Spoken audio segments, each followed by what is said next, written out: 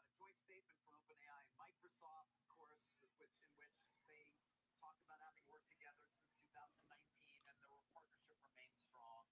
Um, NVIDIA here, it is 30 billion. Again, I'd like to understand, there are certain things in terms of delivery of GPUs that have to do with when they deliver the money. Um, but I guess, Jim, to your point, that money's going to go out towards compute from OpenAI, which does kind of get us towards our next guest. I am not going to be pessimistic when the 10 years going down in yield.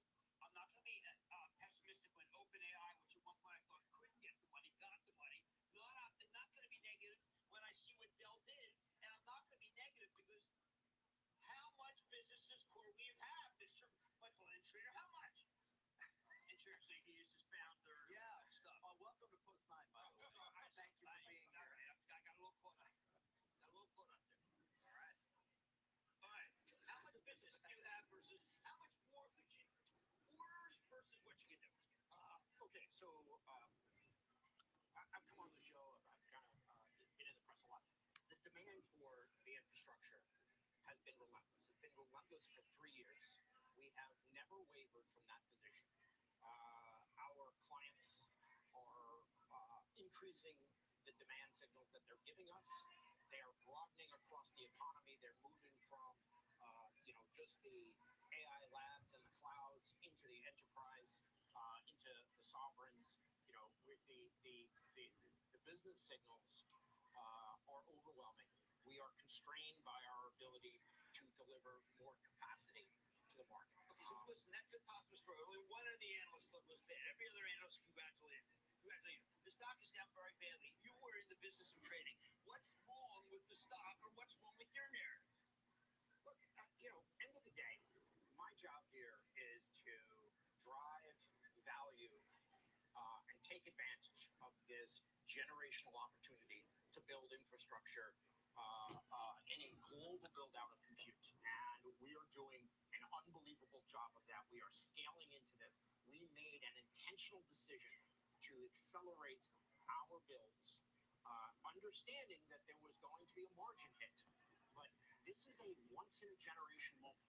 And our job is to go out and to secure as much capacity as we can so we can satisfy the demands of our clients to deliver compute. Okay, I know that I'm going to get to my colleagues, but is there some level where you're saying, we're done with losing money. Let's stop losing money.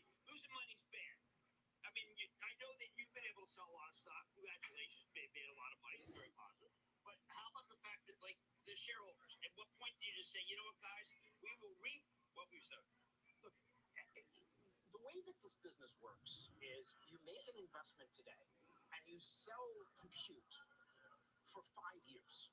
So every dollar that we're putting to work today is ensuring that we are going to earn dollars over the next 5 years. So we like the return profile on the investment. We talked about this yesterday on earnings that a stabilized data center is going to throw off a margin in the mid-20s.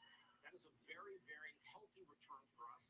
It gives us the scale to be able to build and monetize across our platform. I was on with NVIDIA with Jensen last month, where I talked about the fact that because they are adopting our reference architecture, it's going to give us the ability to generate returns off of other people's GPUs. Good morning. And we get to bring the software layer, which we are so good at, to be able to expand our TAM, our addressable market, so that we can generate returns from folks that want to control the physical infrastructure themselves. We think it's an incredible opportunity. We think it's a high margin business that will be additive to the basic business that we have built so far. Our business is success-based.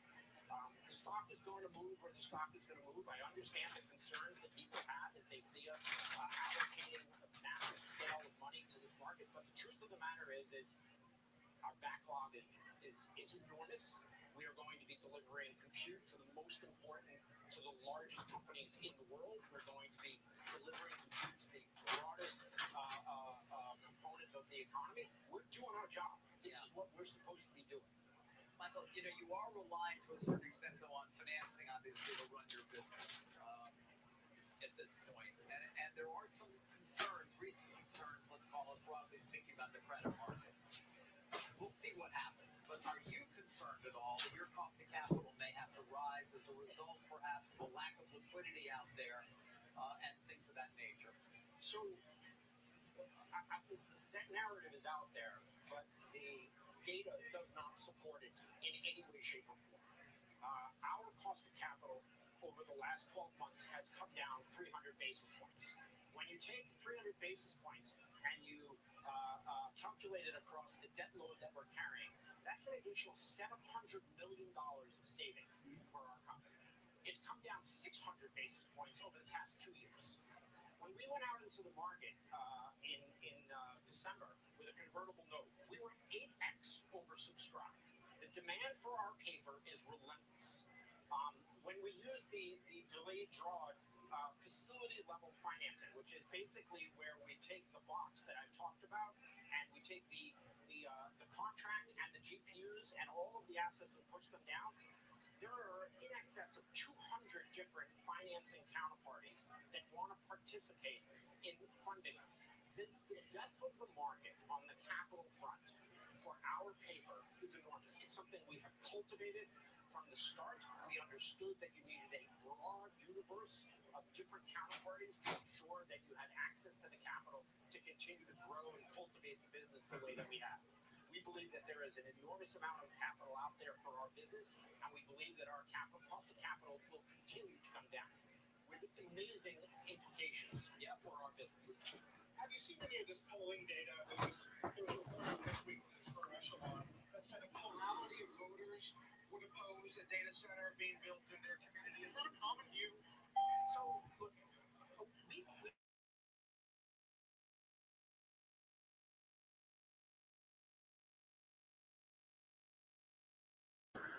All right.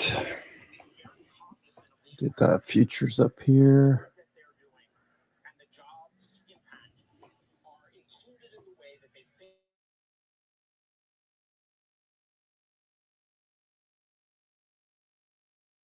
Are working with the local communities where these data centers are going, making sure that Okay, we're still off 60 plus handles this morning. concerns, and most importantly, making sure that we are paying our fair share so that we can Yeah, treasuries have been down lately, yields anyway. Let's see, Apple is surfacing. Netflix could get a run today. Netflix. We got 6 minutes to go. I'm your host, Cousin Vinny, coming to you from theclosingprint.com. We're about to open in about 6 minutes. Just doing a few things here. It's Friday. One options trader invested $13.8 million in May with a 90-105 call spread for Netflix, buying 55,090 calls and selling 55,105 calls, covering 55 million shares, 5.5 million shares, sorry.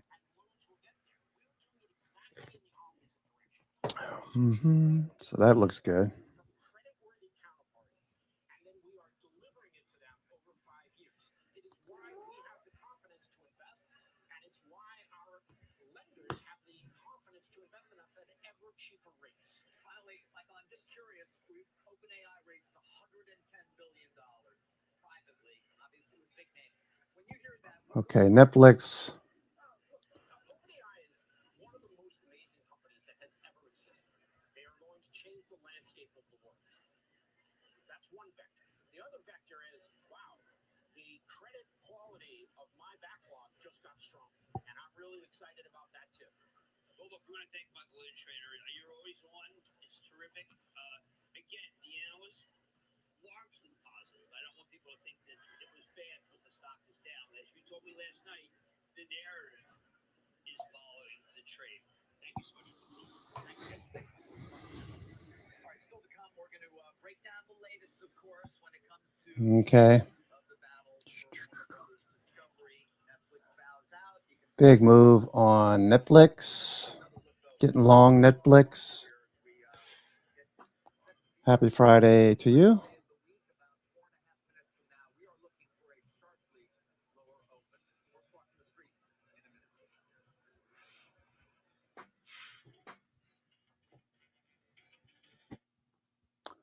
All right, we've got a few minutes to go. Let me get what's up? What's up, Goose?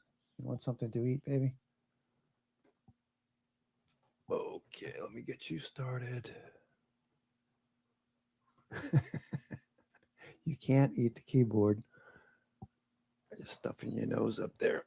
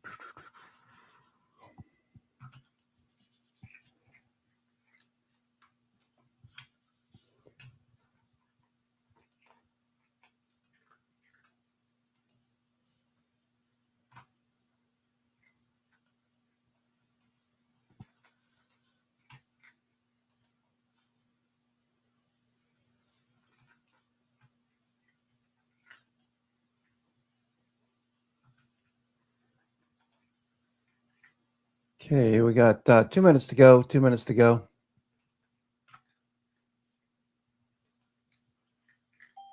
Netflix, pretty active.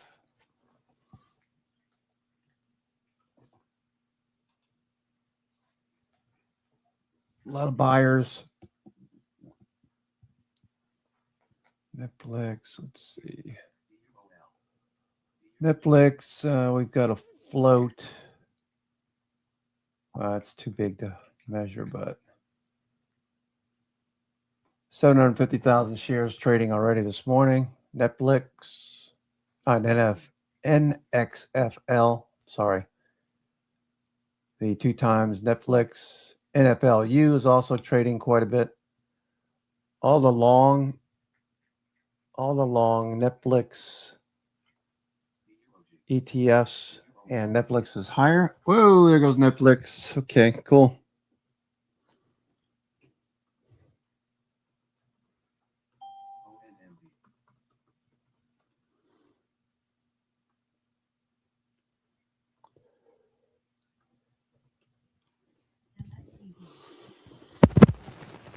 Oops, what did I do there?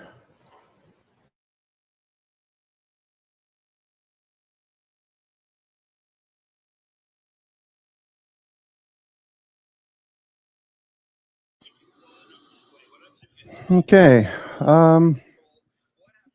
less than 30 seconds to go. Here we go. Okay, make sure I don't have any.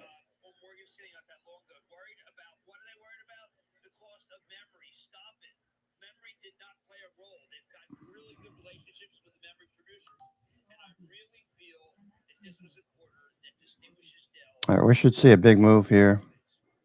Was adding to NFXL yesterday.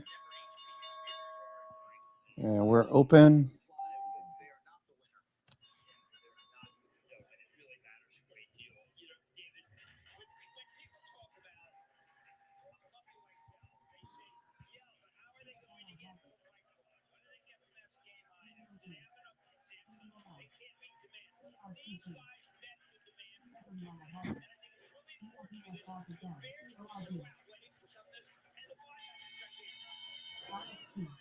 Okay, futures trying to bounce. Let's see what hedge flows look like. Got a lot of negative gamma. Below, a lot of negative gamma. Okay, let's zoom out a little bit here.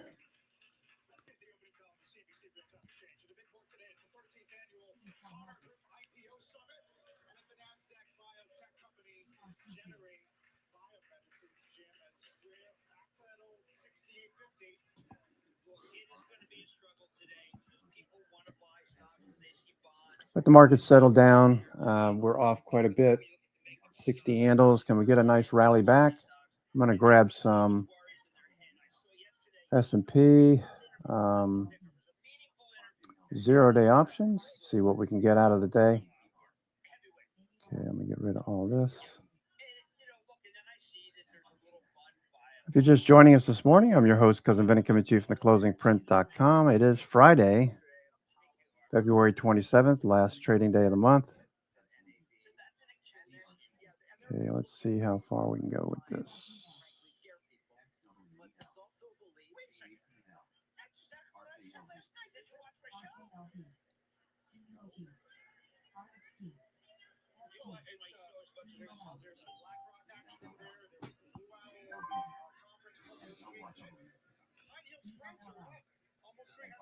Apple's off, Microsoft's off, Netflix just pulled back. All the New York FANGs are off at the moment.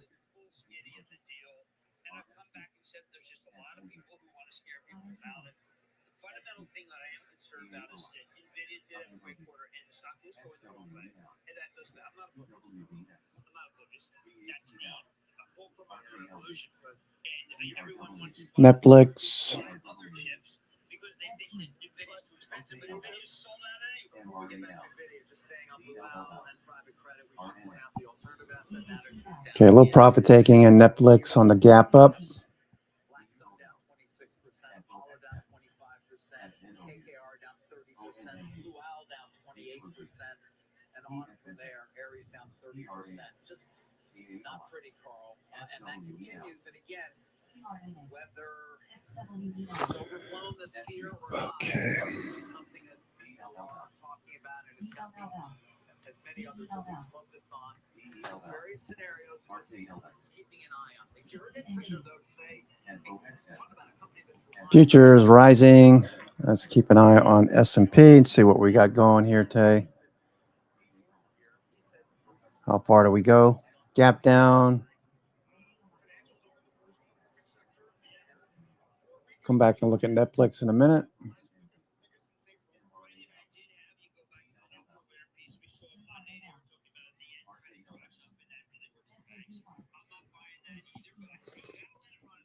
Let's see if let's see if the markets, if participants sell puts down here. Okay, I want to see them selling puts. Okay, note the stocks on the right trending this morning. Dell.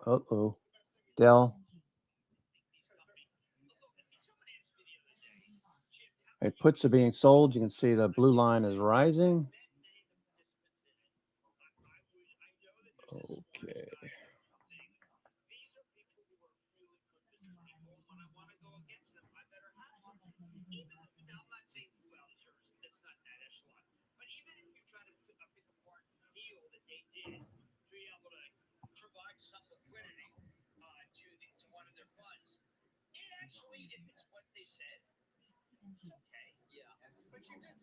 You just see some calls being bought. Okay. We got first resistance at 6,900 at this point. 6,950. There's not a whole lot there. It's 7,050.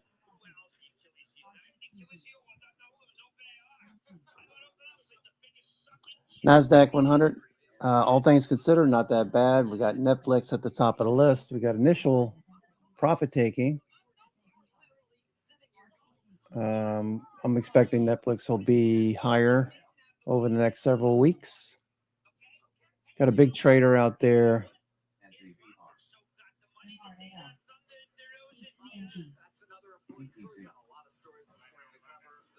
Sorry about that. Don't know what I hit, but took the stream off there for a minute. Got to check my shortcuts. There might be something that I'm hitting that I normally use for something else. Okay, watching hedge flows.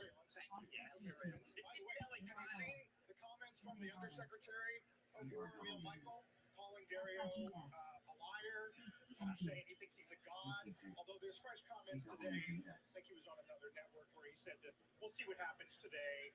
The U.S. did make some concessions, and they will be having some conversations. In part, it does go to the importance that Anthropic already has in the Pentagon and in various weapons programs, I guess. How do they get Or billed at least, out? I should say that, or at least with some of the, How do you you know, bill out? defense contractors. I don't know. And what do you replace them with? Because they've been approved in ways that others have not at this point.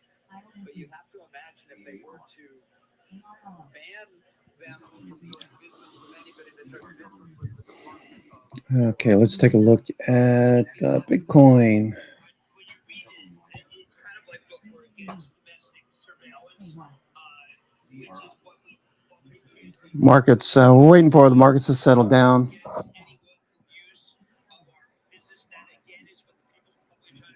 And I mean, CoreWeave, we're a great country. I sure hope that we don't do all these things, but obviously CoreWeave down to 81. Looking for a bounce. very much interested in the domestic stand. Not like 1967 when we were the War Department of, well, at that point defense was very much in league with the with the COINTELPRO. By the way, Jim, speaking of the military, the general, Gerald Ford is in position, basically. There are reports of evacuations from embassies in Israel, Kuwait, Qatar. Looking for a bounce in the markets and take CoreWeave off. Right now, the markets are just hovering here, down 62 handles.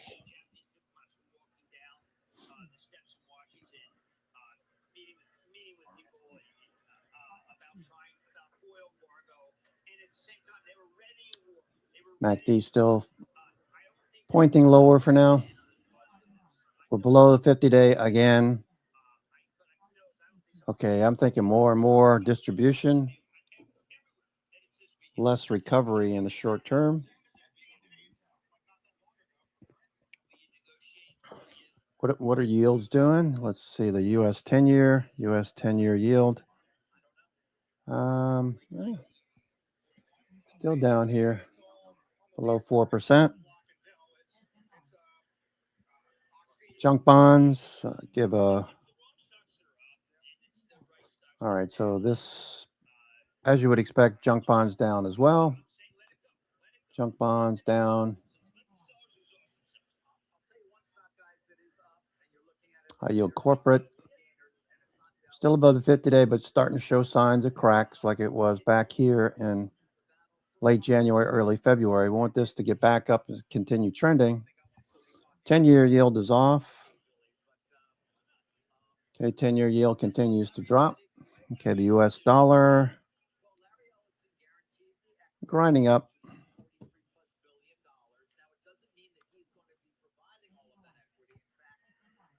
Paramount Skydance. All right, that's starting to turn. Is that going to be good for them? Is it going to be good for them? Good for them and good for Netflix? They're going to be highly leveraged. So we'll see. But a lot of people thinking about jumping into Skydance.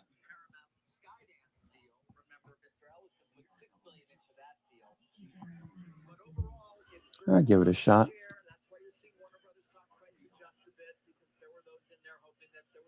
I don't know. Skydance. Thinking about the amount of debt they're taking on to make this deal work. Apple is off. All the New York FANGs are off. Netflix is trying to hold on to gains. Netflix.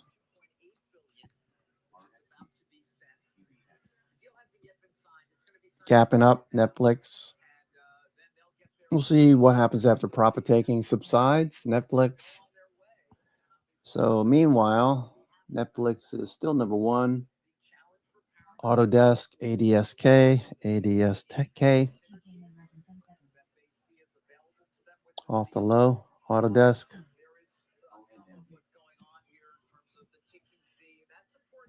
AstraZeneca is up. What's Merck doing? Merck. Okay, Gilead, all the pharma stocks. Gilead, J&J. Okay. Novavax was moving yesterday. Novavax. Okay, that's inside day for now. Novavax. Diamondback Energy. Diamondback, the energy stocks. Baker Hughes. Not only oil and gas anymore. AI. Expanding into AI. Adjacencies. Selling gas turbines for data centers. Coca-Cola Europe, CCEP, Coca-Cola Europe still very strong. Amgen, AMGN. These are in the NASDAQ 100. Okay. American Electric Power. Okay, that's breaking out. Okay. Baker Hughes. What's Boeing bouncing? Let me put CoreWeave here. CoreWeave. CRWV. CoreWeave, nice bounce.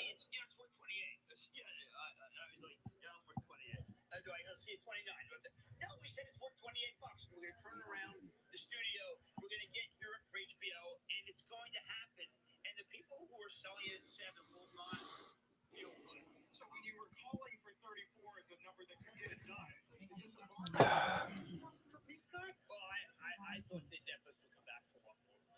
It was somewhat surprising they chose not to come back at least for one more go around.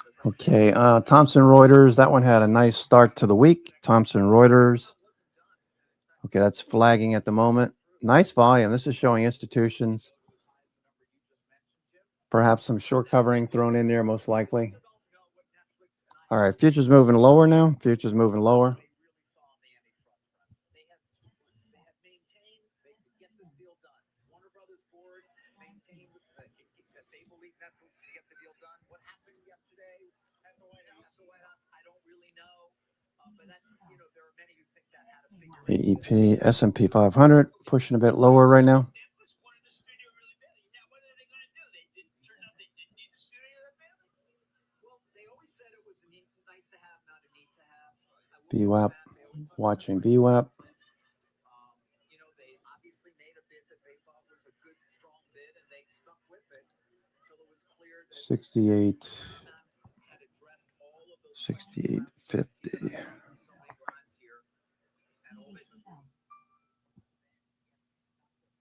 So 68.50 is there. Okay, we continue to move lower. For now,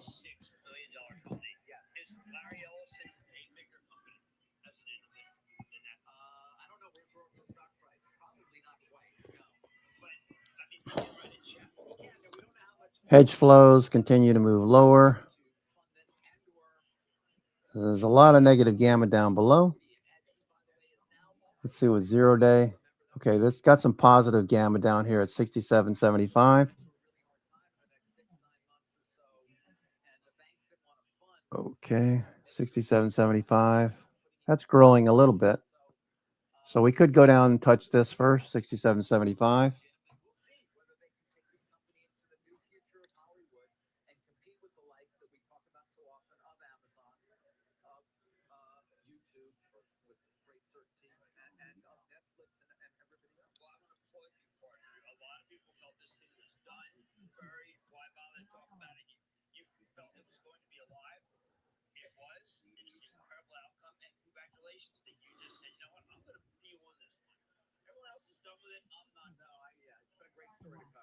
AAOI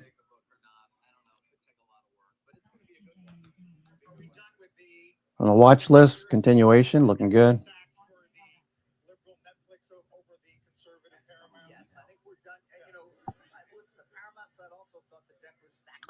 From last week's watch list, we took it off for this week. Looking good though, AAOI. Actually, I had it off for the last couple of weeks. My bad. Beginning of February, we're looking at AAOI. It just kept trending higher. Now we're popping up this morning. Thank you, Fran, for the heads up. Starting to bounce. Market's starting to bounce. It is the last trading day of the month, so watching how this plays out. To start off the first trading day of March on Monday.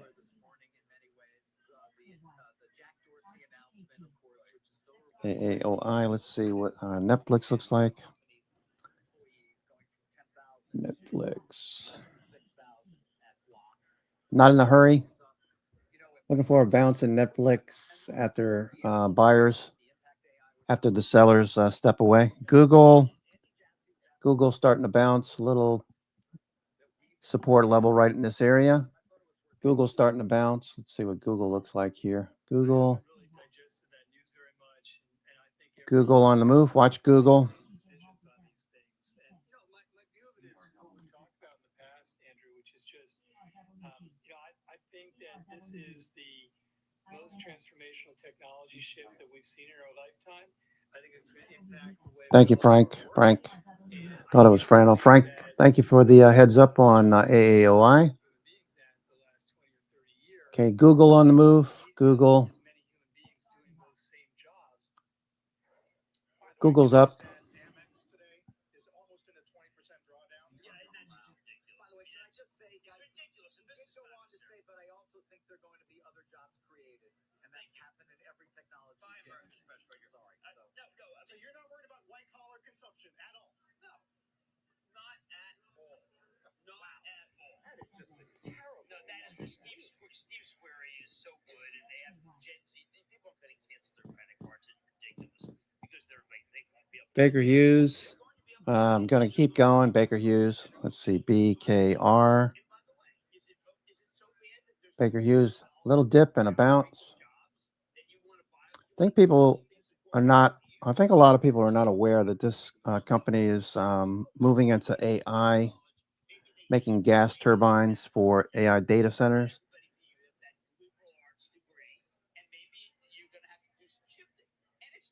Baker Hughes doubled its 3-year data center order target to $3 billion, up from $1.5 billion after securing over $1 billion in 2025 alone.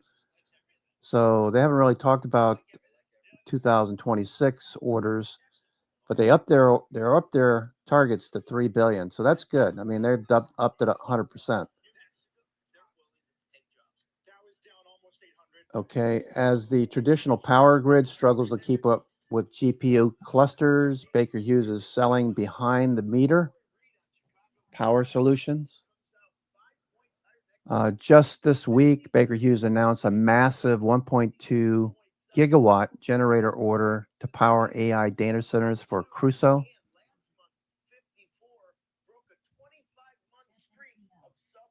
Chicago PMI.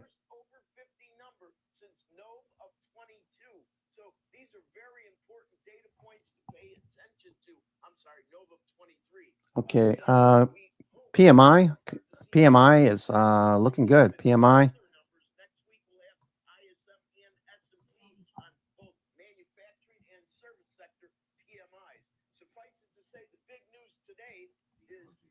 $57.7 on PMI.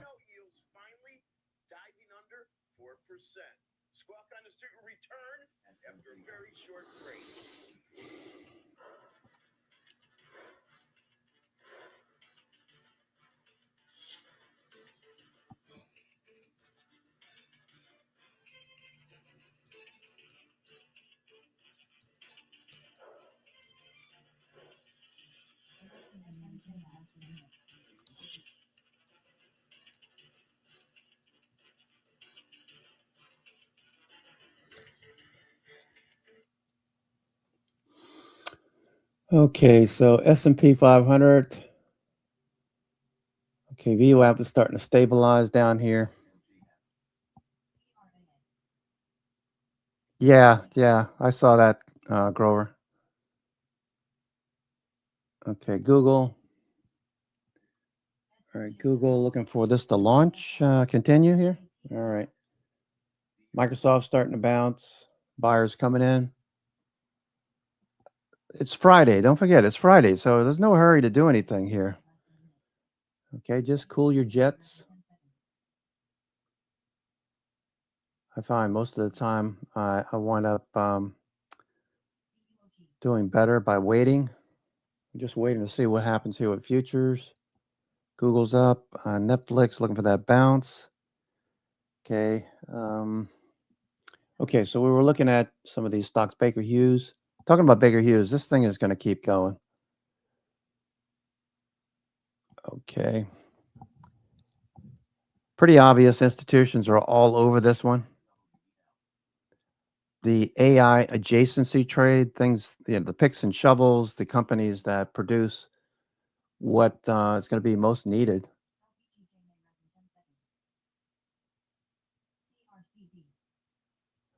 Okay, so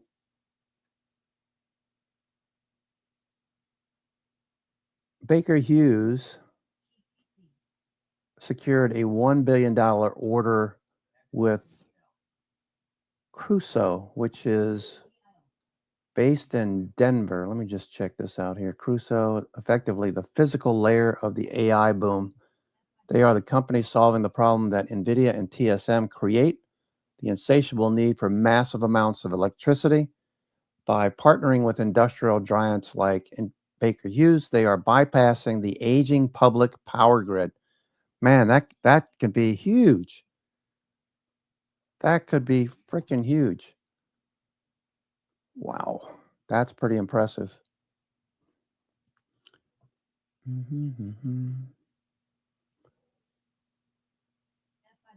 Okay, so Crusoe is currently the primary infrastructure architect for several massive AI projects. The Stargate project in Abilene, Texas. Sorry about that. I didn't realize this was off the screen. Sorry. Google. I'm going to zoom out a little bit here. Zoom out. Google. Okay, so Baker Hughes, Crusoe, Stargate project in Abilene, Texas, 1.2 gigawatt data center campus in Texas. The facility is reputedly being built to host OpenAI's next generation models via partnership with Oracle. So while everyone's negative on the AI narrative, the bigger companies like Meta that are spending a crap ton of money and leveraging themselves to produce what they're producing, there's a lot going on that the media is not talking about. Stargate project, that's Abilene, Texas, 1.2 gigawatts. The Wyoming mega campus. In July 25, they announced a 1.8 gigawatt campus, and Wyoming expanded to 10 gigawatts in partnership with Tallgrass. Baker Hughes and Boom Connection. This week, it was confirmed that Baker Hughes is supplying 25 massive generators to Boom Supersonic, which will then power 1.2 gigawatts of on-site power specifically for Crusoe's data centers. Wow, this is really something. Understanding where are you putting your money. Wow. And looking out beyond this week. Sarcasm aside, this is pretty big news. Let me save that. Okay.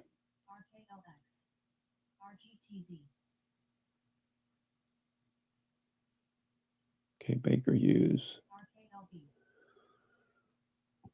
Okay, Baker Hughes undergoing a significant re-rating by the market in 2026. While its roots are in oil and gas, oil field, it's increasingly being valued as an energy infrastructure and AI data center play. That's pretty impressive stuff, man.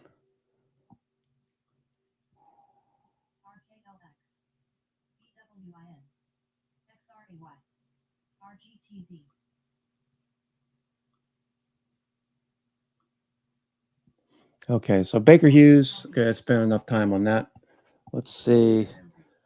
Netflix still hanging in there. All right, looks like it's starting to gear up. Netflix, Microsoft starting to turn. Watch Microsoft. I wouldn't be in a big hurry to do a lot. It is a Friday. It's the last trading day of the month, so we're probably going to have some headwinds, I would think.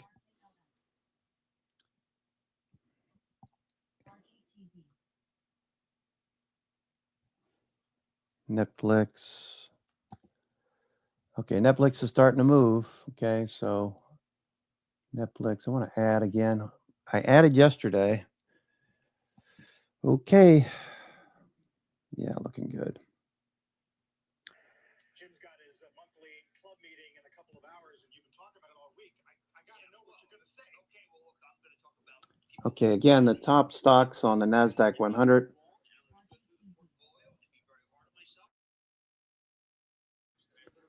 Top stocks on the NASDAQ 100. Netflix number one, followed by Autodesk gapping up, Diamondback Energy, AstraZeneca, Vertex, Kraft Heinz, Intuit, Regeneron, Coca-Cola Europe, CCEP, Amgen, T-Mobile, Gilead, Intuit, American Electric Power, Mondelez, just going down through the top 20. PayPal, Verisk, PepsiCo, Costco, Keurig Dr. Pepper, Biogen, Baker Hughes. Oh, Baker Hughes is in the top 30. Orly Automotive, XCL Energy, Constellation Energy, CEG. All right, these are all looking good. All right, Netflix turning back up. That's probably going to be the star of the day, I would think. Shorts initially covering pre-market.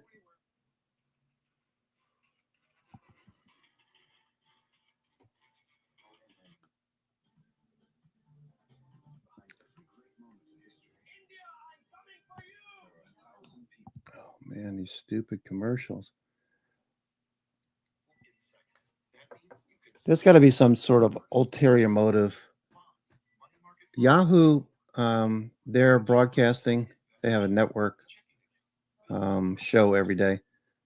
I'm not kidding you. Like every 10 minutes, they're advertising games. Now, I know this is like, okay, Benny, get off the subject. The point is that why are they advertising all these games? Why are they trying to get people to download this stuff with the promise of, I don't know, gambling, make some money?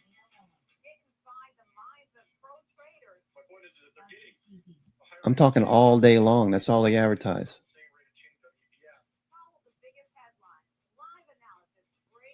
I don't know. Probably should get off the subject. Schwab. Watching Schwab. Google popping up. NVIDIA still dealing with these lows at 180. Off 15 points, almost 10%. From pre-earnings.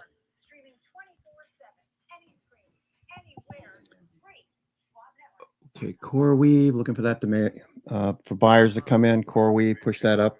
I'll take that Iron Condor off shortly. Maybe Monday. Maybe Monday.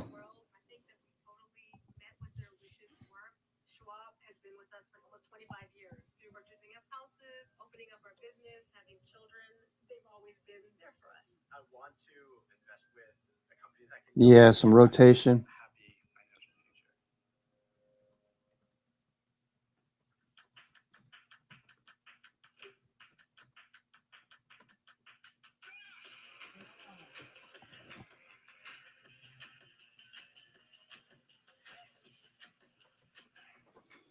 Yeah, I agree with you, Nick. End of the month, window dressing. Going to be selling a lot of losers. Buying winners, like Netflix is most likely going to charge higher. So Skydance too. Paramount Skydance. Okay, that's got a bit off the low. Little dip.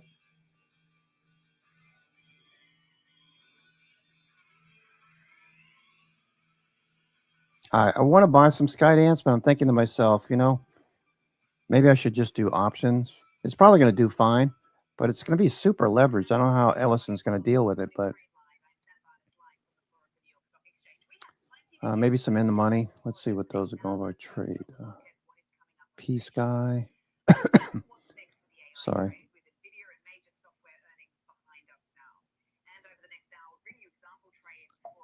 P-Sky.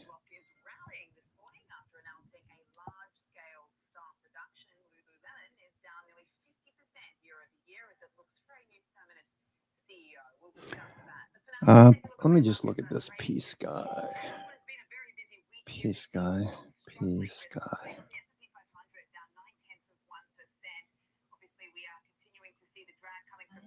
Okay, so this is Paramount. I was just thinking about doing something with Paramount, just from a technical standpoint, but look at the earnings. Ooh, that's pretty rough. They missed by 500%.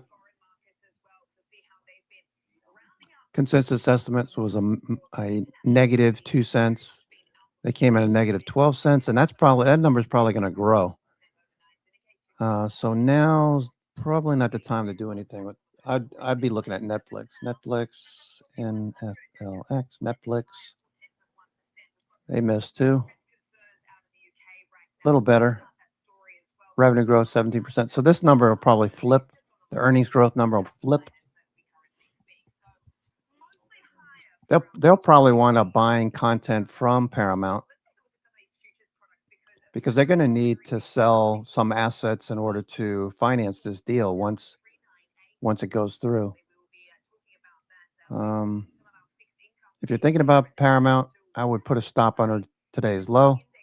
I mean, a dollar stop, see where it can go.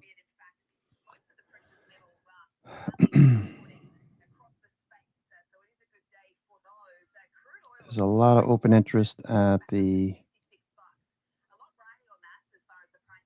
22 strikes and the 25 strikes. Yeah, people are not doing that much trading on Paramount Skydance. April. Okay, we got a little bit of activity at the $13 strike. Can we get there?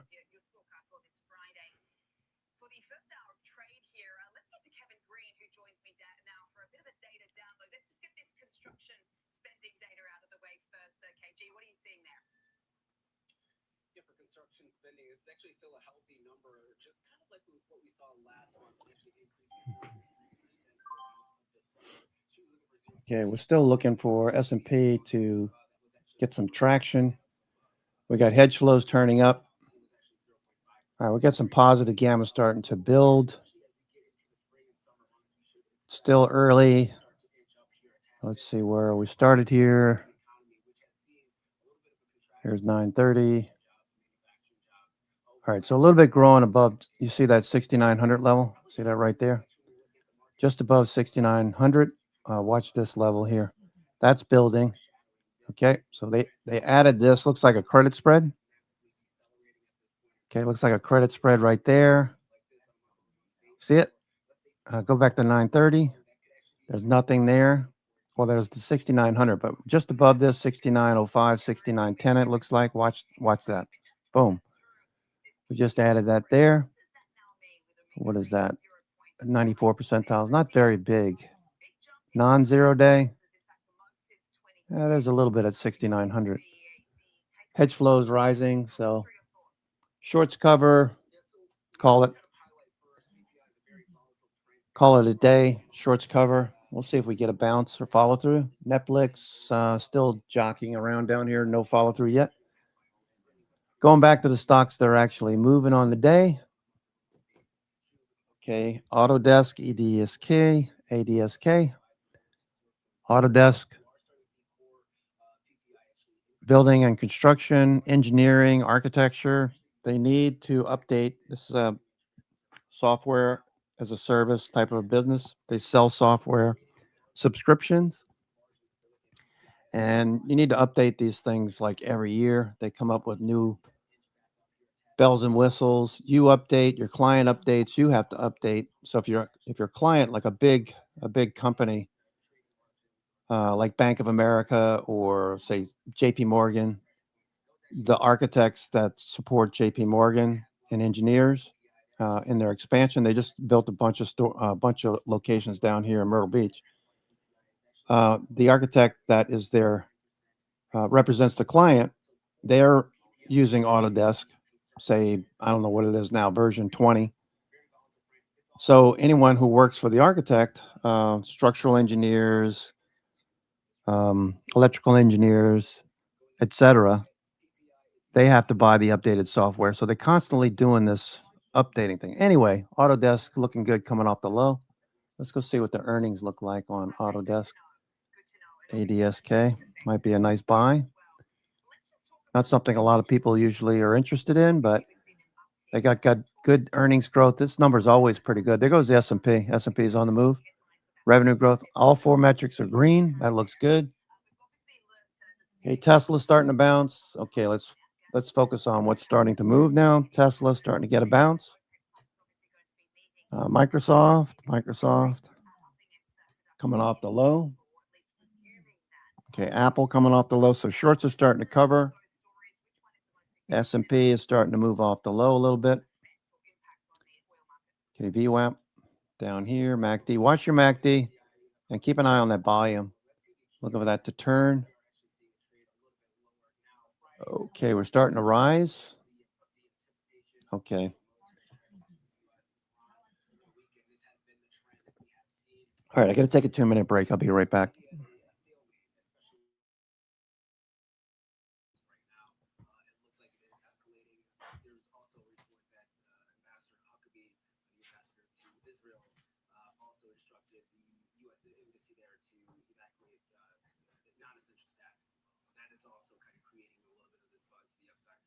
Looking at Pakistan and Afghanistan, not a big mover when you're looking at the oil markets in itself, especially when you're looking at Afghanistan, but just the heightened tensions just in general will probably push the price a little bit higher.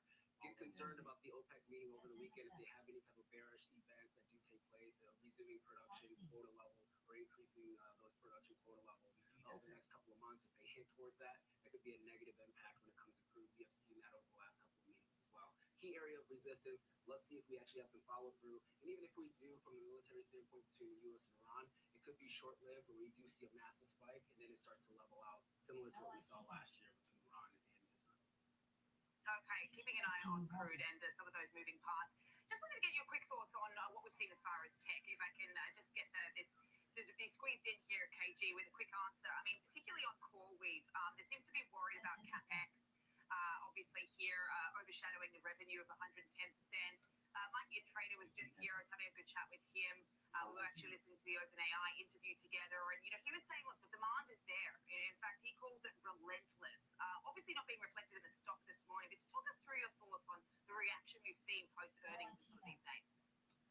Yeah, so for CoreWeave, their fundamentals that they report on a quarterly basis is still very volatile because of that increase of CapEx spend. So we are seeing a move to the downside. A lot of that is because of the excess spending as well as margins being compressed. We did see a year-over-year readjustment to the downside when it comes to operating margins. And obviously, it's going to provide a little bit of concern for the markets, at least for now. I think if you're kind of looking at the overall tech trade, we did see a little bit of de-risking pretty much all week here. I think that's also structural in nature, especially after the NVIDIA earnings. Usually the third day after NVIDIA earnings, we start to see a little bit of stabilization within the market as a whole. Tech should be and probably will be a part of that if that's going to come to fruition here. So I think you're still seeing kind of that rotation. Software is getting a little bit more love over the last 24, 48 hours than the technology here. But for CoreWeave, there is a lot of a lot of volatility when it comes to their numbers that they are reporting. This is the IGV. You can see it coming back down to this 200 period moving average. This is going to be on the weekly chart. So this is technically an area of support for the software names. To see people actually buy into this and have some volatility, or at least see it retracing back to the balance of the upside.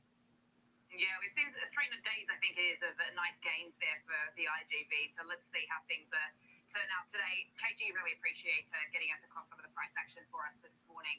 Thank you so much. All right, well, coming up, we will dive into the sector trends to watch in 2026. Our next guest believes the staple strength to start the year looks wrong. Find out why when Morning Trade Live returns.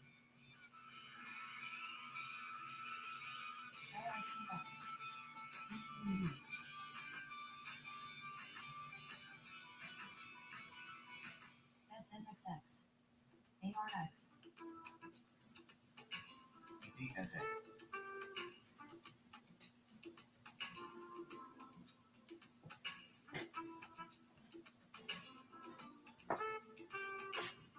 DCX,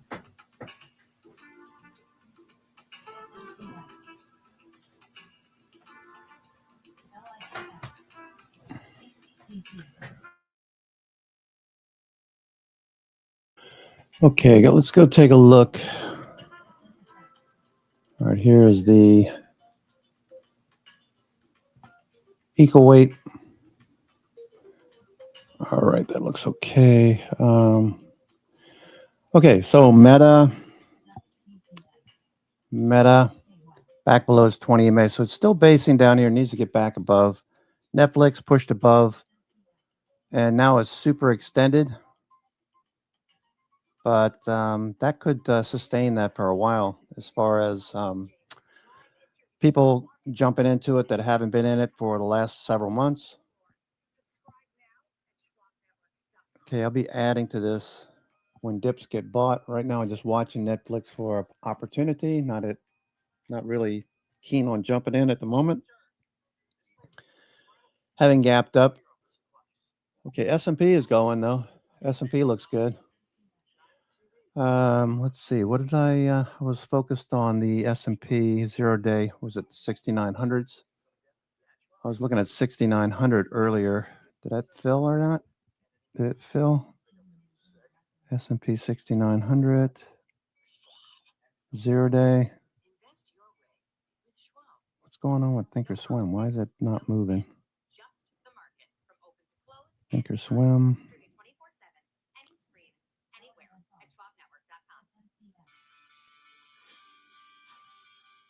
back at Morning Trade Live. Netflix is higher this morning after pulling out of the deal for Warner Brothers Discovery. This comes after the Warner 6900s. That's the wrong date there. I think Thinkorswim is doing some weird stuff here. 6900. Those are $5 per. 6900s look good. That's a 22 delta. The 30 delta is $8. That's the 6890s. Okay, call side has got a bid.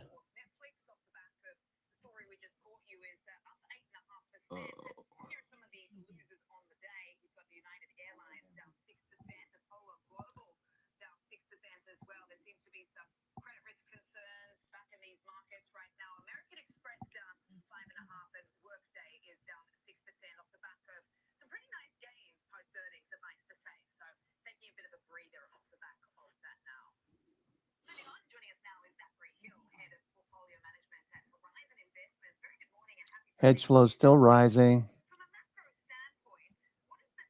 Yeah, I mean, really interesting move that we've seen, this week in yields. And I think you were mentioning the concerns around software and some of the parts of the market. I think that's really the driver that we're seeing. Looking for higher lows, higher highs. Doesn't look like this is going to go straight up.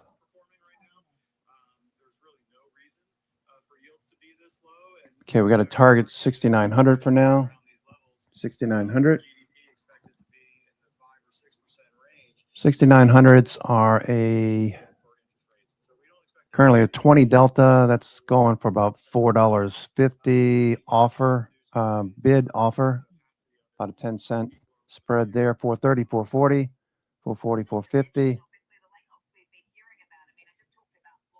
See if we can't get like $4. Okay, what else is going on here? Baker Hughes, that's kind of taking a back seat at the moment. Exxon Mobil. All right, the energy stocks are off a bit. CoreWeave coming off the low. So it looks like buyers are stepping up, buying the dip. Maybe a hammer on CoreWeave. Micron moved lower. Now it's bouncing. Micron below the 21-day.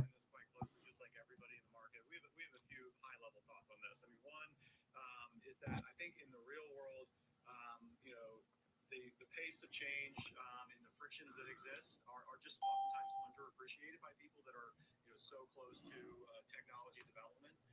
So I think that's one thing that we would argue with the market on. And just the second one is the fact that okay, some of these pharmaceuticals are doing well. Regeneron, AstraZeneca, AbbVie, still consolidating. J&J. What's GE doing? GE Aerospace, GE Vernova, GE Healthcare. Those are looking okay. Intuit had earnings. That gap down, right? And then is rising. Intuit. earnings. What do you call it? Tax season's coming up. Intuit, they own Tax Cut, I believe. Gilead, another pharmaceutical. I'm just looking at the top 10 on the NASDAQ 100. You could also check out, if you got stock charts, you can just check the top 10. I would be focused on what's working. Dell, that showed up here. Okay, here's Netflix, Mara, Dell. There's Dell right there. Amgen, Palantir off the low. Okay, Palantir. That's one that David mentioned yesterday. Palantir. Okay, so that's looking for follow through. Palantir off the low. Palantir coming off the low. Dell with a gap up.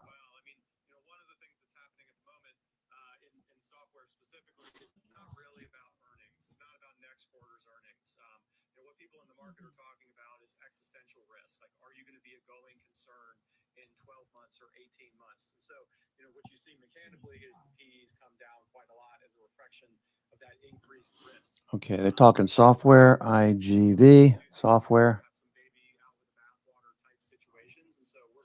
IGV. Still basing down here like Microsoft. Still basing. Okay. So we're looking for Microsoft to follow through. Looks like it's still basing down here. Needs to clear the 60-minute 20 EMA. That's my first trigger when I start to see that happening. Okay, Exxon. Okay, spiders. Still big range-bound action. Closer to the lows than it is the highs or the midpoint, so this could bounce back. Lose 6,800 on the S&P 500, then things look a lot different. Okay, so we lose 6,800. I would be more bearish. Right now, I'm just looking for a reflexive bounce. Nothing yet. We had a little bounce, but we're already starting to see that pull back a little bit to VWAP.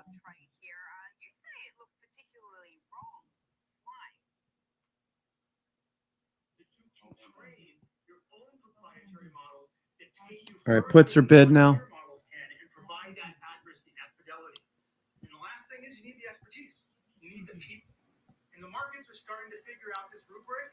As they stress this rubric more and more, you're going to see the winners rising and the losers falling. If somebody's in just construction or just design, they're toast. Autodesk is going to be one of the winners in this. Interesting. Yeah, he's talking Autodesk. Similar narrative from some other companies as well. This idea of probabilistic versus deterministic outcomes and how important that is.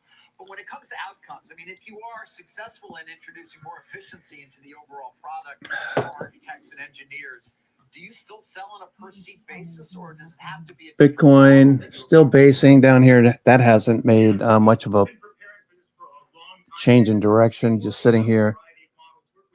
Bitcoin. All right, looking for a bounce off of this level. S&P. Well, that's VWAP right there that we're bouncing off of. 6850. MACD. Kind of a slow start. Had a little bit of excitement on Netflix. Kind of dissipated. Microsoft saw some shorts covering. Same thing with Apple and Amazon. Google trying to do something. That's holding some support levels. Meta trying to bounce. All right, CoreWeave coming back. CoreWeave.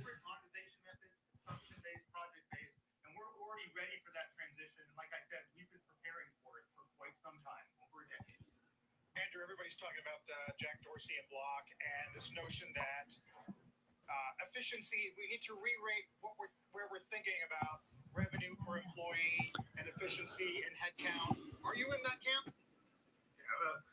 Expect to see some more selling during the day.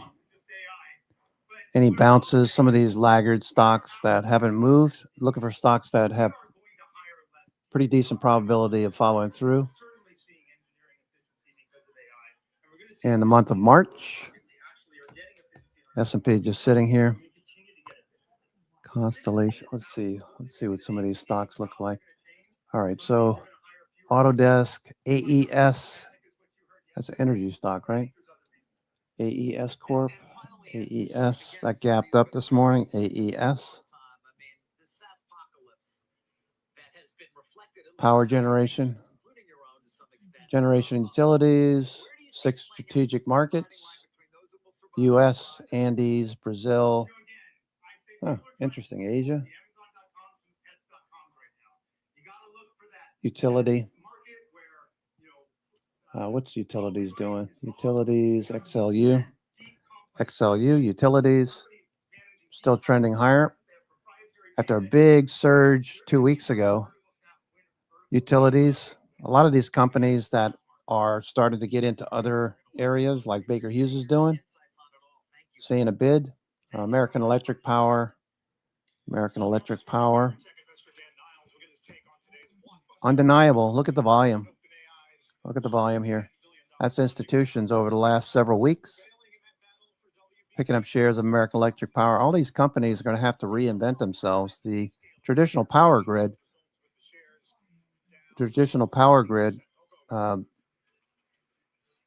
these big data centers are going to have to function behind the meter type of power, as they call it.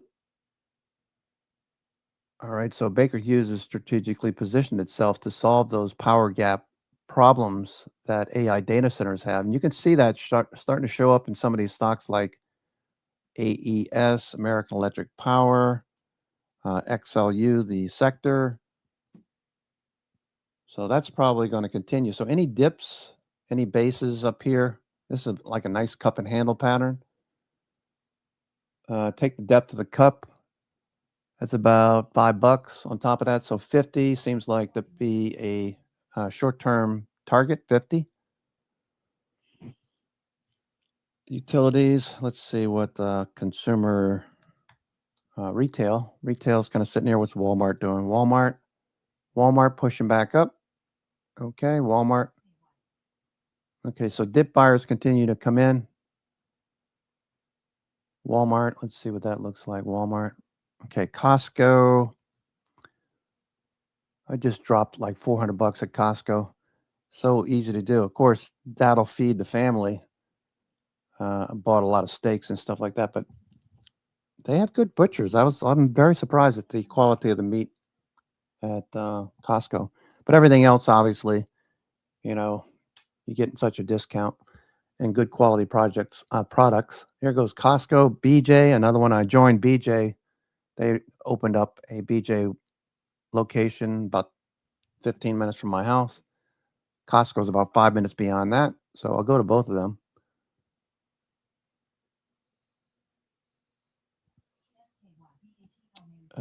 Gas is what, $2.37 at Costco?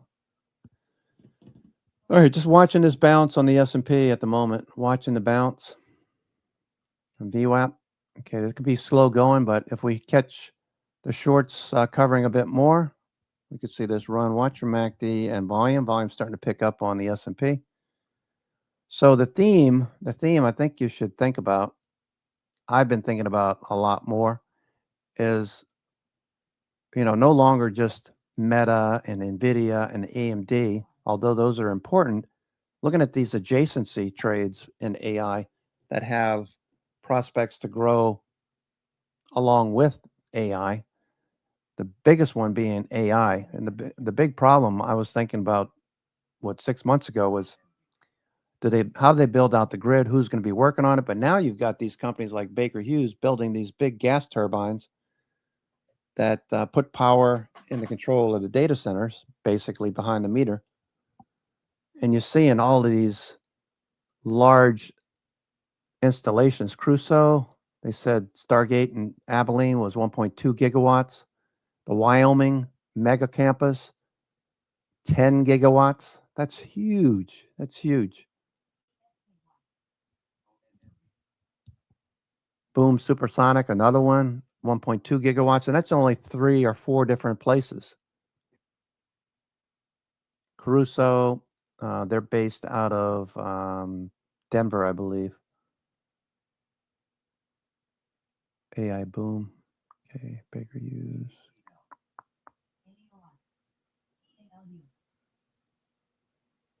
Bypassing the aging public power grid to build private power to compute islands.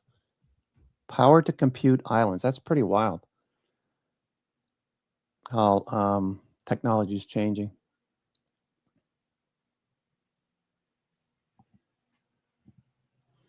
Okay, so just watching S&P, not moving.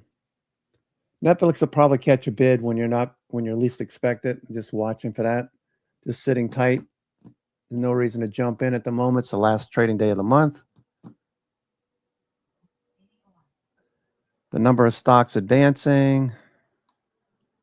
Currently, yesterday at the close, we had 350 stocks, 360 stocks advancing. Right now, we have just shy of 200 on the S&P, 34 on the Qs, 100 stocks on the Q, NASDAQ 100, only 35 stocks advancing. IWM, only 270 stocks out of 2,000. Let's look at IWM. Might want to buy the dip again.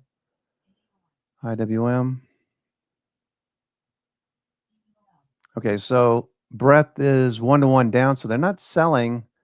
I'm not expecting a big drop or anything like that. At least not at the moment. We're already down. Well, we're only down 49 handles now. Just waiting on what comes next.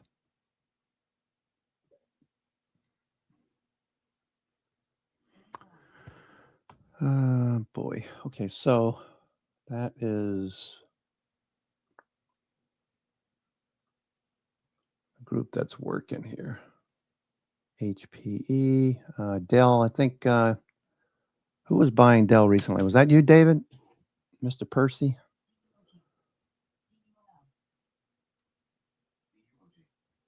Okay, Baker Hughes. Paramount Skydance, that's catching a bid. All right, so P Sky. They'll figure out some way to finance this deal in such a way that it's not putting too much of a burden, because they got to produce a profit. If they have more debt than profit, that's going to be an issue. They missed recent earnings by 500%.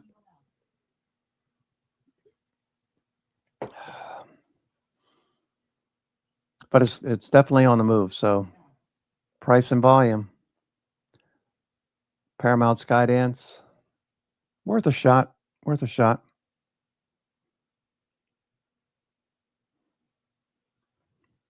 You don't have it? Okay.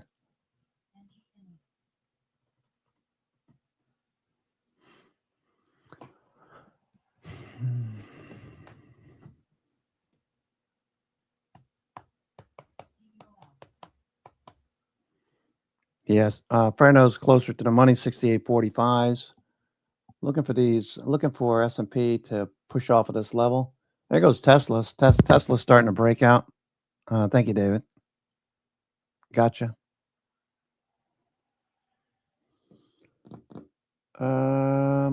Amazon, Google, Apple still not much of a bid right here. Still got shorts on Apple. Paramount Skydance moving higher. Netflix gapping up. So the deal's over with. This slide coincident with all of the back and forth over Warner Brothers assets. Okay, so Warner Brothers, that's just been sitting up there for, 3 months now? Trending up during that time. So these companies can be relieved of this pressure, this downward pressure. So Netflix looking good. Volume shows institutions over the last 4 days have been very active. So it's just a matter of waiting for Netflix to catch a bid by retail, I guess. Microsoft trying to bounce. I just don't see anything worth jumping into head over heels. Trends, we talked about trends, the AI adjacent trades. So look at the things that, like power. I think power is probably the biggest one, right? That's the biggest need, and the aging power grid. public power grid. So looking at stocks that do that, so we could do a little search here. Let's do that.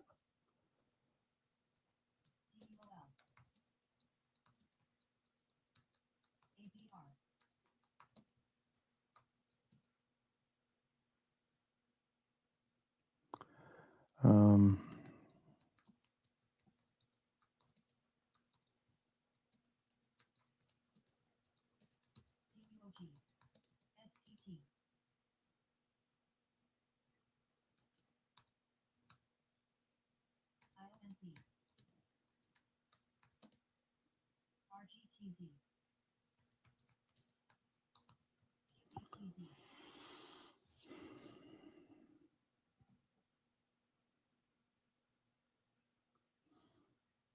Okay, Eaton. All right, so these are the companies, the power and cooling heavyweights. All right.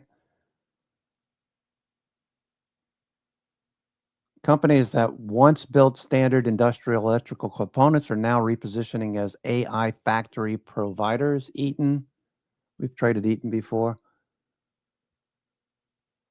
Aggressively acquiring AI critical tech. Its $9.5 billion acquisition of Boyd Thermal effectively turned it into an liquid cooling pure play for hyperscalers like Meta and Google.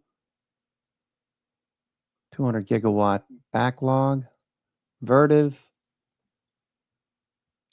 focused on general data centers, primary beneficiary of NVIDIA Blackwell transition, liquid cooling manifolds and high voltage busways. Mandatory, I like that word, mandatory. Schneider Electric, Quanta Services. There was a fella on CNBC that talked about Quanta Services 6 months ago. Let's see what power looks like now. I know it broke above the 50-day. I was considering it when it was below the 50-day. He mentioned this back in December. The black dude that comes on, I forget his name, on CNBC.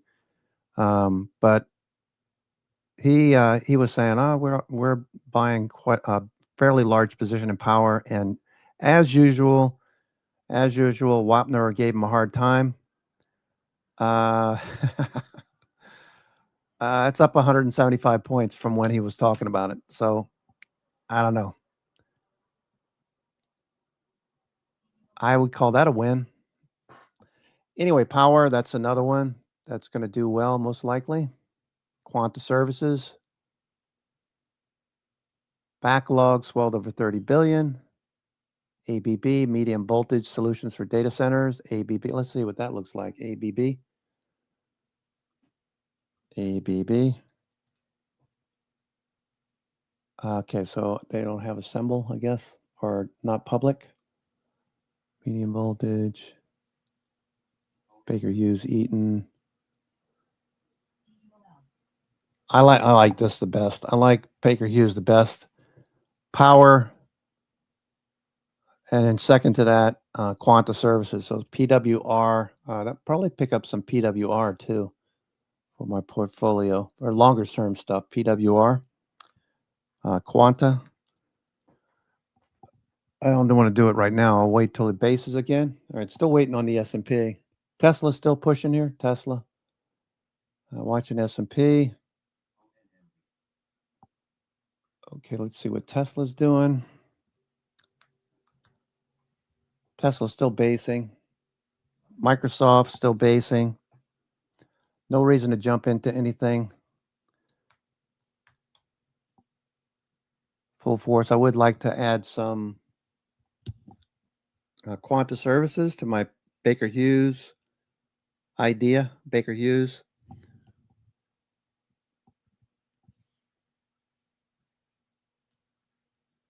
Okay, that's at the highs. Supermicro.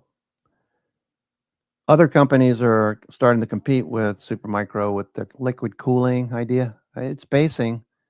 Not looking for a fast move. I mean, one day we could wake up and this could be gapping up like Dell did, right? Could gap up, start to head for 50 again. Dell, not to sell. Dell gapping up today, a little base. Same thing that Power Quanta did several weeks ago when Wapner was giving that guy a hard time. That's great. Great to see that. Unfortunately, I didn't get into it because I looked at it and said, as long as it's down below the 50-day, I'm not really interested. Then I lost track. And then a week later, it's boom. There it goes. Baker Hughes. Okay, going down the list again. Netflix is number one. Netflix still number one on the NASDAQ 100. Okay, you can see a wick on the bottom of that candle. So they are starting to nibble down here.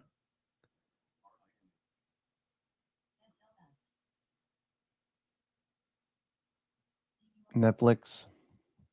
Okay. Autodesk, we talked about. Intuit, we talked about. That, I thought that was lower earlier. It gapped down this morning. And they just jumped all over this. Technology software. AI is definitely going to be doing a lot more of this tax preparation. It'll look at all of your deductions. If you got a business, it's going to look at everything. It's going to be a lot easier. So Intuit, I would imagine they're getting into AI as well. They'd be foolish not to. Verta VRT. Let's take a look at VRT. That's another AI play. Verta VRT. Okay, yeah. As you expect, it's trending. Eaton, ETN. That's another one. Eaton. Okay, not so much. Continue on with the list on the NASDAQ 100. Charter Communications. This looks pretty good here. Okay, so you've consolidated for 2 weeks. It's ready to go. This is Communication Services. Let's look at XLC. Communication Services bouncing. Okay, that looks good. Other names in the group like Fox. Okay, Google's considered same group. What's Amazon doing? Amazon, looking for Amazon to make higher lows, higher highs. A story in the making. Watching Microsoft, people kind of lost sight of Microsoft. Seems like I haven't heard a lot of conversation about Microsoft this morning. It was up yesterday, down today. S&P still going here, S&P. Okay, so we're coming out of a squeeze. You see the Bollinger Bands? So we should see some speed in this move. We take out this high right here at 68.70. Let me just roll this up. 68.70. Okay, 68.70 resistance for now. Okay, 68.70.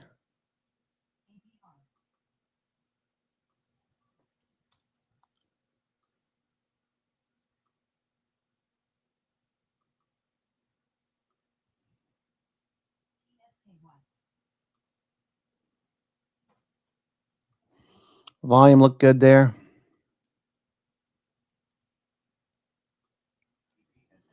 Let's look at hedge flows. Hedge flows, still a little squigglies. We need to see this pop to the upside. A move back above the 50-day would be awesome. That's a long ways away, but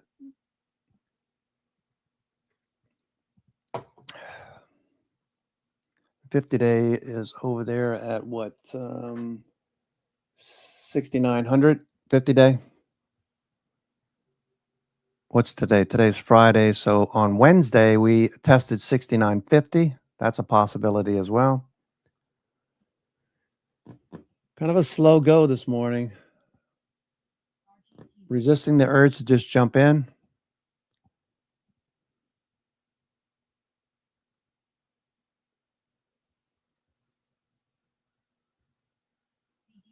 Okay.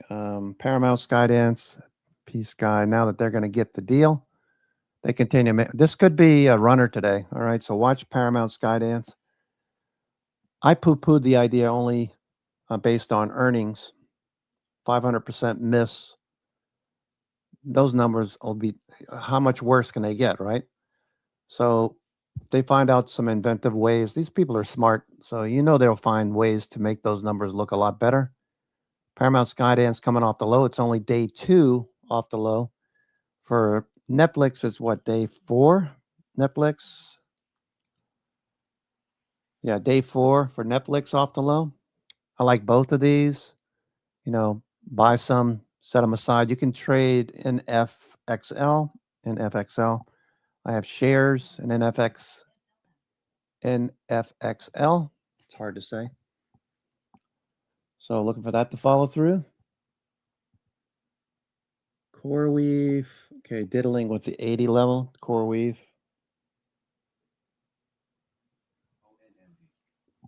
Looking for dip buyers to come in. CoreWeave.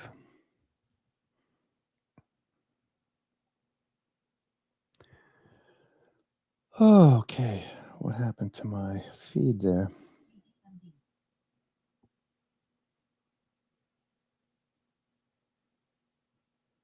It's a quiet Friday.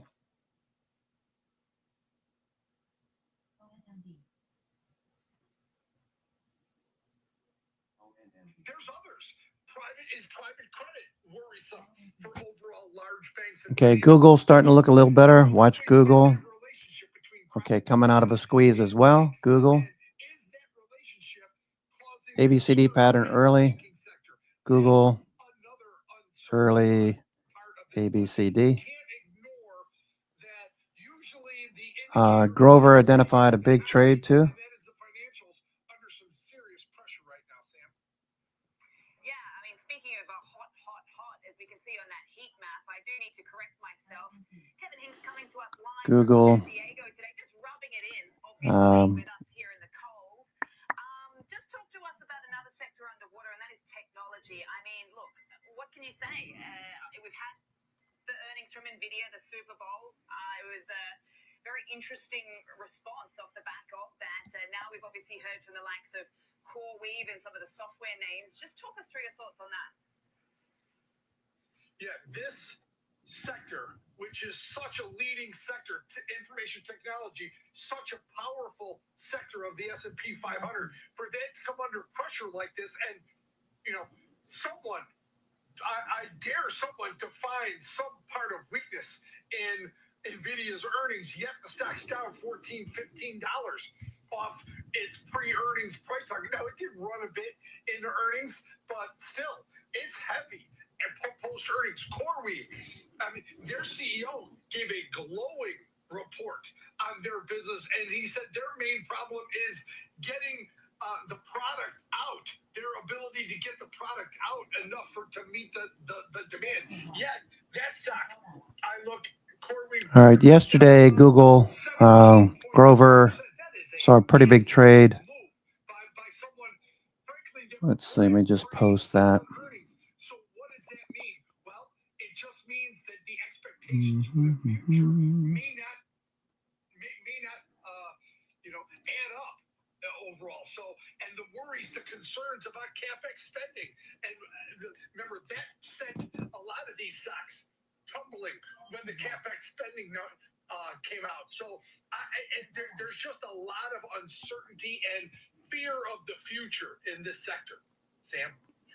InTrader says that demand is relentless, but it just feels like the market's not buying it today. Yes. So let's wait and see. Really appreciate it. Enjoy the sunshine, Kevin Hincks. I'll catch you next time.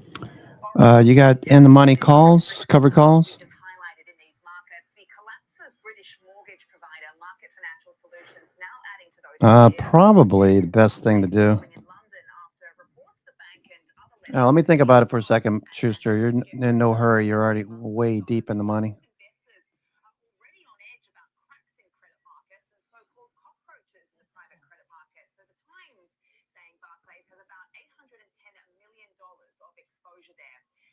Moving out to Asia, wrapping up a solid month, the Nikkei 225 notching another record after starting the session on a weaker note as investors dumped tech stocks following Wall Street, but the index finding its footing throughout the day to record its third consecutive all-time closing high. The Takaichi trade obviously rolling on there.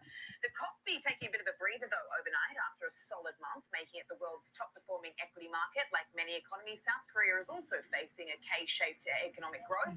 Still though, the Kospi topping 6,000 for the first time ever this week. We can see the iShares South Korea ETF right now up a third of 1%. Coming up, it's time for Inside Out. We'll take a closer look at athleisure and bring you an example trade when Morning Trade Live returns.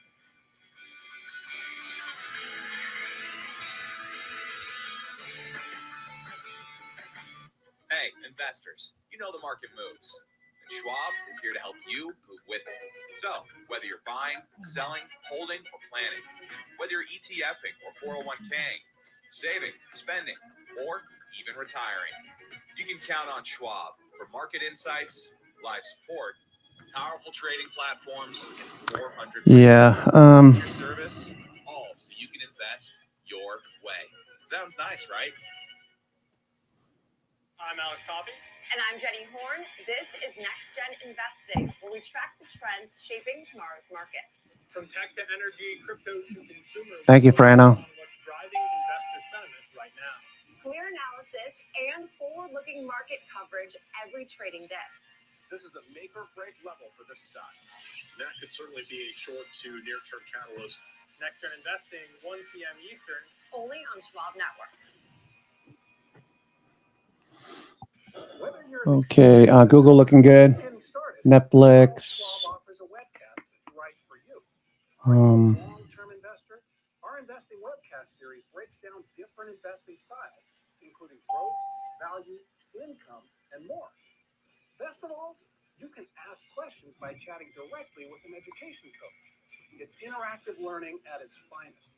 Tune in live or on demand. Head over to schwab.com/coaching and start learning today.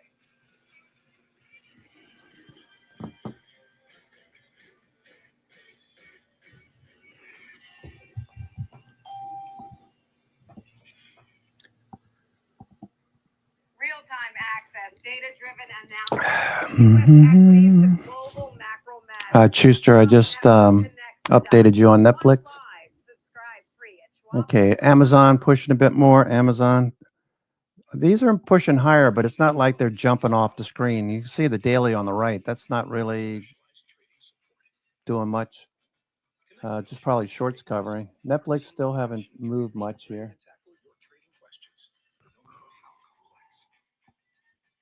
Plus, get 24/7 live help and access support by phone, email, and in-platform chat. Trade brilliantly with Schwab. Hey, Bob. Hey, Andrew. Last year, my dad had a stroke. It's a big shock to see this person that I've always seen as a force in our family. Okay.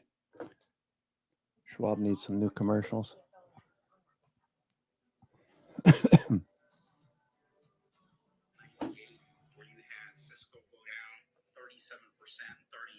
Okay, they're talking Amazon. And then still finish the year up. You know, I think it was like up 31% in 1997 after being down like 37. And it was up. Okay, I have to take a 2-minute break. I'll be right back. It is closer to the 2000 period. There's still a lot more carnage to happen. And, you know, we saw that with, okay, you might not believe it, but then you look at Snap and you go, oh, or it's not Snap, sorry, XYZ, and they're laying off a whole bunch of people, right? So you have to think of both sides, I think. You do. All right. What about NVIDIA? I know, it's like go back to when didn't you used to cover chips a long, long time ago, Dan? Am I remembering that right? Mm-hmm. Yeah, when I was in the age of the dinosaurs, I was a semiconductor. Yeah. So all right. So, reports of this incredible quarter and the stock's done nothing but go down. Is it sending some sort of signal? Well, it is in the sense that I don't think it's necessarily that bad, in the sense that people are starting to get more discerning, right? Because up until about October, every announcement was considered good in the AI space, and everybody was confident. I like NVIDIA, to be clear, because I look at them and I go, with the massive uptake in token generation you've seen so far year to date, it's literally doubled from the end of last year to now because of these AI plugins that we're seeing. You need to run that on hardware. And NVIDIA is the gold standard. Now, if it was trading like Cisco was at 150 times earnings at one point back in 2000, that'd be a problem. But it's trading at 24 times PE. The market is at 23 times. So it's telling you that people think numbers are going to get slashed aggressively at NVIDIA, because otherwise it would not be trading at these levels. So if you're running, a long short book like I am, you go, well, this is my long, because at that valuation level, I'm a lot more comfortable with that. They generate a ton of cash. So they're not like their customers who are burning cash in some cases. And so you've got a strong balance sheet, cash flow generation. They are the gold standard. And at that multiple, it's way better than almost anything you can find in tech. If you're just looking within tech to be invested in. Right. For the AI. It has been quite the week, Dan. We'll get you back soon. Talk some macro, this PPI print, and more next time. As always, have a good weekend, Dan Niles. Thank you. Bank stocks pacing for their worst day since April of last year. What's weighing on the sector next? And speaking of the banks, a big interview on Netflix isn't moving. Down with JP Morgan chief Jamie Dimon live from their annual Global Leveraged Finance Conference in Miami Beach. A lot to talk about there, especially against this backdrop. That's at 1:30 p.m. Eastern on the exchange. Trend Tracker is sponsored by CME Group.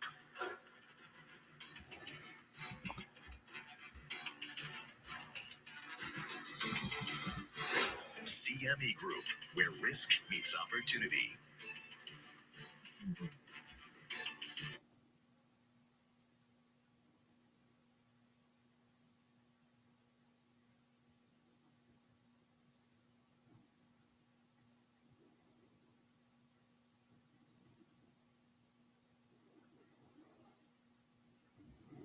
RGTZ.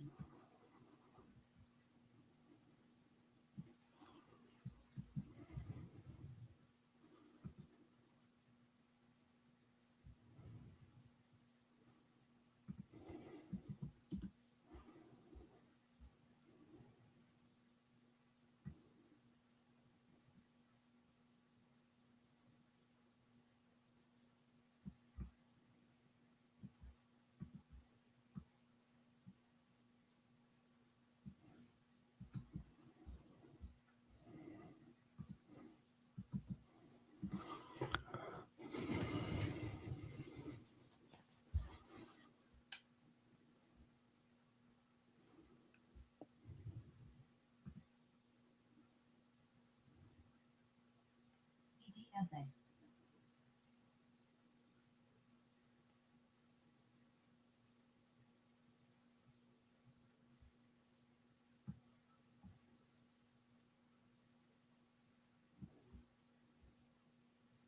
QBTZ. PDSA.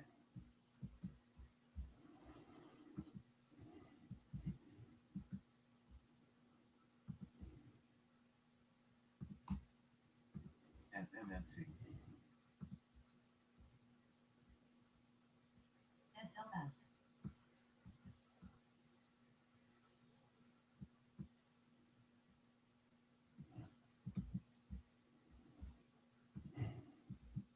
IONZ.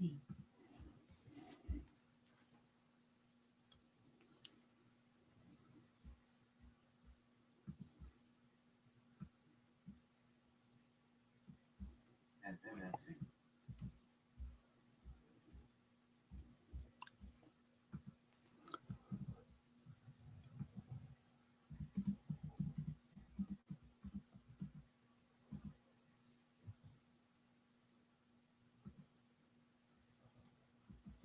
IONZ. QBTZ. SLS.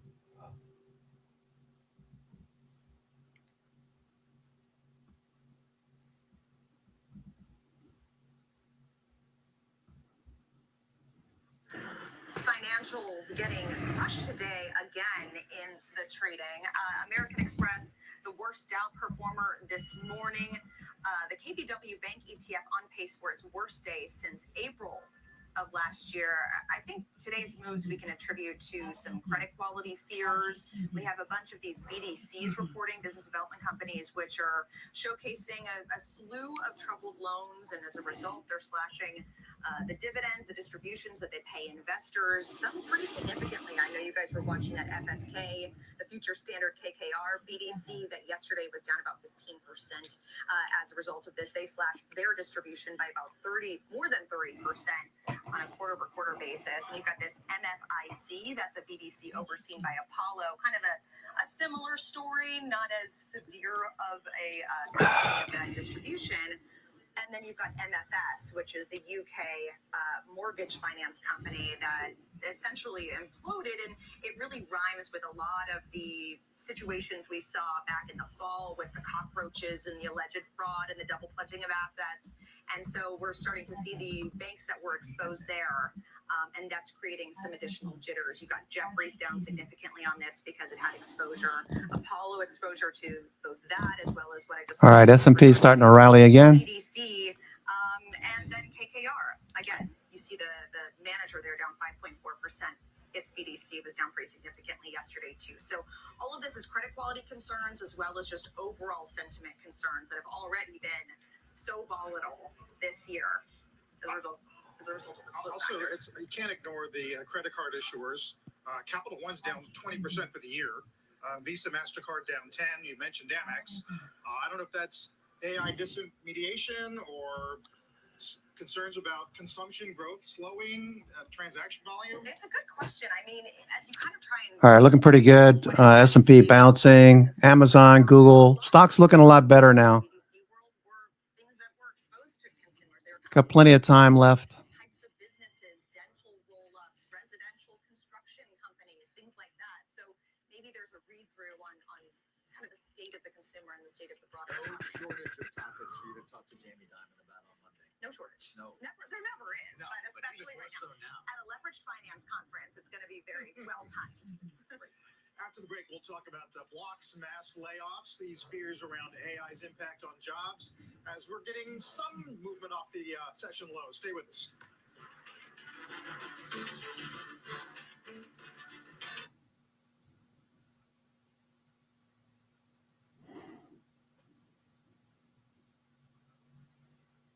IONC.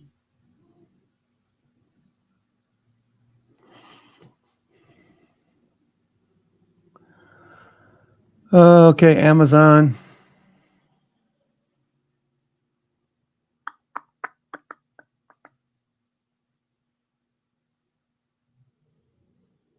Amazon looking better. Amazon. Okay. We need to break, obviously, on the right side there. You can see the gap overhead, Amazon. I'm anticipating that we could see a follow-through push above that level. Okay.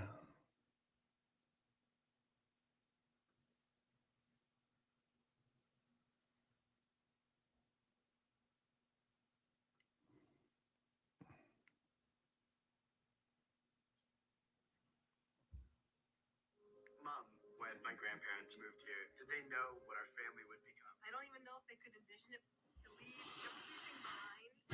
Come across the entire world. I think that we totally met what their wishes were. Schwab has been with us for almost 25 years through purchasing of houses, opening up our business, having children. They've always been there for us. I want to invest with a company that can help me give my family a happy financial future.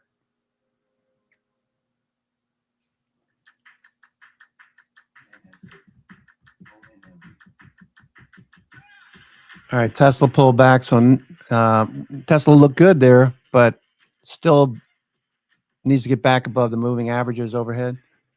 So no hurry to do anything there. We got a consistent bid in Microsoft.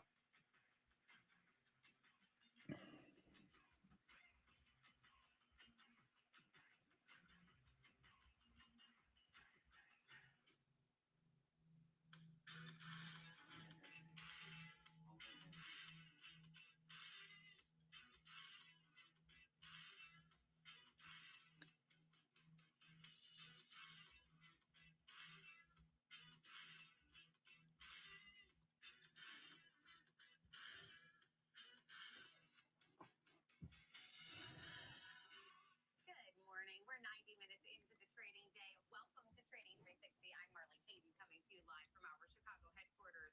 Here's what we have coming up in today's show for you. In our 360 Spotlight, the CFO of AvePoint joins us to discuss the company's most recent earnings and if AI is truly killing off the SaaS sector. And shares of Dell are rallying today, up almost 20% after the company posted strong earnings and issued guidance above expectations. George Tillett will bring us the latest and have an example trade for us in our disruptor. And CoreWeave under heavy pressure this morning. The AI cloud company posted a wider than expected miss on earnings and issued weak guidance. Our 360 panel, we'll take a look at the market response and what's next for the company. To the trading day on this Friday morning here. Okay. Microsoft looking a lot better. At 68.66 this morning. The Nasdaq 410 lower at 24,936. On the Dow, we are 1.2% lower at 48,905. We shift close to 600 points this morning. And the Russell 2K down 1.75% at 2630.20. Taking a look at some of our futures products. Oh, the 10-year dipping below 4. We're down to 398 on the 10-year. The dollar at 97.60. And gold trading higher, 52.55. A troy ounce that's up more than 1%.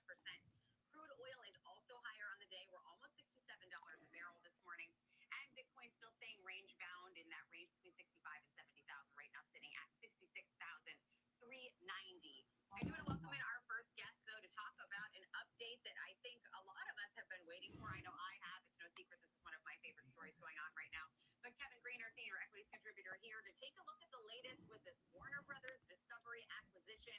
We finally have. Okay, we're improving. 223 stocks advancing. We're almost 50-50 now on the Qs, so they are buying the dip. Institutions do appear to be buying the dip.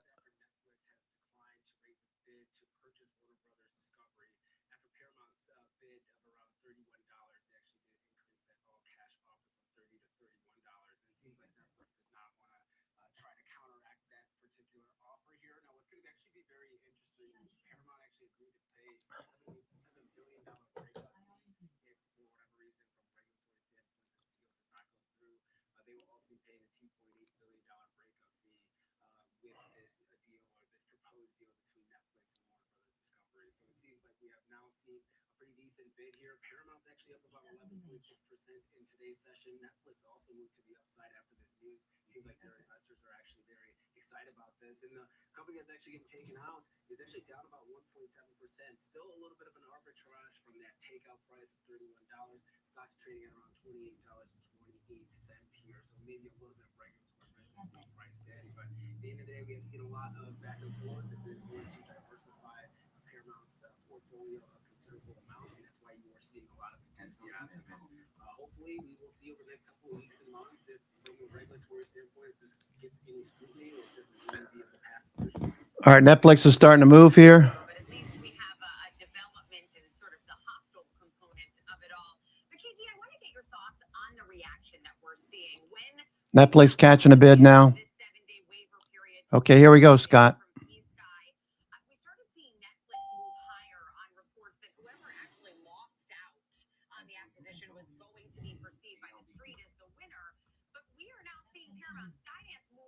Higher than the move we're seeing in Netflix, which is not typical because a lot of time the acquirer moves lower, the acquiree moves higher. What are your thoughts on the action that we're seeing here? Yeah, two different companies. When you're looking at Paramount's Skydance here, the stock itself has been pretty compressed over a fairly long amount of time. So it doesn't really take much to re-rate the stock a little bit higher. Also, a little bit more of lower flow. You also have some short sellers getting in there as well. So you probably have short squeeze taking place. And they really do need the new portfolio in order to obviously try to attract new customers to their platform. Whereas Netflix, we started seeing these bids kind of moving to the upside fairly aggressively, getting out of their Netflix coming out. Market, and that's really why investors were not happy. And the reason why this stock was sliding to the downside. In fact, any type of optimism that we would see that Netflix would not purchase Warner Brothers Discovery, the stock would move higher, and then we would see obviously a little bit of a re-raise when it comes to their offer. So Netflix is a little bit more of a unique product. They probably will look at other areas and avenues within this market, especially when looking at live sports. It seems to gain a lot of traction for them. And for Paramount, again, they had a stale portfolio. This is going to add to that portfolio, and that's why you're getting that enthusiasm, that reaction there. And we'll see if this actually does pan out for them. At least for now, it does seem like the market is really enthusiastic about it. And we appreciate you being with us to break down the latest and arguably my favorite story in the markets right now. Really appreciate that, Kevin Greener, senior equities contributor. Also want to broaden out the conversation. Just take a look at the market action that we're seeing today. Joining us to help us do that, Andrew Ahrens, founder and partner at Synergy Advisory Management Group. Andrew, great to have you with us. I'd love to get your thoughts on this sea of red I'm seeing on the big board right now. We had that hotter than expected inflation print this morning. Some AI fears getting stoked by Block's announcement of its workforce reduction. What are some of your thoughts on the action we've seen this week? Yeah, well, we definitely definitely seen a volatile market here, and this is kind of the time of year that we see a little bit of volatility over the last couple of years, and we're definitely seeing that. But earnings do look really good. I mean, the earnings season was very, very good. A lot of stocks, even in the chip sector, still doing very well. I know the stocks are down today, but I think when we get this kind of volatility, it's definitely a time to consider buying the dip on some of these stocks. I see the market quite a bit higher, as we move throughout the year here, and I'm still looking for a cut in rates, and it may be postponed a little bit, but my feeling is earnings are looking very, very good here, and I highlighted a couple of stocks that I think are good. Buys here on some of them are a little bit on the pullback. One of the stocks I liked was Netflix, and they came out with some interesting news. The stock was down 40%, with regards to not knowing what's going to happen with the Warner Brothers acquisition. And we see today that, they're not going to be in it. The stock looks like it's, up quite a bit today. And I think the stock, may move quite a bit higher here for Netflix. And Andrew, let's talk about Netflix as one of your picks.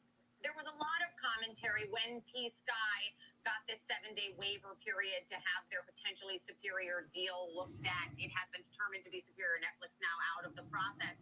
But a lot of articles and commentary from the sell side started coming out saying if Netflix loses this, it's actually better for Netflix. Yeah, I always thought that too. This deal. Do you agree with that? Do you subscribe to that? I mean, Netflix has had a winning model for so long. I don't see why they have to muddy the waters buying Warner Brothers. I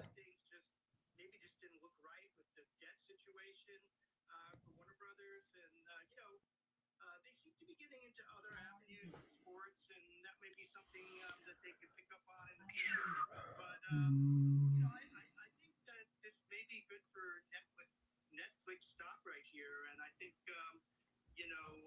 the stock may move up quite a bit, in my opinion. And staying with Netflix here and its growth projections, they've had surging ad revenue. It's looking like a potential growth component for them. How material can advertising really be to the overall business with how Netflix currently operates? Yeah, well, I mean, Netflix right now, the advertising revenue is surging. I think it's less than 10% right now. So there's a lot of room for growth there. And, that could be definitely something that helps move the stock quite a bit higher in the future. All right, and then let's talk about another pick that you sent over here. You like AMD. You're bullish on Advanced Micro Devices. How much of the AI optimism around AMD, obviously we have some AI pessimism at play here too, but is already priced into the stock at the levels we're at right now? Well, I think the stocks could really still be cheap here, in my opinion. AMD they had a $100 billion AI chip deal with Meta this past week, and the AI PC upgrade is still coming here. And the revenue is expected to be 14 to 15 billion in 2026. So I think the stock still looks cheap, and I would be buying on any pullback. And so in a pullback or a dip buying scenario here for AMD, yes, those present a good opportunity, but do you have any longer-term concerns about AMD, about the PC cycle, about rising prices, supply constraints, this whole AI conversation blowing up, the potential for a bubble here? Yeah, I don't really see that we're in a bubble right now. I still say that we're still early on right now. There's definitely a lot of volatility. We're a little bit in unknown, chartered waters here, but my feeling is we're going to see a lot of these stocks, NVIDIA, AMD, trade up quite a bit in the next couple of years. And your other pick you sent over, completely different space. We're going into fast casual dining here with Cava. They had a really nice earnings surprise, sent them moving higher year to date and now up 37%. Have we missed the dip on this one, Andrew? No, I don't think so. I mean, we're still 40% off the all-time highs right now on Cava.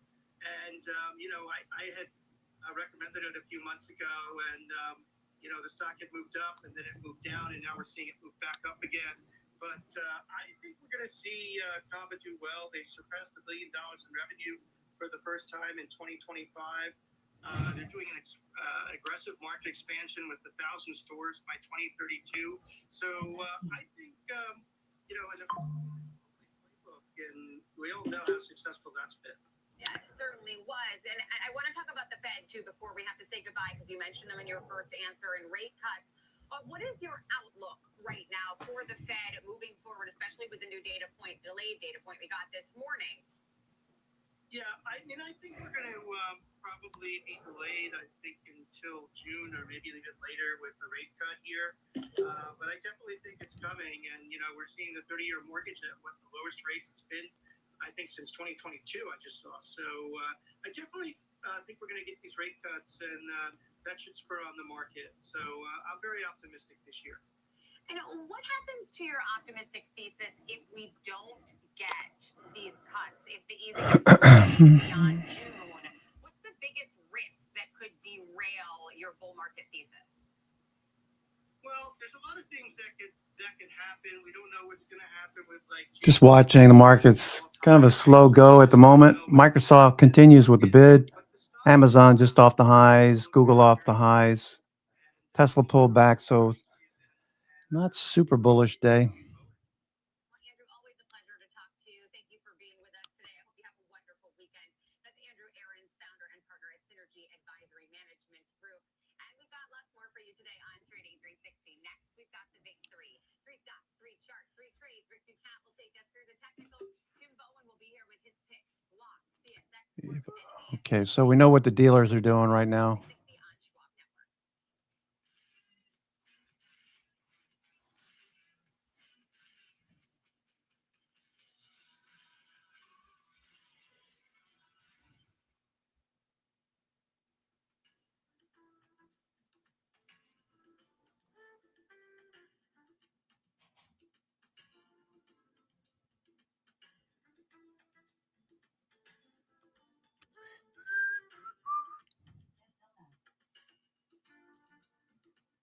Thank you, Money.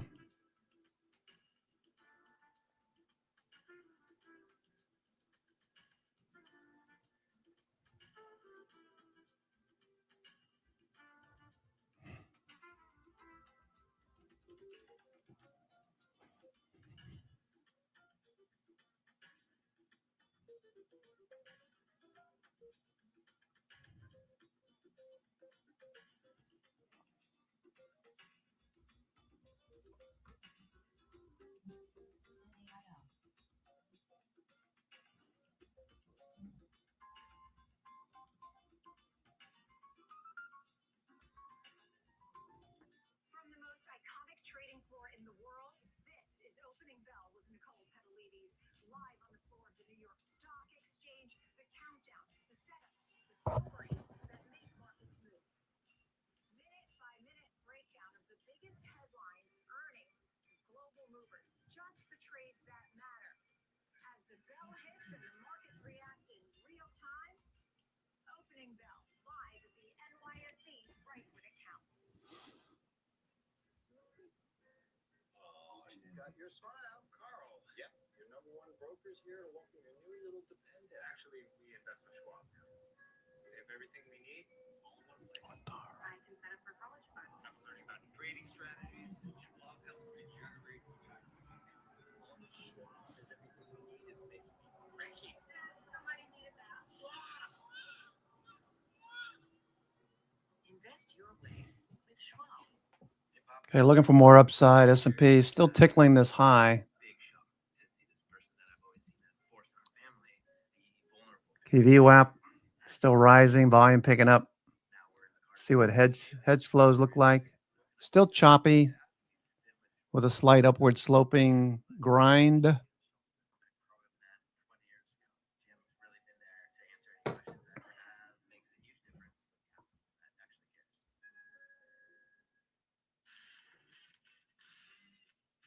back to Trading 360. I'm Marley Caden. It's time for the big three. We've got 3 stocks, 3 charts today. Rick Ducat will take us through the charts.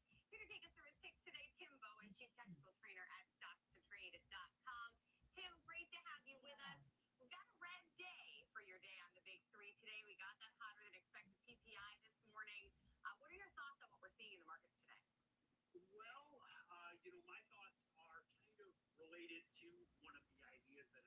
for you.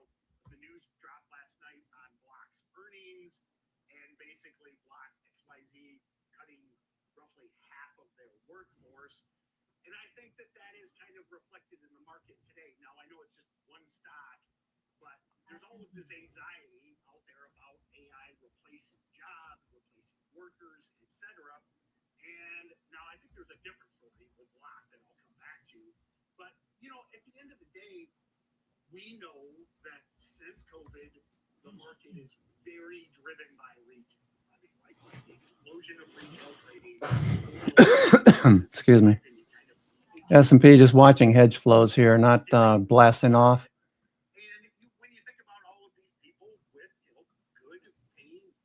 Netflix is starting to catch a bid. Netflix.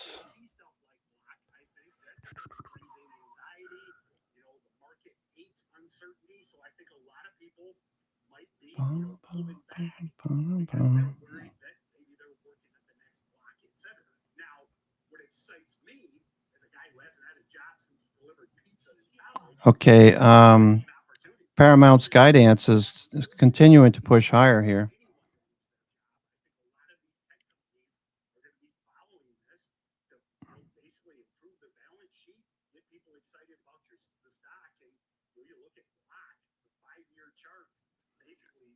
Okay, here we go. S&P starting to. Okay, S&P starting to go.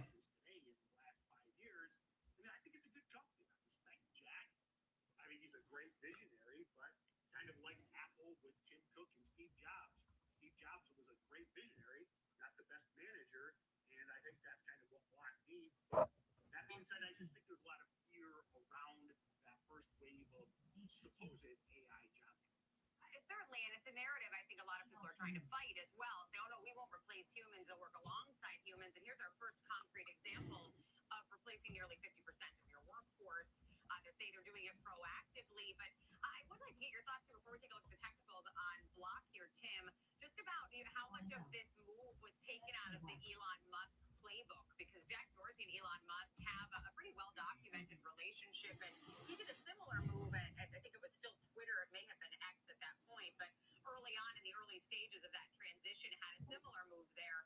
But also hard to ignore the other point you brought up, that other companies are going to see the reaction to this announcement, and it may make it look appealing.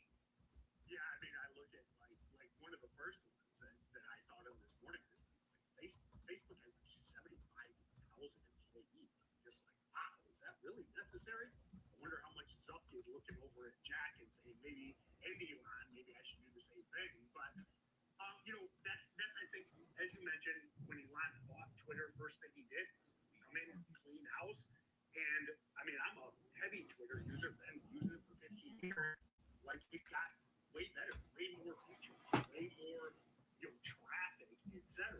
So I think a lot of these companies, especially tech companies like a Block, again, I will say it over and over again, I don't want anyone to lose their job, but I just think there's been a lot of fluff added to these companies in the last year. They're just kind of hiring because the market's been hot, they got money flowing in, let's just hire for something to do.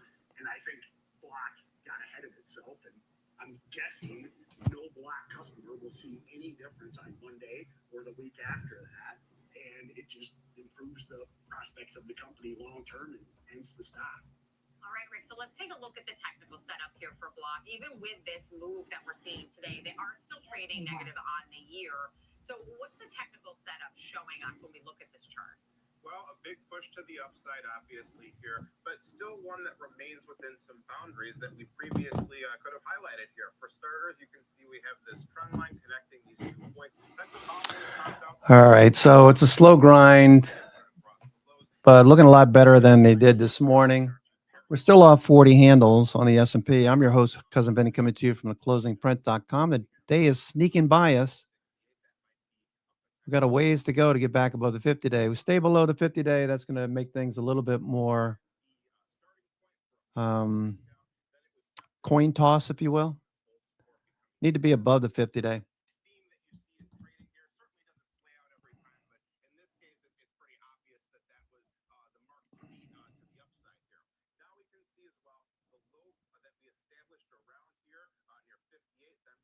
resistance once more. We dropped off following some of the information that came out in the previous weeks here. Then we formed another high near 55. So 55, 58, 68, and 72. Those are kind of the important price levels to keep in mind based on our prior activity. Now, when we look at our moving averages, we have in one fell swoop taken out 3 of our moving averages, and well, I guess 2 fell swoops. We took out 2 of them very quickly, rapid succession here with our gap up. 61 is roughly our quarterly EMA in gold here, and 67 is our yearly EMA. So those are 2 convenient areas to look for support or resistance here based on those moving averages. Now we can see that RSI has crossed above our 50 midline here. So look for price to take out some old key levels, and for RSI to also push into the overbought area. That would be a sign of further strength to come potentially. Now, volume profile shows that heavy concentration trading area here, 61 to 66. Price is kind of right smack in the middle of that. Things pick up again here, 58 to 55. And then things are much quieter until we get to about 75 all the way up here. All right, right now we're trading about 13% higher on block, around just under $62 right now. Have given up a little bit of the move to the upside that we've seen, but still heavily positive so far following that layoff announcement and its earnings. Want to move to freight now, Tim, your next pick, CSX Corp. Take us through this one. Yeah, so the 3 ideas, obviously, like every week, I kind of sandwich with 2 very speculative. The middle, CSX, really a safe play, but this is one I shared a couple weeks ago on that breakout, basically breaking that triple top right there. Just been marching along nicely, and you're seeing all of this data of freight expanding in the U.S. Saw a tweet a little while ago that the USA now produces more oil than Saudi Arabia and Russia combined, and more natural gas than Russia, Iran, and China combined. So that freight, that reindustrialization of America I've talked about, plus oil and gas, it's got to get to the ports somehow to be exported. It's got to get to the refineries. So I just kind of view CSX as, like I said, sandwiching that kind of safer play for a stock that maybe some of the viewers aren't in love with, something more speculative like XYZ or the next idea. All right, Rick. So as we look at the technicals here on CSX, well, I can see a really steep upward channel here. Take us through what you're seeing here. Right, so what we had in this one, around 37 here, 37.25 to get kind of granular. A repeated high point here. We had kind of this W-shaped price activity that gave us this triple top, and then we started to push above. The resistance became supportive. Then we took off to the upside here. So today we took a little bit of a dip out of our channel, but we seem to be right on the border of that trend line once more here. We had our highs 42.82 that still stand out. Along the way to some of the pauses that we saw, some of the high points, 41.73 right about there, and then a high and then subsequent low around 40 as well. It can be kind of tricky to find relevant points during the climb that is so steep and so quick, but those are some that stand out as potential ideas of places to watch. Now we can see that our 5-day EMA 42.35, our weekly EMA in dark blue, is around where price is sitting right now. 21-day EMA in teal, our monthly EMA 40.80. So that could be another potentially supportive area. A little bit of a bearish divergence here as well. RSI showing slowing momentum despite being in the overbought area here as price made higher closes. So a bit of a mismatch there. Not exactly what you want to see if you're bullish in a name, but at the same time, there's nuance. Looking for a grind higher. It just means things are slowing down and we're starting to take kind of a pause. So this could be merely a consolidated phase before the next leg up. It would be another way of looking at it here. So wait for some kind of price breakout to help solidify and help inform your trading decisions. Volume, pretty clearly, this is the main area. 35 to 37 roughly is the obvious heavy trading area that matches up with a lot of the time we spent in our range. A little pocket up here too between about 41 to 42. That could be another foothold in the shorter term. All right, and right now we are at 42.54 for CSX, pretty much flat on the day. Your last pick today, Tim, we know you love space. We've got a space one here, AST Space Mobile. I know you like this company, so take us through why you're even more bullish on this one. I still remember a few weeks ago when you asked me if I was ready, I was going to be like the first guy to live in space, and I said, I hope so. But yeah, Listen, it's a sector I've been very, very bullish for quite some time, but ASTS kind of first showed up on. I built an AI to look for kind of like hot sector theme stocks, and this first hit back last summer in 30s. Obviously, been a little choppy, but uptrending since then. Now, what I liked about it, I always want anxiously wait for Rick's breakdowns, but what I see is a stock that kind of fell apart, had a little bit of a rough patch after the breakout, but starting to build a nice base here. And what I like about it is, it's kind of a sympathy play to the SpaceX IPO, which is so don't know exactly when, but it's upcoming. I just think a lot of people, as that hype continues to build around SpaceX, are going to be looking for these plays that they can trade right away. And if ASTS can hold this base right here, as long as it doesn't break down, I think it's got a great chance of kind of retesting the highs. Again, really just kind of tagging along. CoreWeave just kind of drifting down here at 79. Looking for dip buyers to come in later. I mean, the possibilities of space are infinite. There's so much to see that we couldn't even understand what could happen yet. So an interesting idea to be sure. But what we see here is here's kind of the ascent that Tim was talking about. 129.89. That was around where we had our best close was 121. So it can be good to think about the best close and the best intraday highs if we're approaching resistance areas once more.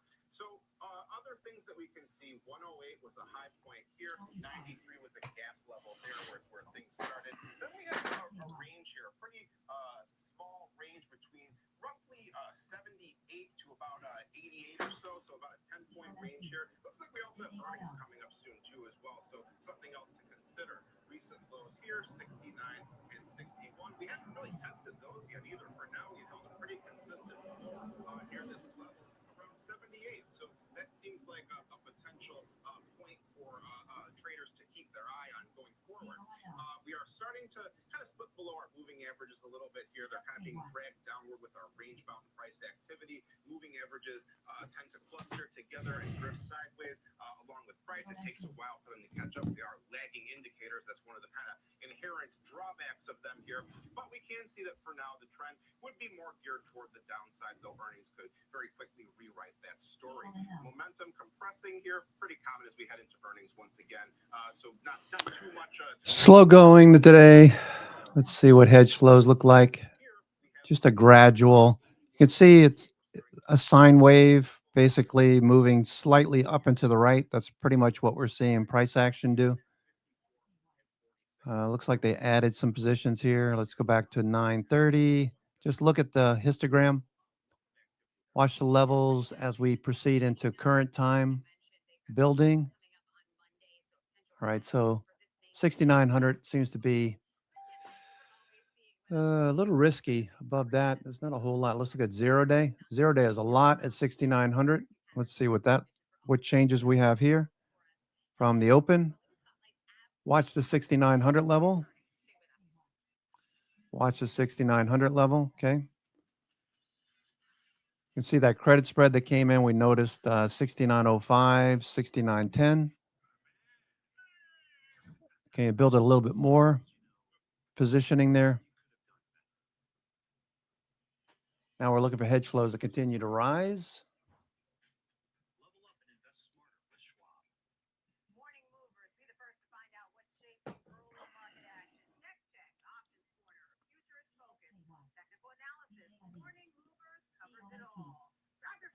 Tune in every trading day at 8 a.m. Eastern.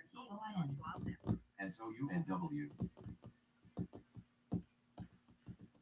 Whether you're an experienced investor or just getting started, Charles Schwab offers a webcast that's right for you. The Platforms and Tools webcasts are designed to help you broaden your knowledge of platform features and resources available from Schwab. You'll learn tips and tricks to help navigate Schwab.com, Thinkorswim, and mobile-based platforms. Best of all, you can ask questions by chatting directly with an education coach. It's interactive learning at its finest. Tune in live or watch on demand. head over to schwab.com/coaching and start learning today. Kick off the morning with the data and the decisions. All right, Netflix, gonna get going here. Trade Live breaks down the macro moves driving the price action. From Gonna get going. global growth to inflation prints and geopolitical risk. Smart, fast, and always live from Wall Street to your screen. Morning Trade Live, where the markets meet the macro, weekdays at 10 a.m. Eastern on Schwab Network. Stay connected to what moves the market. Download the Schwab Network app and stream anytime wherever you are.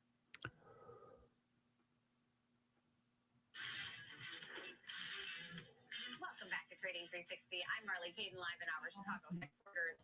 Okay, Paramount Skydance continues to ramp higher. Big day today, Paramount Skydance.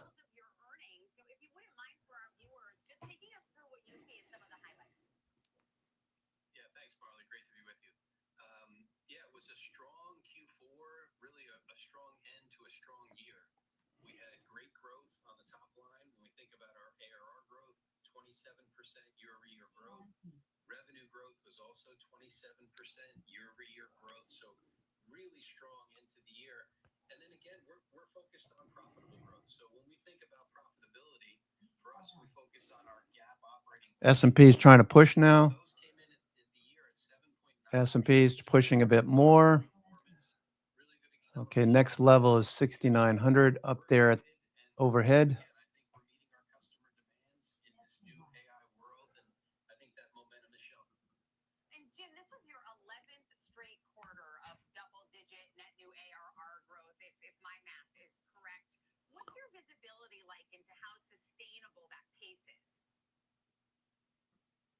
It's a really good point because, that's what I think many software companies are thinking about and potentially struggling with.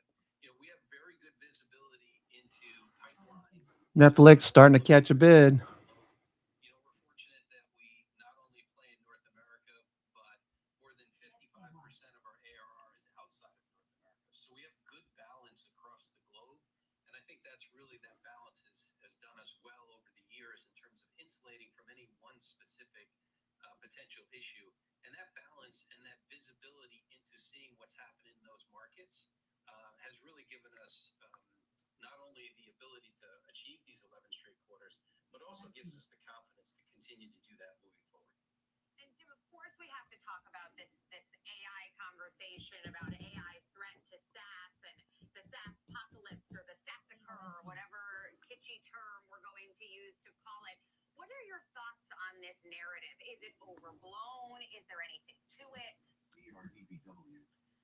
Yeah, I think obviously that narrative is out there. And so clearly it's a concern for many investors as to, who are going to be the winners, who are going to be the losers in terms of software in this world of AI. We think that our focus has been and continues to be on data security, data governance, and resilience.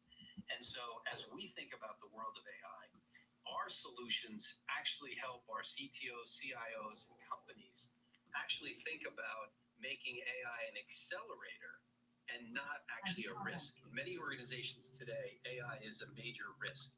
And our solutions, again, focused on that security, governance, and resilience, is taking that AI initiatives by many organizations and making it not a risk, but an accelerator. And that momentum, I think, is really what's resonating and driving our growth. And when we have this AI conversation, we usually talk about what inning are we in the AI revolution, but specifically as it pertains to AvePoint and data protection and the AI data protection cycle, where are we here in this? How early are we? Are we talking years of runway? Are we talking decades of runway? Well, it's a great point in terms of how quickly things are accelerating. And, if we were sitting here maybe 20 years ago, we would be talking maybe decades. But that's no longer the case just in terms of the speed and how things are evolving and changing. So I do think we're talking about literally at most years where this transformation and acceleration is happening in real time. I mean, one of the things that we've talked about a lot is how many agents are actually deployed within organizations already. And, you know, visibility into that is very low in terms of what's actually happening. So employees are moving at break speed to try and help make their jobs easier. And I think corporations, in terms of managing that and securing that, are kind of trying to play catch up. But I do think we're in the kind of middle innings in terms of where this is headed, but it's moving fast. So it's as if the game is on 2x speed. And what would you say right now is the biggest misconception in terms of AI's threat to an enterprise software? Well, there's the concept that somehow AI will write all software, and then somehow the amount of software that's needed to propel us and make us more efficient and effective is somehow finite and limited. And I think one of the things that we've Hedge flows back and forth, just a slight upward bias. That's what we're seeing. Netflix still number one on the NASDAQ 100.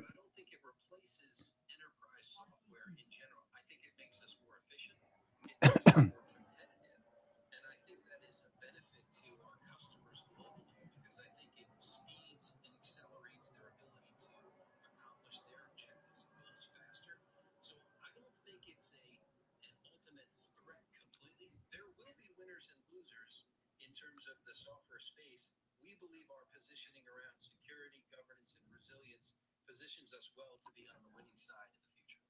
And let's talk about that positioning, because you recently launched a new product here. You launched Agent Pulse. I see it in your earnings report here.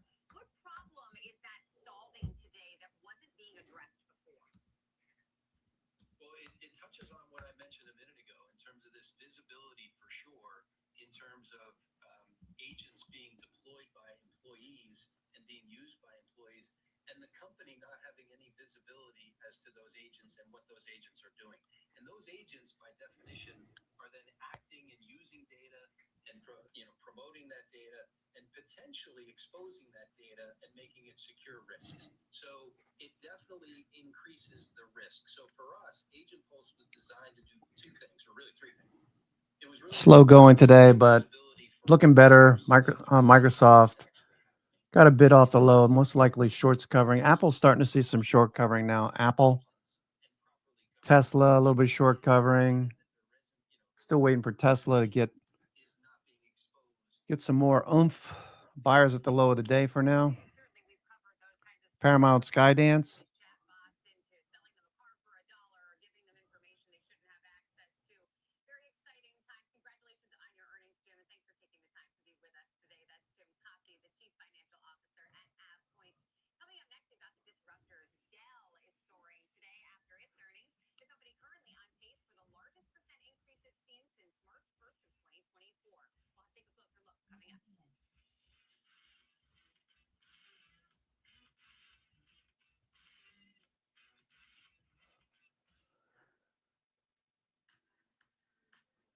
Paramount Skydance up almost 18%.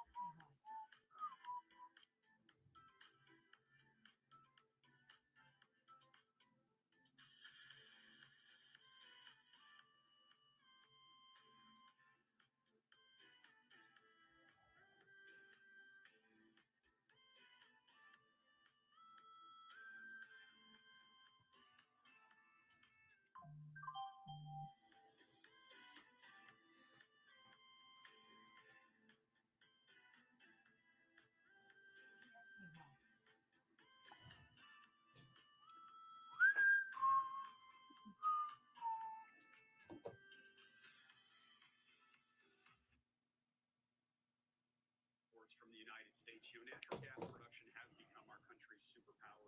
We now produce more natural gas than the next three largest countries. Baker Hughes, looking good. So those three combined, we produce more natural gas than they do. So this is our country's superpower. We can produce more gas. We will likely see an increase in price modestly in order to support more development and growth as we get through the year and into the later part of the decade. Okay, Kimberly Clark. Incredible capability of producing low-cost, affordable energy, and we think we can meet the rising demand without significantly increasing. And what does that mean for power generation strategy? What's the real upside here in terms of what percentage it could be for as part of your company? Yeah, I think it's really a benefit for our country. You know, when you think about manufacturing, you think about this next generation. Constellation Energy looks like that might want to go too. Companies that can get access to low-cost, affordable, reliable energy. And so, you know, our job is to make sure that American companies, American consumers can get access to low-cost, affordable, reliable energy so that we can grow our economy and we can win the race for the next generation of technology. So we will continue to expand it. You know, if you turn on a light, if you power up a factory, if you heat your home, there's a 1 in 3 chance that Williams has helped make that happen. We've actually announced that we're going further and we're now delivering natural gas power generation directly to data centers here in the U.S. so that we don't stress the grid, we don't drive up cost to consumers. We can bring low-cost, affordable power generation directly to companies in America so that we can win the race for the next generation of technology. I'm not sure if you're willing to weigh in on this, but the week was interesting in that this discussion between the administration and some of the big Constellation Energy, AI power backbone, solidifying their strategy in their earnings report. 16.4 billion acquisition of Calpine. Fundamentally changing its profit model. Nuclear for base load, gas for peak spikes. Bundled infrastructure deals with traditional utilities simply cannot match. Contracts.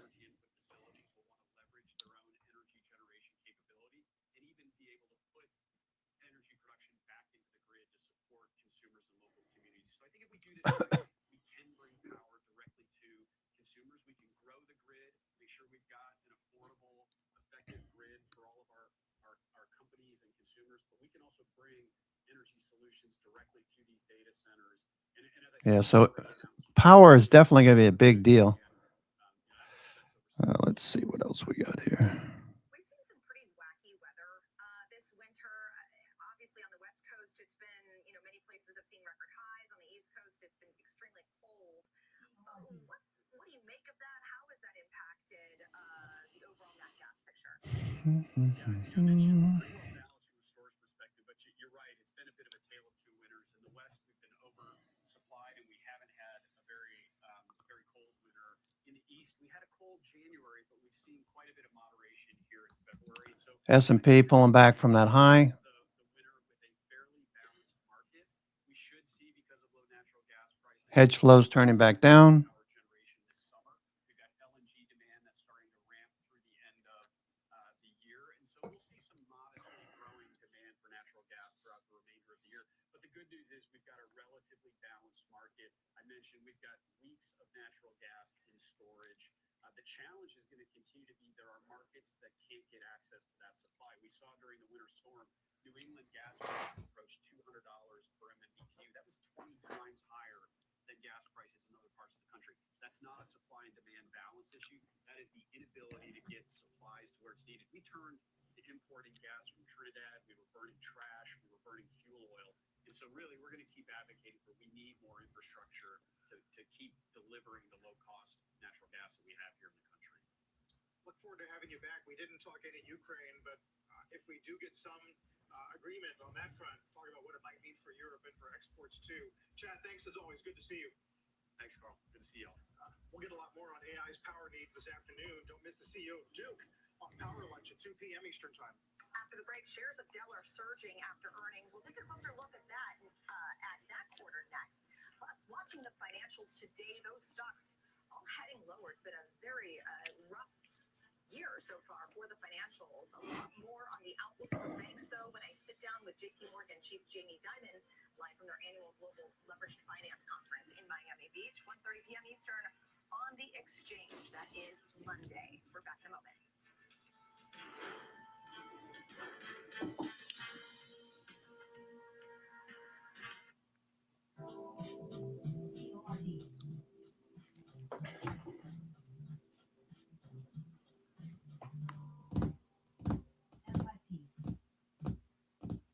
All right, looking for institutions later in the evening, afternoon, 1 o'clock, 2 o'clock, to approach the market. If they do, that'd be confirmation, whatever they decide to do. Netflix, obviously a lot of eyeballs on Netflix, people covering, let's see, Paramount, Skydance. That's quite a move in Paramount Skydance, up 18% now. Big move.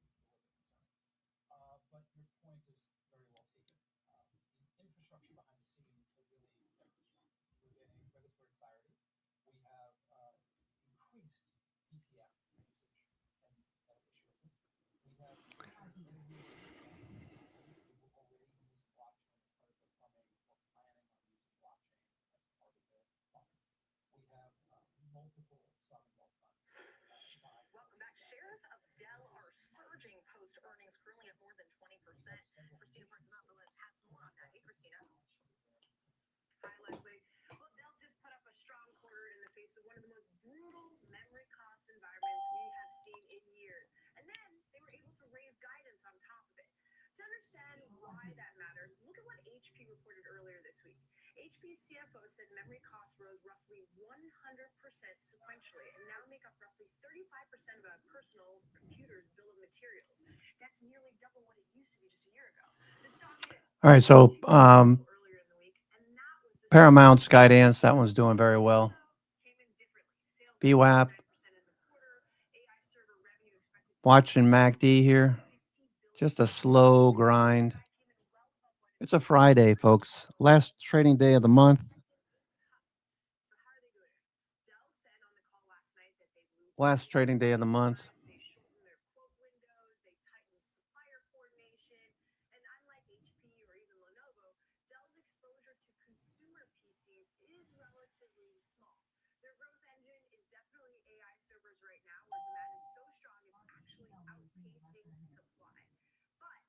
All right, so we got some Netflix May spreads adjusting now to buy 55,000 May 100, 115 call spreads as the 90, 105 rolls up to lock in some gains and to stay bullish.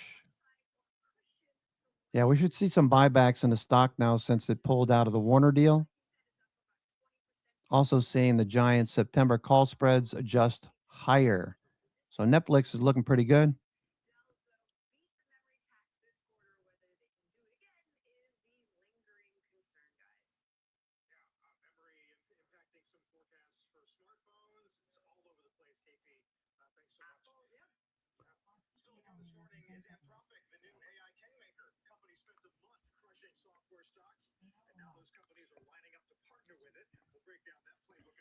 Okay, S&P off the low. Bears having to cover.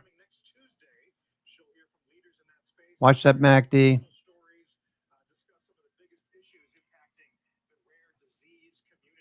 Still got to get above the 50-day. We've got a long way to go. Maybe we get a little run end of day. We're down 40 handles. I'd love to see Bitcoin catch a bid. Still laissez-faire. Not really interested. Bitcoin, it's got to get above 71, 72,000. Netflix, I think that's going to probably make some people money over the next year or so. Buy some NFXL or NFXU. NXFU. Buy some of these leveraged Netflix. I think you're going to be happy now that they pulled out of the deal with respect to Warner Brothers. Both Netflix and Paramount Skydance popping. Paramount Skydance was almost up 20% last time I looked at it. Let's see what it's doing right now. Okay. It's up 18%, $2. It's a lot for a $10 stock. And this slide has all been due to the whole bidding war. Now that that's done, maybe the stock can recorrect. The shorts are covering, obviously. Last couple of days. We'll see if we get a follow through.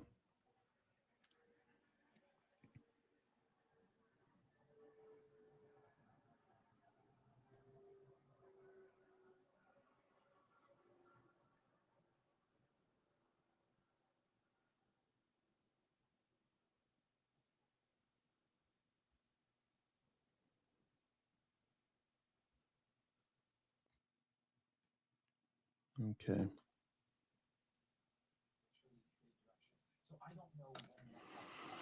It's a slow day today. Not in a big hurry.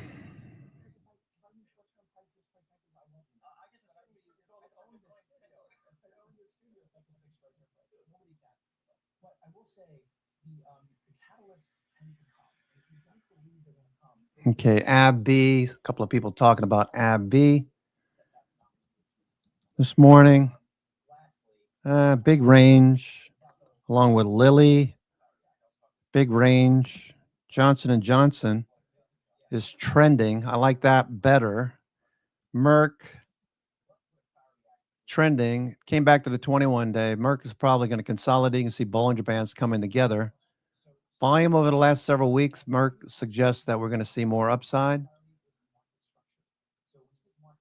They've already done all of their deals with the president, so there probably won't be any bad news about pharmaceuticals for a while. So these could keep trending. Merck is back up to the recent highs that we saw last year. 24 rather, in 2024. Made it all the way back. Got a couple of points to go with Merck. Watch the pharmaceuticals. Check your favorites. Some of them look better than others. Regeneron trying to bounce. XBI, Biotechs. They're okay. Communications, that'd be Meta, Google, Netflix. This should run back up to the highs with Netflix.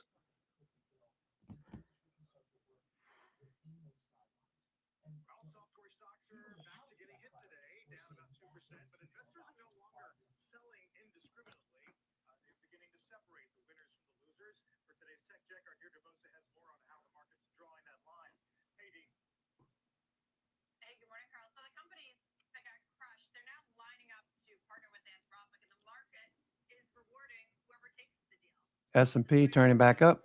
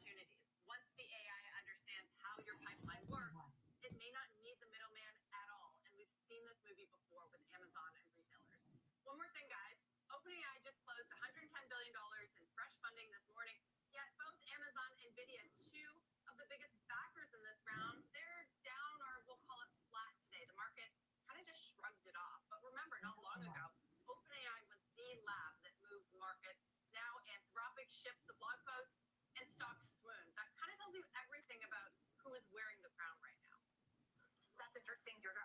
Going back to the Anthropic partnerships, is this something when they're partnering? Is it something where the software companies are paying a bunch of money to work with Anthropic? Is it just a kind of a mutually beneficial? Yeah, Netflix going to be a nice trade. Netflix should be a nice trade. Should be. We got a lot of big trades going off on Netflix.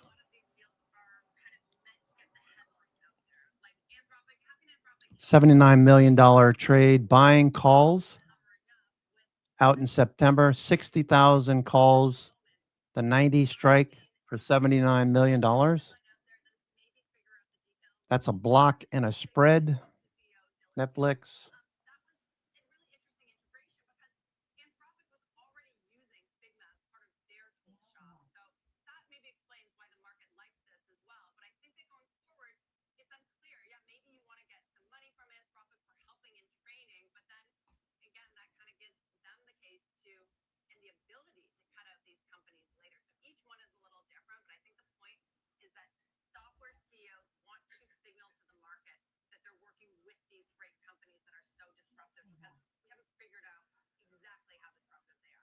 Speaking of disruption, D, I wonder if you can give us a sense out west as to how people are thinking or talking about Dorsey and Block.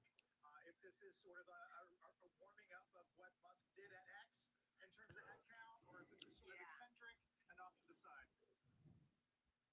I will tell you that people out here have sort of seen this from Dorsey before. They're being pretty hard on him, and they're saying that he's sort of like the king of bloated workforces. So this is convenient for him to cut his workforce in nearly half. So, they see this as a Dorsey thing and not necessarily a trend that could take over others.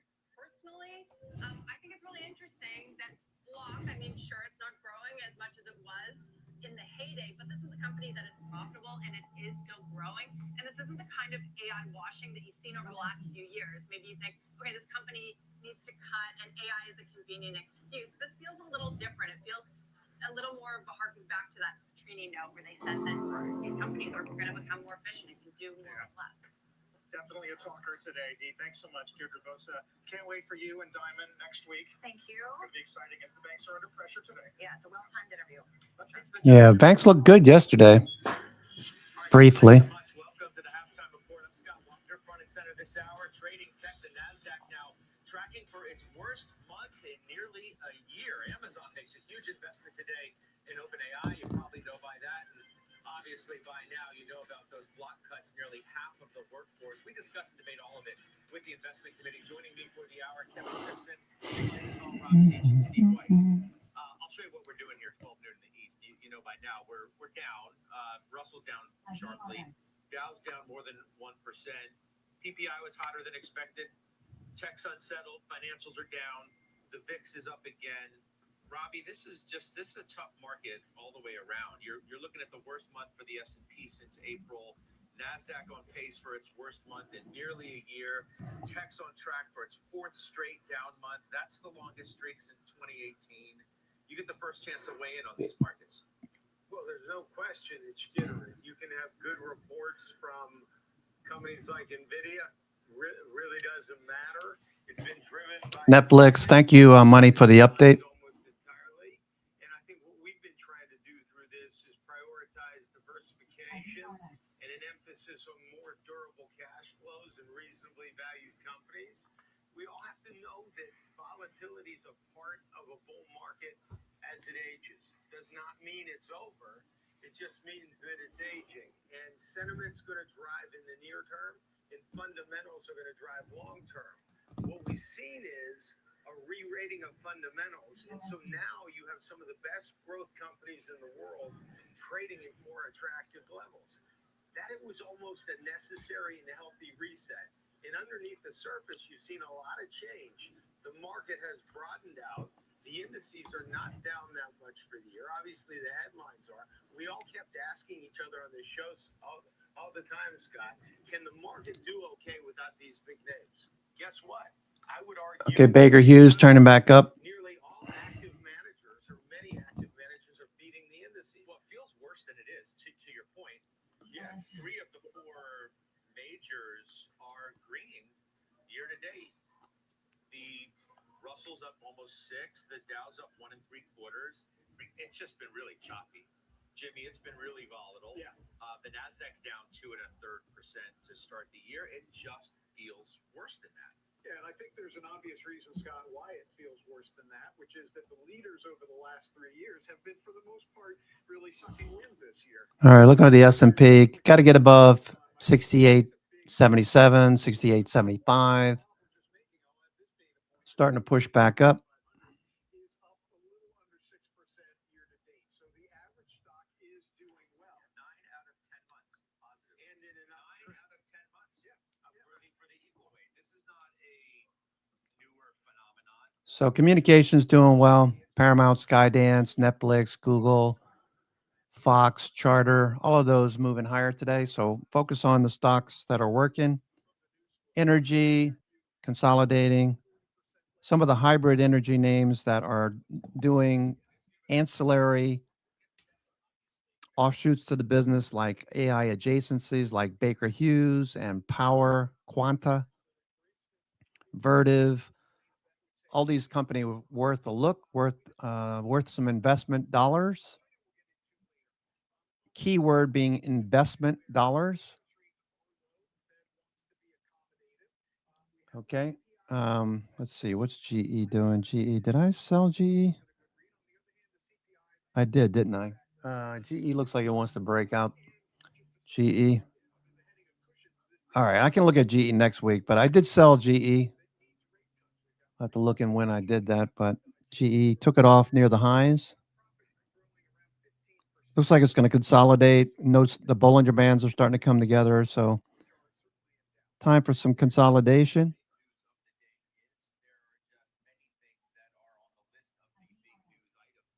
IWM looks good.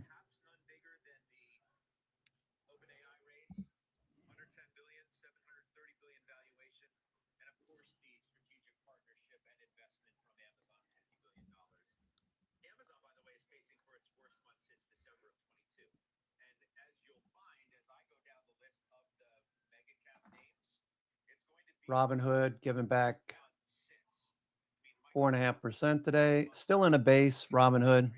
Okay.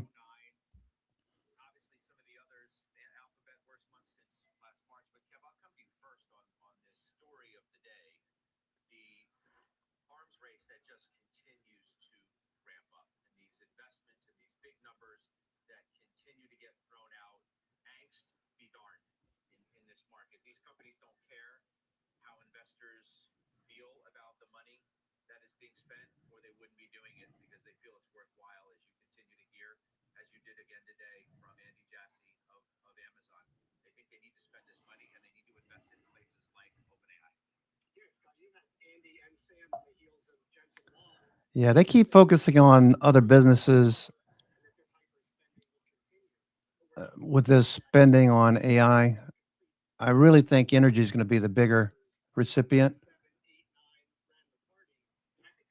as far as ancillary businesses, AI adjacencies like Baker Hughes. I'm really psyched about Baker Hughes.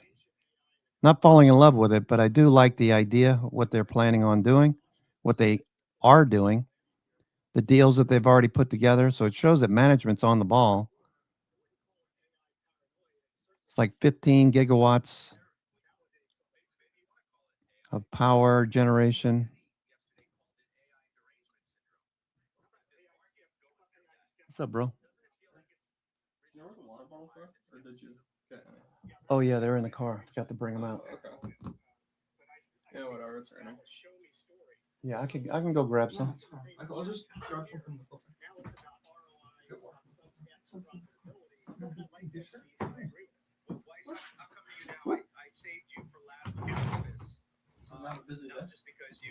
Yeah, it's busy. Whatever.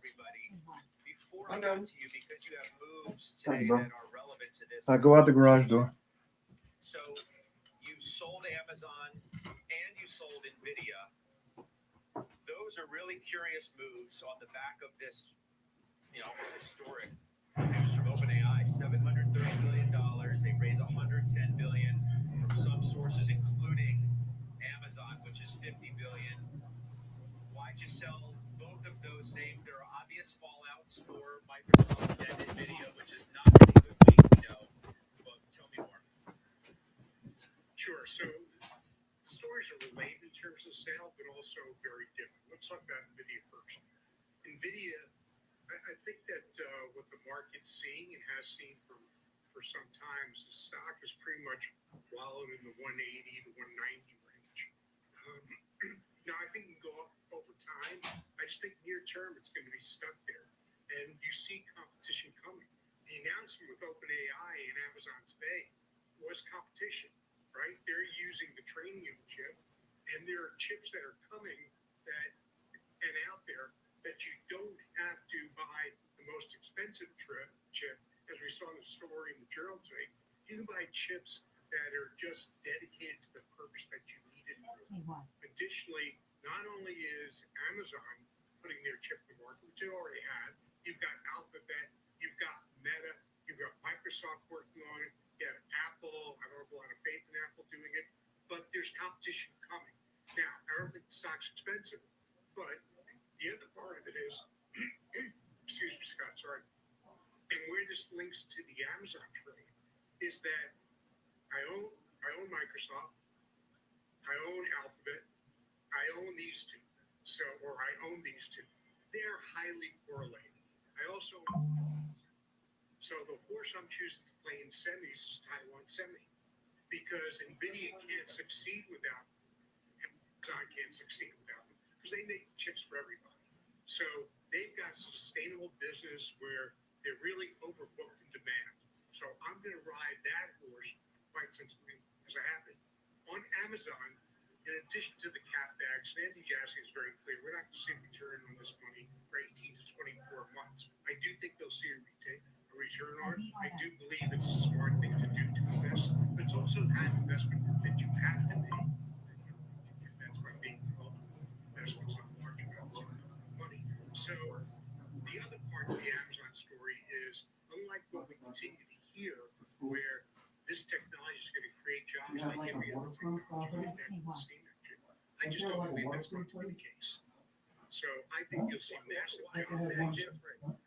Why is that different necessarily this time?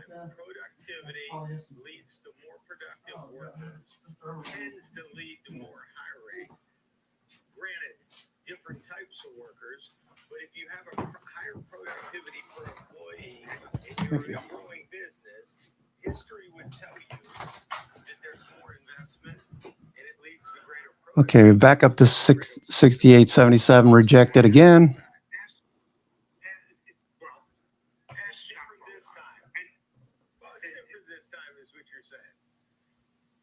I'm saying that because the productivity is not only for the worker, right? The productivity, unlike the past, really I think, inures much more to the enterprise. So that's why you're seeing, Jack Dorsey saying 40% less. You're seeing United Health, which was lost in the news flow yesterday, saying we're spending $1.5 billion to cut our operating ratio by 50%. So where are those people going to go? You're not creating new industries hold on. You're not creating new industries like you did for the steam engines manufacturing or for cars or anything else. You guys like this Amazon news as shareholders? Everybody up here owns it. Yeah? Why is the pause?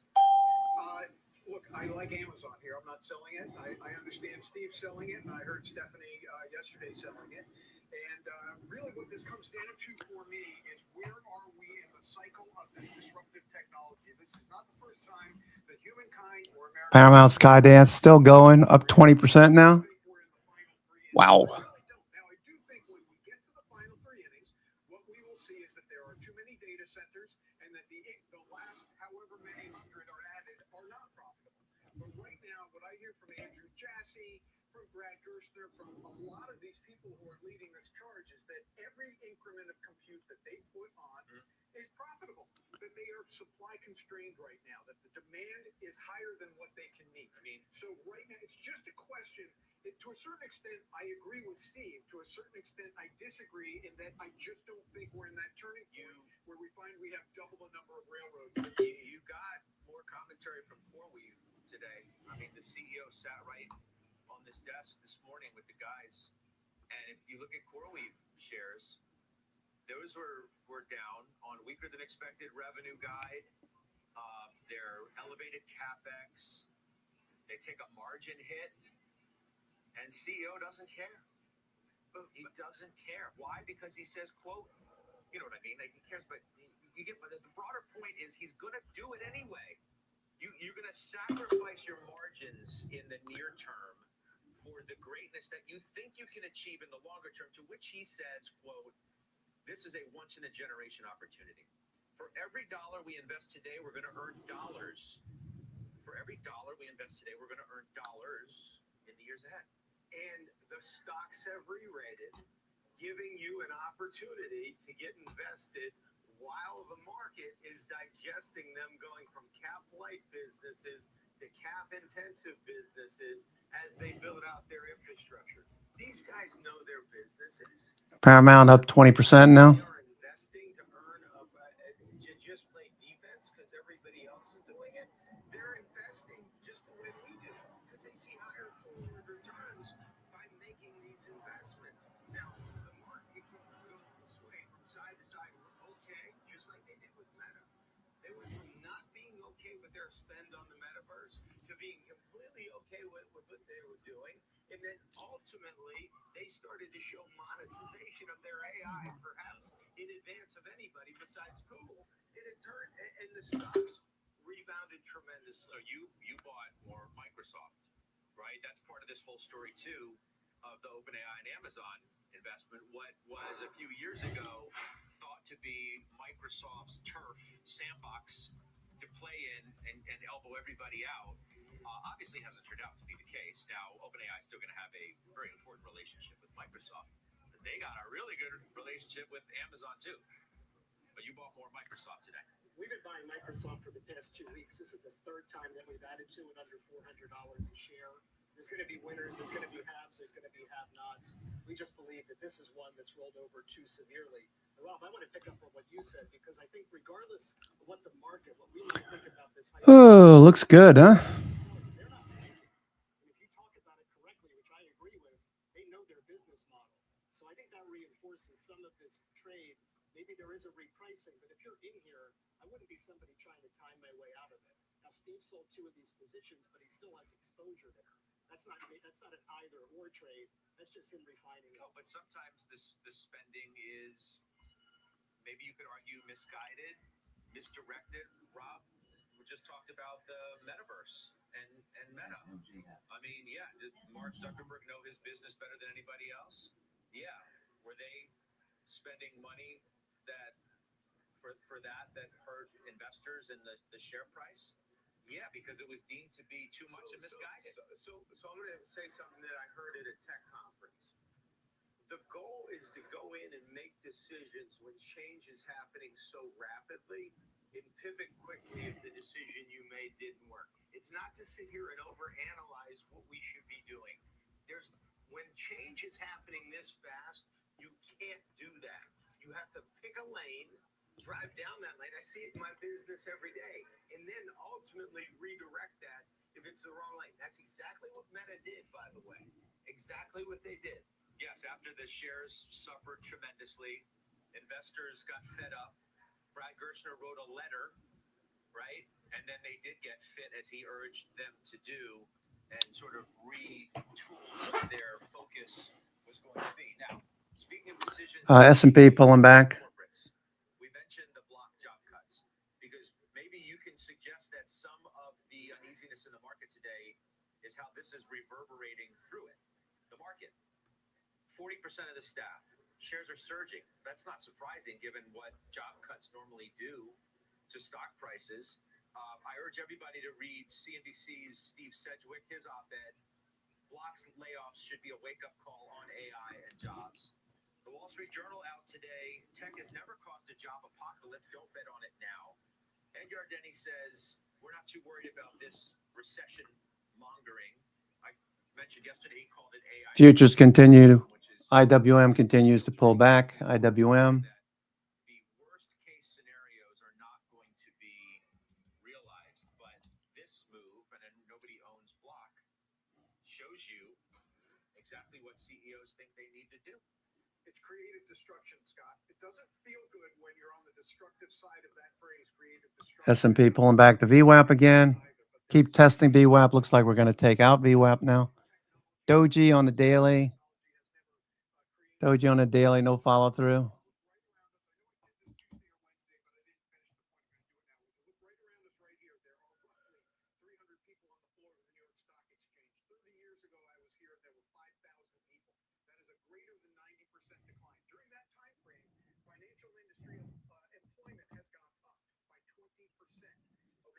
Technology redefines jobs. By the way, I will tell you that I think price discovery on the floor of the stock exchange is better for the advent of digital technology, but it is creative destruction, and it sucks when people have their jobs removed, but they will likely find other jobs.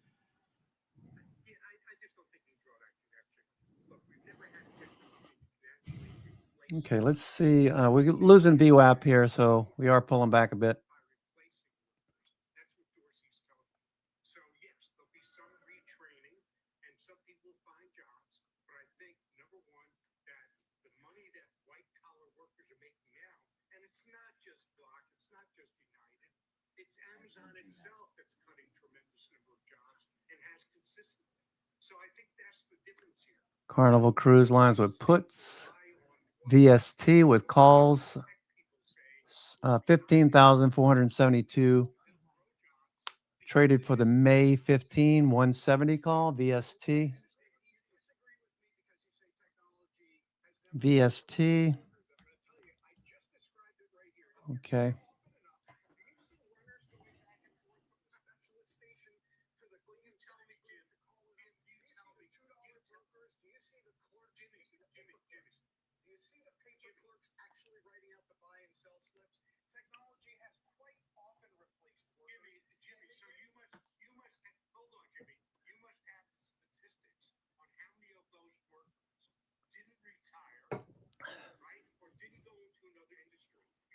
These two love to go at each other.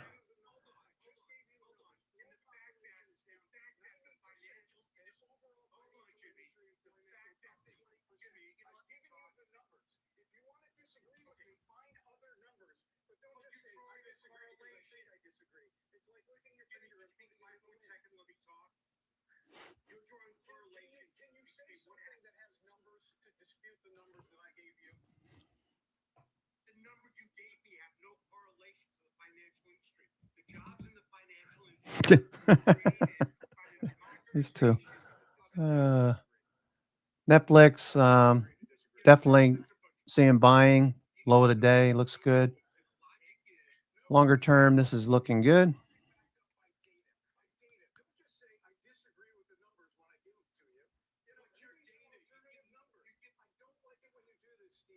just say I disagree for the sake of disagreeing, and you give no logic to back it up. Hey, guys, the reality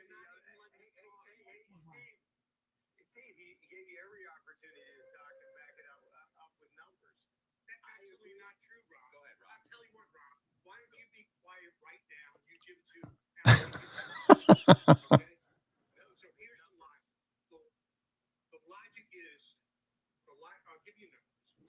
Index investing has gone All right, the futures continue to drop off here, so not the best situation. We're down, back down to 58 handles lower. exposure equities continue to increase.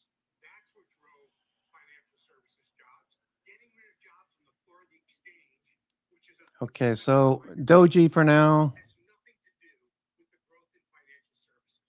Period. End story. Unless you can tell me how getting rid of a clerk on the floor led to greater job growth in financial services. I don't know. So please go say it one more time. How about Dell, everybody? How about Dell? Employment is up 20% from 5.7 million. Okay, the S&P weekly. All right, we've been tickling this lower level. I would definitely think about some hedges going forward. Although we tend to see a little weakness into the end of the month of February, February not being one of the seasonally strongest months of the year. So statistically speaking, we tend to see a bounce or a up day to start the month, March. Netflix is still grinding. S&P, it's like a sell program came in. Look at that move.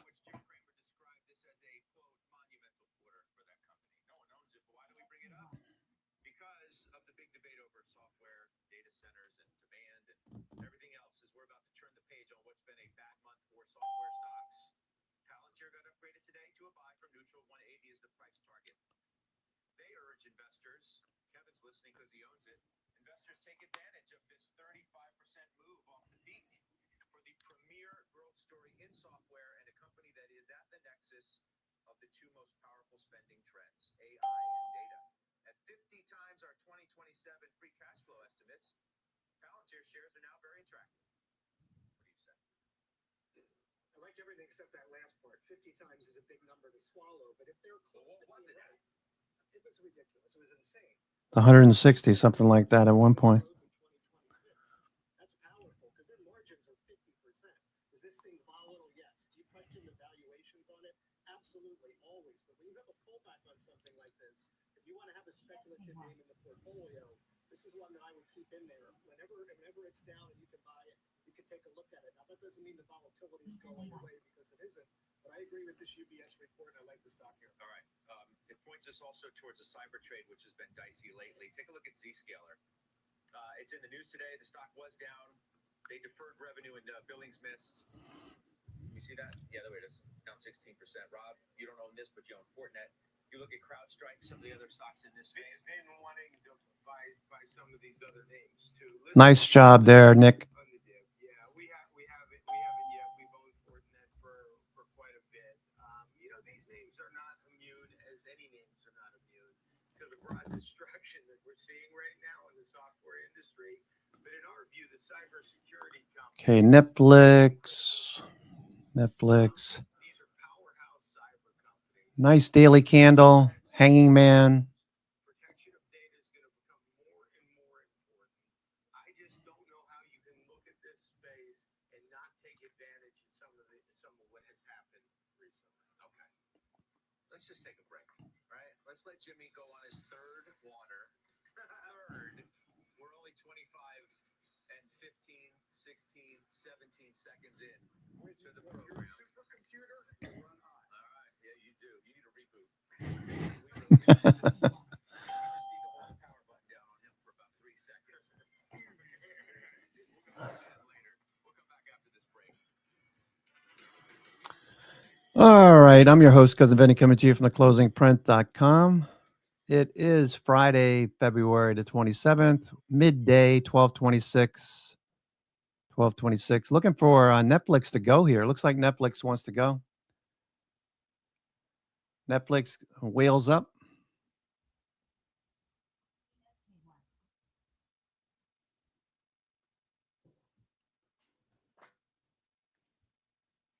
There goes Netflix.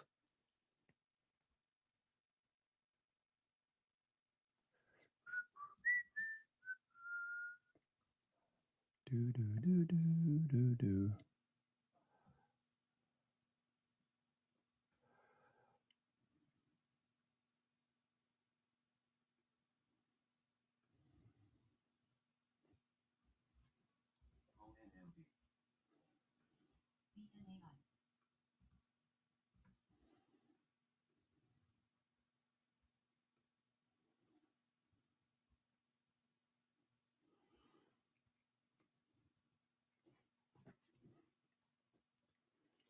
Do, do, do, do. What's Paramount Skydance doing? That's still going? Paramount? P-Sky. Whoa, P-Sky.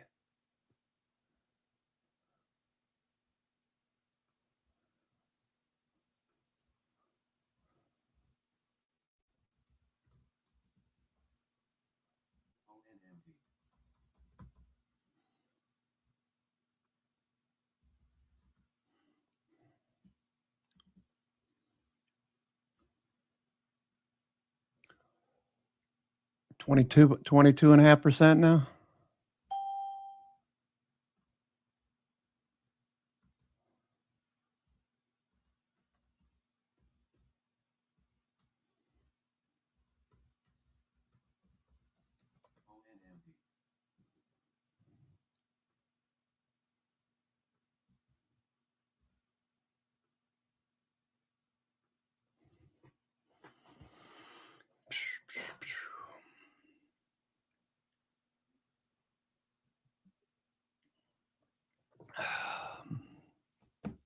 Anyway, I hope everyone's having a good day. It's been raining for the last couple of days here. I don't know if it's snowing up north or not.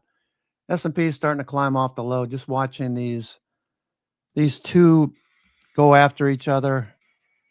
Netflix at the highs. Paramount Skydance at the highs. Autodesk up today. Gilead also bullish. Gilead breaking out.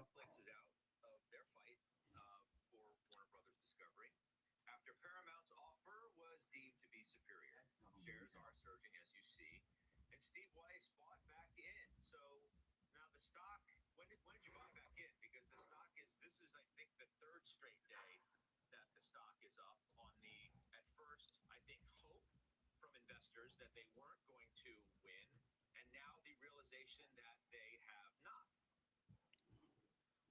Yeah, so I originally bought, I nibbled on it earlier in the week because it was up, I think it's been up more than 3 days. Gilead looking good. Last week, the stock hit 75, I believe was low.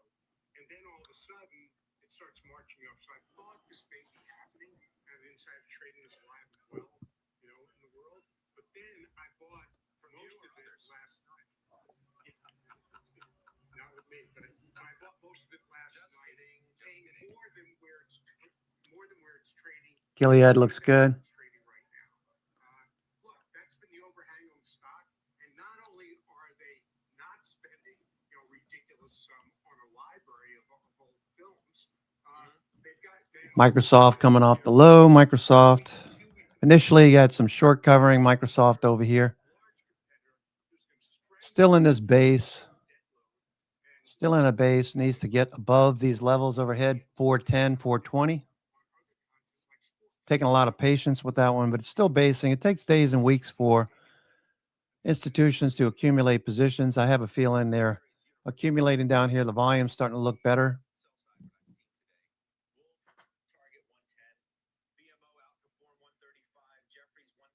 VRTX also most actives. VRTX at the highs. VRTX.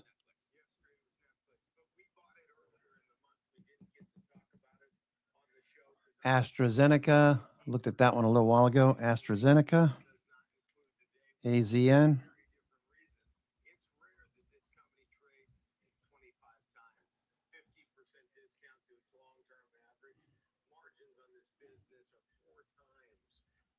industry average. It's got a great balance sheet. They produce a ton of their own content. They become a media powerhouse. Guys, pull this out for 2 years for me, please. Charter Communications, Charter. Charter. These are the times that you take advantage of great businesses when they're. We wouldn't have worried, by the way, if they ended up closing on this Warner Brothers. We were good either way. We were good that we were buying. This is a nice catalog. Well, I mean, the market wasn't good through the whole process, right? Yeah, that's why post that. No, I know, but that's why some had sold it. You see, it was such a darling of the market, and that beautiful ramp up to the mountaintop, and then started to get a little weak, and then this news transpired, and the stock has just been a steady decliner since. I remember, I think it was the day that the deal was announced that Netflix made the bid. S&P. This looks so regimented. This is like a cell program.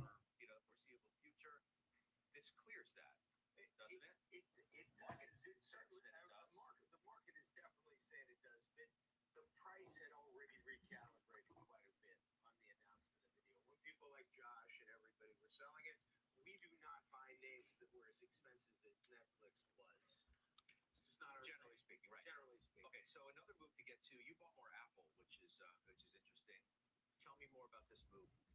So Apple's been one of the few names, Scott, that hasn't suffered in this big sell-off because they never put and made the investments into artificial intelligence to begin with. Yeah, for better or worse. They're not suffering at this point. But I think under the surface, we're seeing a few AI things that are worth paying attention to.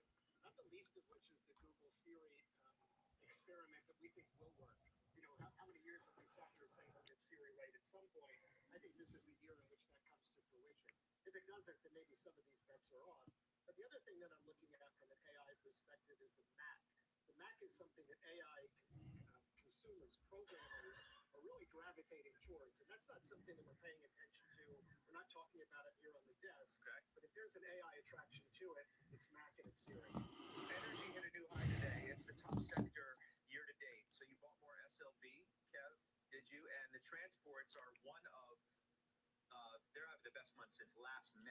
And you bought Norfolk Southern. Okay, Netflix is ticking higher. Netflix. Yeah, Norfolk Southern is a new purchase for us. This is a name that we've looked at for a long time. Obviously, they have some Netflix. This is going to go. Netflix. really cutting down on capex, getting lean and mean, 1.7% dividend, 7% dividend growth, which is modest. The stock's not cheap at this point relative to its momentum, but I think getting in here for us makes a lot of sense. You own Union Pacific. If we get the merger done and we have the Transcontinental Railroad, this could be something that you cannot replace with AI. They're not going to go out there and rebuild the rails. So I like the name here. You own UNP, right? We do. We also own just an energy, C&Q, Suncor, Devon. Netflix is going. These names have been on tear. So it's funny though. They're such a great hedge, right? One of the worst things that I think could happen to the markets. Netflix is going. Continues to do really, really well because it puts the inflationary pressure on everything, and it's a nice portfolio diversifier. We do own UNP. We've owned it for 1 year. It hasn't been a great performer. It's up 9%, but the country's largest rail business says industrials are recovering, transports are recovering. That's a good place we think to be. All right, let's get the headlines now from Christina Partsinevelos. Hi there. Hi, Scott. Well, Republican Representative Nancy Mace said today Commerce Secretary Howard Lutnick should face the House Oversight Panel for questioning about his ties to the late sex offender Jeffrey Epstein. The secretary is facing heightened scrutiny following the release of government records showing that his business and personal relationship with Epstein was more extensive than previously known. Mace made the announcement before the panel began its deposition of former President Bill Clinton. In Clinton's opening statement, which he shared on social media, he said he had no idea of the crimes Epstein was committing, saying, quote, "I saw nothing and I did nothing wrong." And NASA said today it will add an extra moon mission to its Artemis flight lineup before attempting a high-risk crewed lunar landing. The added mission will focus on putting a lunar lander into Earth's orbit for docking practice pushed off the launch of the Artemis 2 flyby of the moon until at least April because of rocket problems. Christina, thanks. I was just looking at the declines today in the private equity, private credit names, and the financials more broadly. We will discuss next.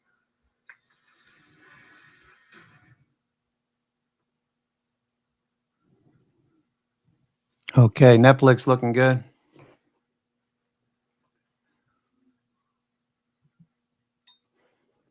I'd like to add more, but I know better than to chase it. We'll get an opportunity at some point. Looking good. Looking good. Ba-da-ba-bam, ba-da-bam.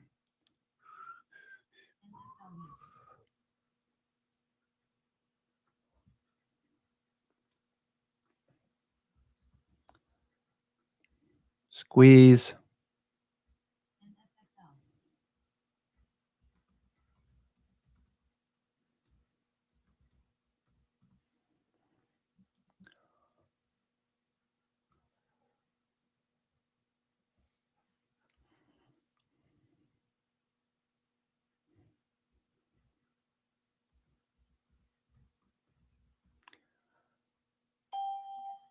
P-Sky is up 22.7%.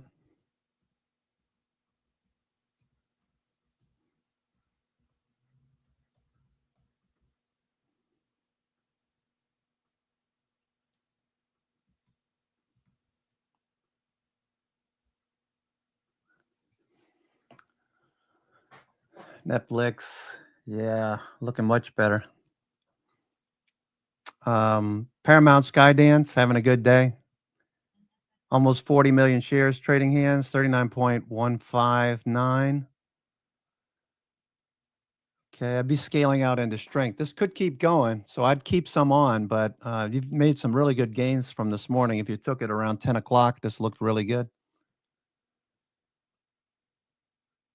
Even though the earnings don't look that great. Netflix still going.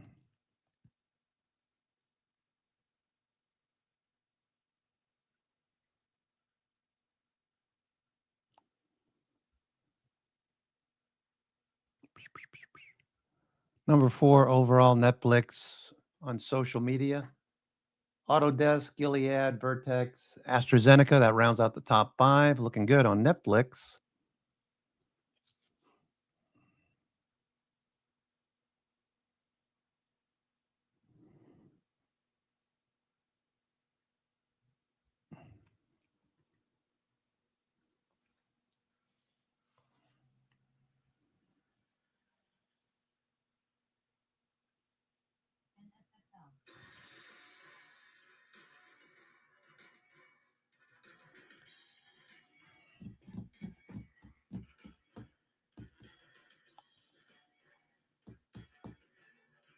We need to talk about the financials today, and we do that through Goldman Sachs, at least to start. Stocks down near 8%. Nokia trying to go some more. Nokia. It's been a bad month for these names. What is going on here? Well, what's going on is that you have echoes of 2008 that people are worried about. And if they didn't get out of it when the first warning sign, didn't get out of market when the first warning signs appeared, then they suffered, in some cases, permanent capital loss. So it's more that than anything else. Look, I think there are going to be more issues. I don't know if you talked about it on air yesterday, but there's a $2.5 billion fraud occurring in the UK right now, alleged fraud, and that was underwritten by some of the top banks out there. I don't believe Goldman was involved, but Jefferies and others. So nobody wants to get in the way of this. I personally think it'll be contained. Nokia at the highs. Nokia looks good. Took a while for this to consolidate. 16 weeks.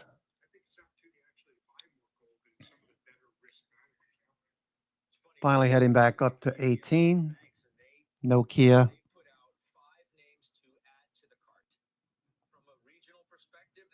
I sold the $5 calls that I had for April. I also have some $7 calls that are doing well.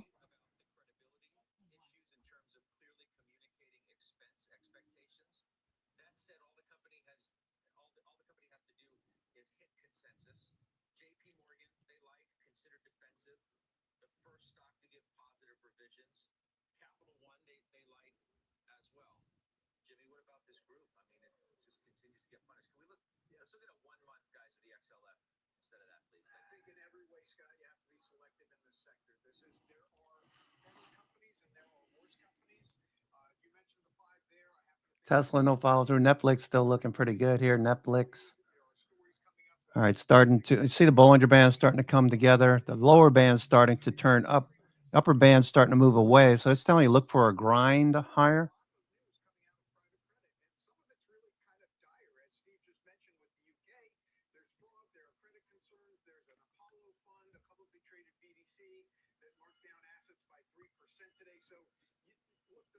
BDCs are not the place to be. It's very clear that the worst loans are in the public BDCs.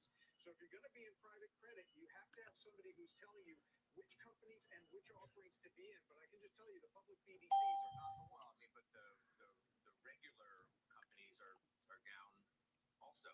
Yes. So you're to your between hold on, hang on 1 second. Just to your point on you have to be selective. Where's that selectivity coming from? Yeah. Okay. Thank you for allowing me to make the distinction. You're welcome. Public equity companies. All right. There's three things we're talking about. Your public BDCs. All right, Netflix, a little profit taking here. Equities of the private credit companies like Blue Owl and Apollo. Frankly, I like those. But then within the non-publicly traded BDCs that are offered by those companies, you have to have people who are guiding you, who are doing the due diligence on those non-publicly traded BDCs. You can't just wade in there on your own. Well, I'm just telling you that, like, let's just use Blue Owl as an example since you're talking about them specifically. Their technology vehicle that trades publicly is down 17% year to date. All right, so you don't like the BDCs, but you like the Blue Owl Capital is down 27%. Yep. So even worse than the BDC. Yeah. And unlike the first thing you referenced, I think Blue Owl will come back. I'm in Apollo as well, which are very similar companies, okay, in this regard. And I do think they are getting marked down. This is the public equities of the credit companies themselves. They're getting marked down on an overreaction to legitimate fears. These are legitimate things. Steve brought up the UK mortgage lender. We can talk about Tricolor and First Brands. Those are factual things that happen. But I do not think that these are systemic risks. That's where I don't think so. But there's a meet me in the middle of Netflix. Idiosyncratic examples for the things that you cited. You don't have to go all the way to, well, this is not a systemic crisis. You could still have the number of loans that have been made to software businesses and the losses that may result from that as those are marked down. This whole thing is about where the marks are anyway. Yep. So you don't have to go from here all the way to here. Well, it's just this. It's not going to be this. Well, it's this. Yeah. The reason I'm responding the way that I am is because I speak to a lot of people on this. I speak to clients. I speak to advisors. Spoke to Doug Ostrover this week, the CEO of Blue Owl, and I will tell you that the words that are coming in are systemic risk. And I'm telling you, the analysis that my team does at Syracuse. I would respectfully disagree with you. You know, I've talked about it yesterday. I think there is value. All right, we're pulling back from the high. Netflix. 94.90. We're off 70 cents from the high. You're going to have people want to take profits here off the lows. Okay, let's look at S&P while we're waiting. S&P still below VWAP now.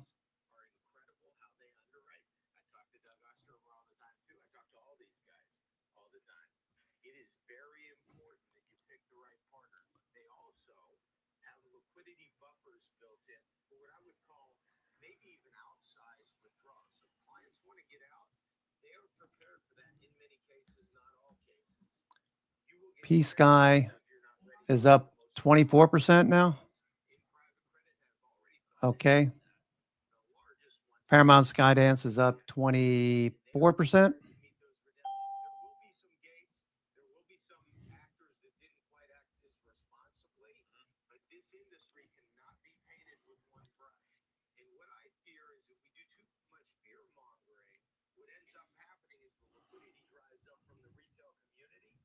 a large new community here, and they're going to make the wrong decision, a Lehman type decision, where everybody tried to run to the door at the same exact time. This is on credit now. I'm not talking about the underlying equity. Run to the door, and everybody's going to get hurt if you yell fire, and they all try to run out, and there is no fire. They're still going to get hurt. Okay, so you better. No, I know, but there were some advisors. I'm sure there were some advisors over the last couple of years who were yelling sunshine about private credit, endless days of sun, and now there's some turbulence and storm clouds, and things are a little more worrisome. And those people who were in those assets, because they're either semi or highly illiquid, are stuck without an umbrella, and they're going to get soaked. So let me tell you what a poor Okay. Still looking iffy. The fact that we're still back below the 50-day again. We were up above the 50-day for a couple of days this week. Back down below. Doesn't make me feel warm and fuzzy. I would still be thinking about this put fly, 6,600, 6,500, 6,400. You could probably get into it for still around $300. A little more maybe. So I'd definitely be thinking about, some protection, not be 100% long without any kind of hedging. All right, we're back down. I'll take this over here because we're back down again. Okay, flat to slightly lower.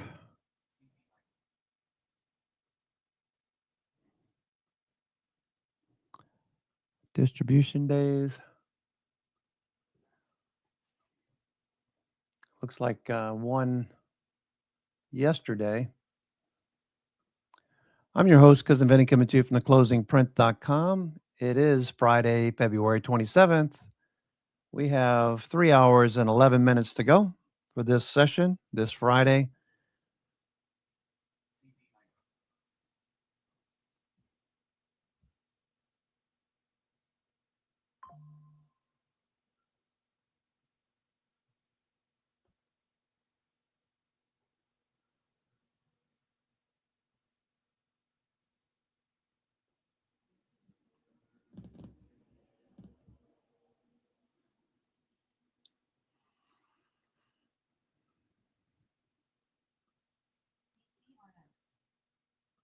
A lot of cross currents.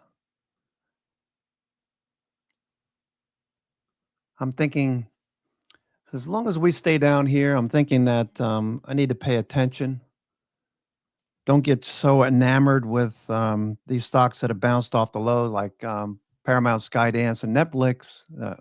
There is some rotations back and forth, but stocks like Apple pulling back. So Apple does have a good game plan, I think, for AI. But look at this. Look at these down days. These down days are not that great. It's on lower volume. Really need to see buyers step up and stay above the 50-day. Communications, we talked about. Energy's hanging in there. Energy. XLE Energy. Okay.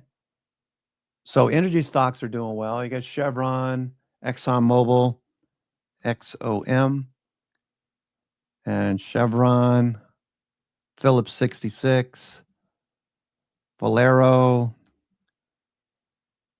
Vistra Energy, bouncing, Conoco, Phillips at the highs. So energy is doing well. Don't get so enamored with the tech stocks that you forget about the rest of them, because tech is off. Semiconductors, off. CoreWeave pull back. CoreWeave pulling back. Got the 80 strike. I'll roll this out probably next week. Same strikes. Roll them out to a few weeks. Get a credit. Probably going to hold in this area.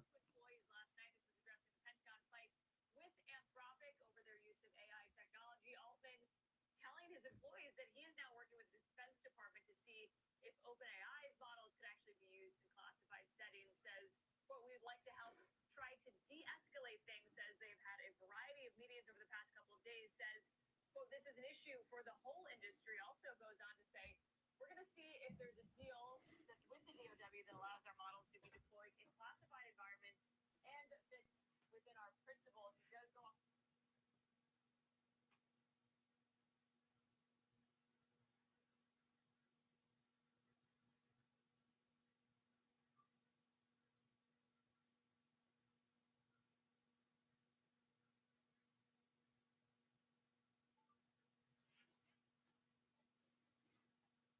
Partner with the government to basically ensure things are working correctly and then offer similar services to other allied nations. If they are successful, he says, quote, perhaps this can be a path that can work for other AI labs too. No comment from Anthropic on this. I'm also told that company's still working ahead of a 5 p.m. deadline with the Microsoft seeing a little bit of selling here too. So tech, not the best sector to be focused on. Financials off again today. 3 days up, back down. So that's not looking so hot. Industrials hanging in there. So energy, financials, communications look good. Healthcare catching a bid. All right. So stocks like Gilead, I'd be focused on. Big bounce on Gilead, AstraZeneca, nice bounce. Regeneron, nice bounce. J&J, trending, nice bounce off the 9 EMA. Merck, bounce at the 21-day. So healthcare looks good, in particular pharmaceuticals. Biotechs, they're okay, but just consolidating in a range. Consumer discretionary, consolidating. Retail, stocks like Walmart catching a bid, pushing back up. Ross Stores, trending. Target, backing off a bit. Dollar Tree and Dollar General. Dollar General better, I think. Dollar General. Yes, Dollar General. 5 below from the watch list occasionally. We keep this on the watch list. All of these looking good. So it looks like sector rotation. If you look at the S&P 500 equal weight, this is still trending. It's down a little bit today, but still trending. It's not a big bearish candle like 3 weeks ago. 2 weeks ago, we had this big down day. That was a Friday. Okay, this looks fine. MACD's flat. That said, I would be considering some hedges if you don't already have them. Whenever VIX moves lower, whenever VIX moves down to say 17 or 16, if we get down to there, I'll probably buy some more. Instead of March, I'll do like April 20, maybe April 21s, 21, 25, a credit spread. I mean, a call spread. So I'd be hedging somewhat. I showed you what I was looking at on S&P. This has been on the chart for a couple of weeks now. All right, this put fly. If for some reason we lose this level, we keep banging around in this range, chopping people up. If you look at the 60-minute, it should be pretty obvious. Okay, let me just change here. If you look at the 60-minute, this is what you're dealing with, what we're all dealing with, this kind of choppy price action. Hit or miss, unless you get a good trend intraday. But for most people, you're going to get chopped up. We're not trending. We need to get above 7,000 or below 6,800. For now, we just kind of biding our time. So we covered most sectors. Let me see. Consumer staples, that's trending higher. Consumer staples above the 60-minute 20 EMA. So I'd be focused on stocks like Coca-Cola,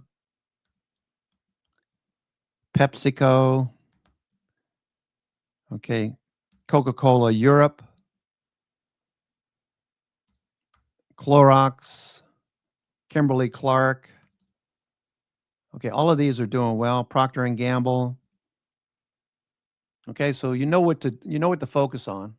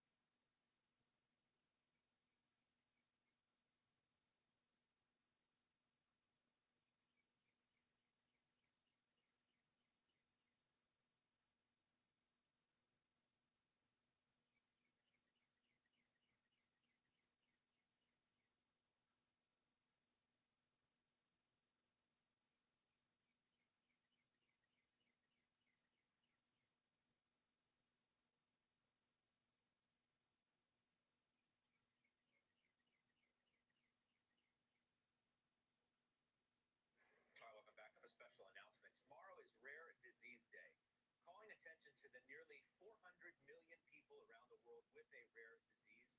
It's important to us at CNBC. This year we launched CNBC Cures to raise awareness. And coming up on Tuesday, Becky Quick hosts the first annual CNBC Cures Summit in New York City. Becky's going to be joined by leaders in the space to discuss the biggest issues impacting the rare disease community. You can register to watch a free live stream of the event by scanning the QR code on your screen now or go to cnbc.com/cures. Let's get to the setup before we do final trades. Berkshire Hathaway earnings Saturday, the first report without Warren Buffett as CEO. Jimmy, how do you think about that? Well, the stock's had a rough go since the announcement that Mr. Buffett was stepping down, but I think there is tremendous value here. I think when you actually analyze the company, strip out the stock holdings, which are fine, frankly, and just look at the operating businesses, they are attractively priced in the low to mid-teens, depending on whether you're looking at the aerospace business, the energy, or the railroad Burlington Northern. It's very attractively priced. All right, so we'll see what happens there. That's always a must watch. Let me tell you what's coming up on closing bell at 3 o'clock. We have Goldman's head of hedge fund coverage, Tony Pasquarello, always a thoughtful guest, and we'll get his views on where these markets go from here. Eli Caston is a healthcare hedge fund manager. He'll be with us as well. Dan Ives is going to join us. How about this? Aswat Damodaran, and he's the so-called dean of valuation. He's going to tell us why he is right now, according to him, the most cautious he's been in his whole career. He'll tell you exactly why he thinks that now. And if that's not enough, we'll talk to Tom Lee. So we'll send you into the weekend with some big thoughts, I think, on what's all transpired here and what this new month could bring. Stephen Weiss, do you have a final trade for us? I do, Scott. QXO. VWAP is nearly flat here. Exactly as they said, and they're on their way to 10 billion in earnings. So very excited about it. All right. Who's Blackstone? Me. Okay. You want to tell me more? You okay? I was dangerous. Did I stun you? Industry leader. It trades in an 18 times forward PE with double-digit PE growth. Who just sold that? Was that Malcolm Etheridge who just sold that this week? He did. Don, thank you. Appreciate you. Farmer Jim. ExxonMobil, also known as Esso outside of the United States, respect the trend. Okay. I like the consumer electronic company Apple Computer. A massive install base, constant growth services. Let's not discount how much the AI developers like the new MacBook. It's all the way back to 1985 or whatever. That's where we're at with you. All right, I'll see you on the bell.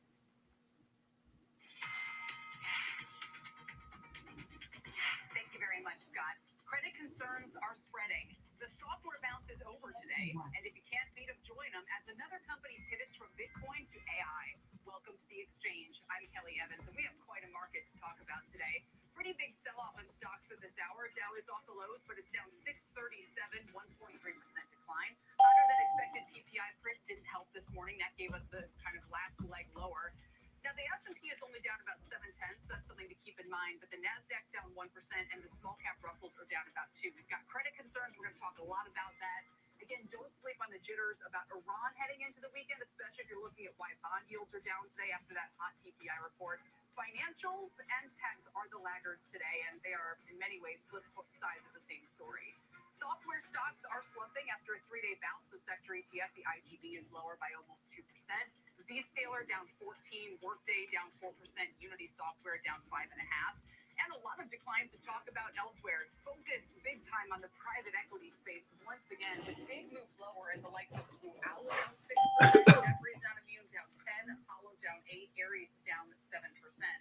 And that's where we begin today. As losses pile up in the software space, attention is shifting to the fallout that could have on private equity and credit lenders, and even on the whole broader financial landscape, adding to concerns overnight. All right, so the market's just flattened out here. Doji, nobody's winning. You can see over here on the right. Daily, nobody's winning this. We got the high, the low. If you're buying right here in the middle. Okay, Netflix on the move now. Netflix looking good. I want to add to this one. We're up so much. The volatility is up. I don't want to buy it. I don't want to do anything right now.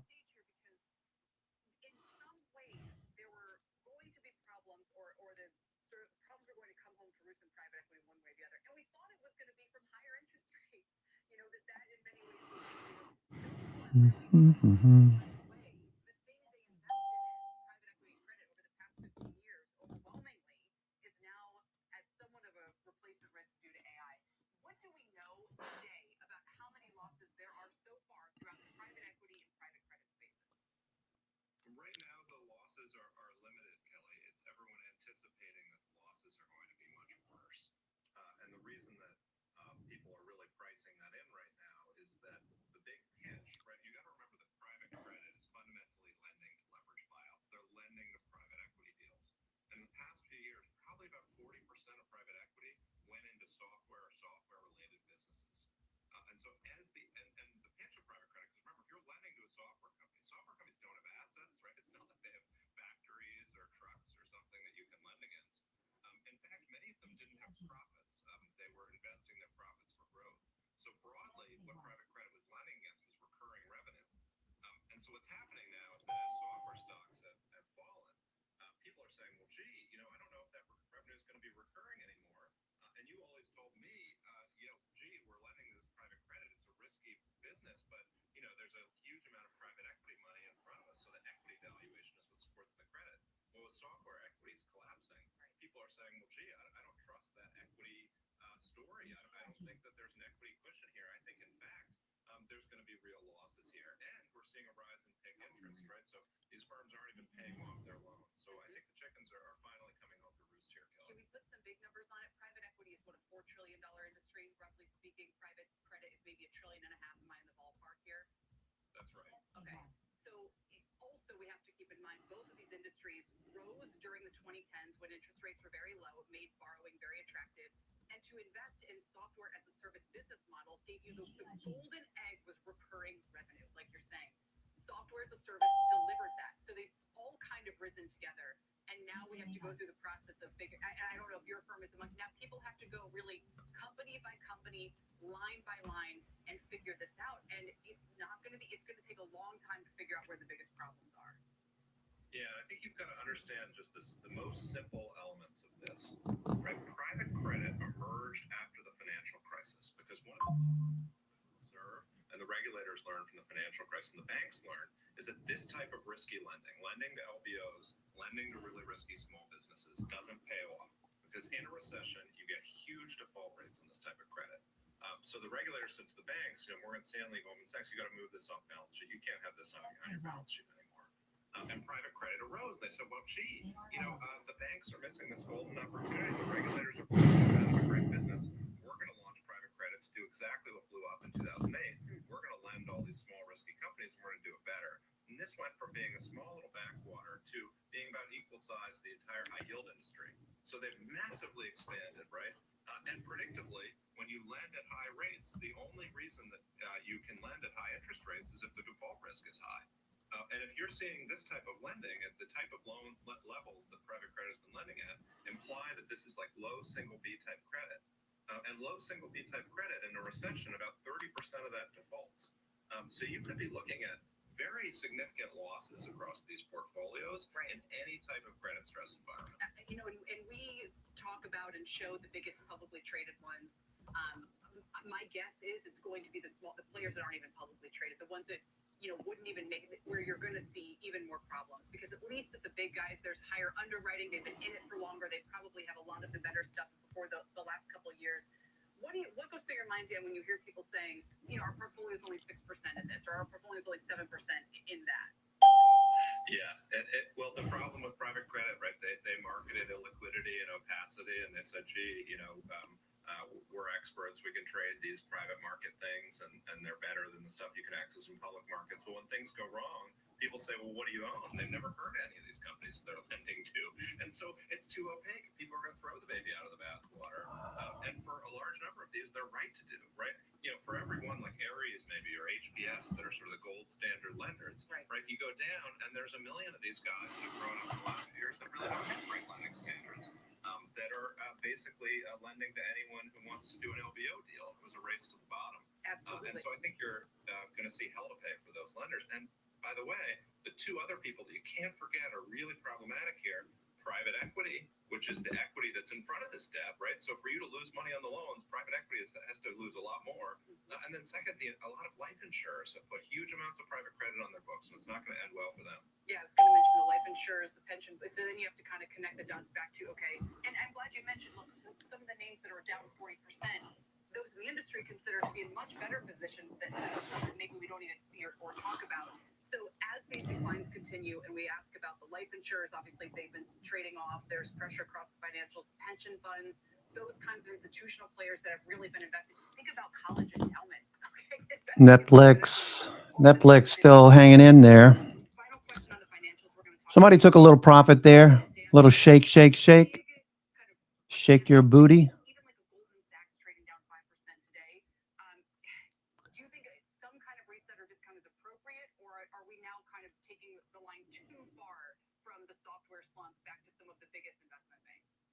Yeah, I don't see a case for how this affects Goldman in a material way. I think you're on much firmer ground.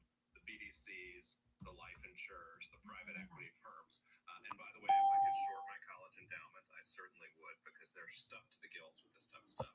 Yeah, exactly. Dan, really appreciate you making the time. We'll check back in as the story continues. As you say, I believe there's many chapters still to come. Appreciate it, Dan. Thanks. Dan Rasmussen joining us there from Verdad Capital. Want to quickly turn to some of the other big news of the day, everything that's killing off software. OpenAI closing a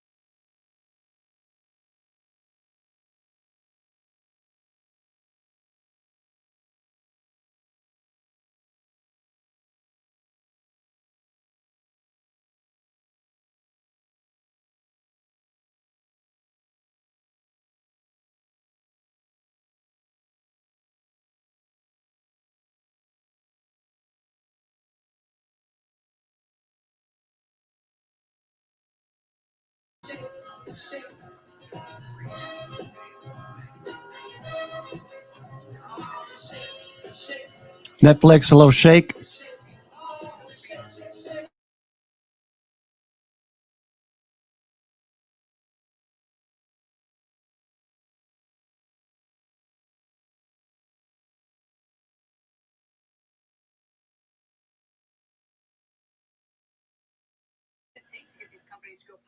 All right, Netflix looking good. Look at what's happening. All these companies that were raising money in 2021 are trading down like 90%.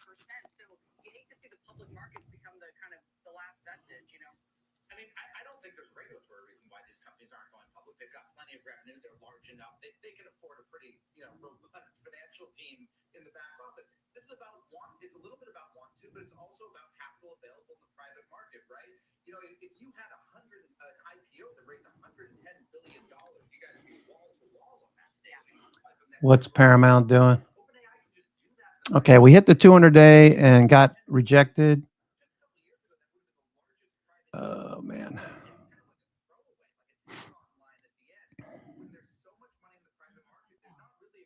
Paramount, Skydance.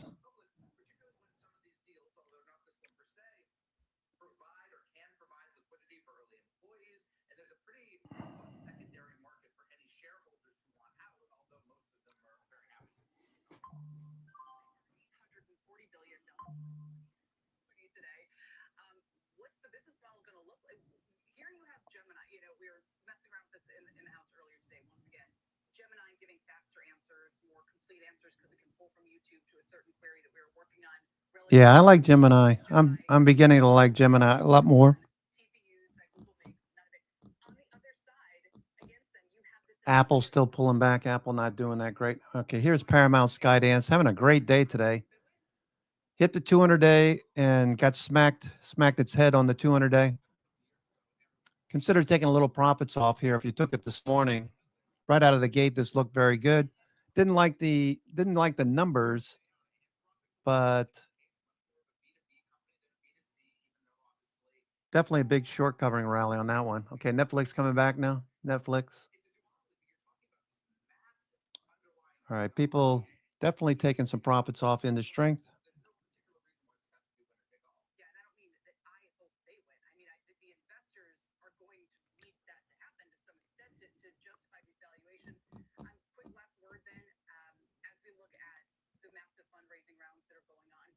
Baker Hughes, Constellation Energy.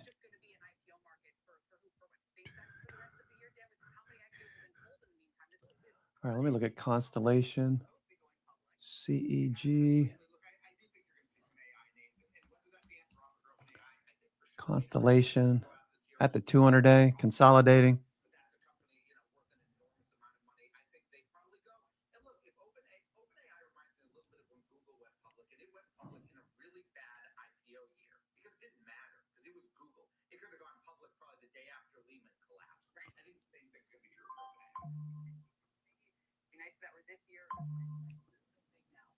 Dan, thank you. Appreciate it today.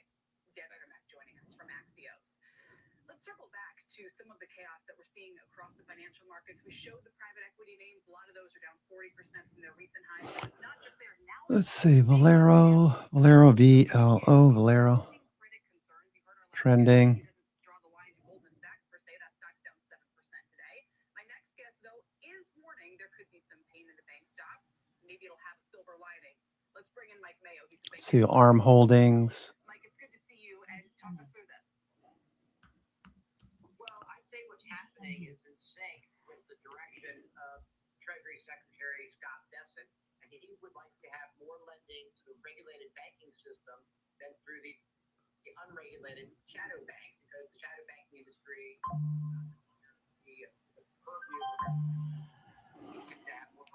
of S&P.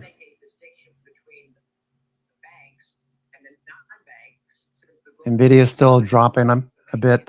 Nvidia.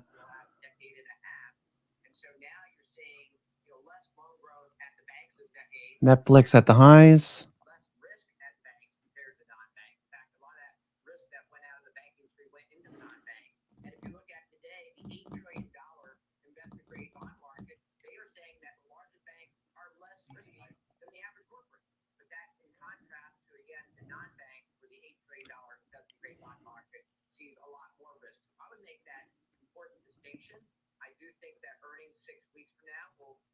Be decent for the largest banks, which are also much more diversified.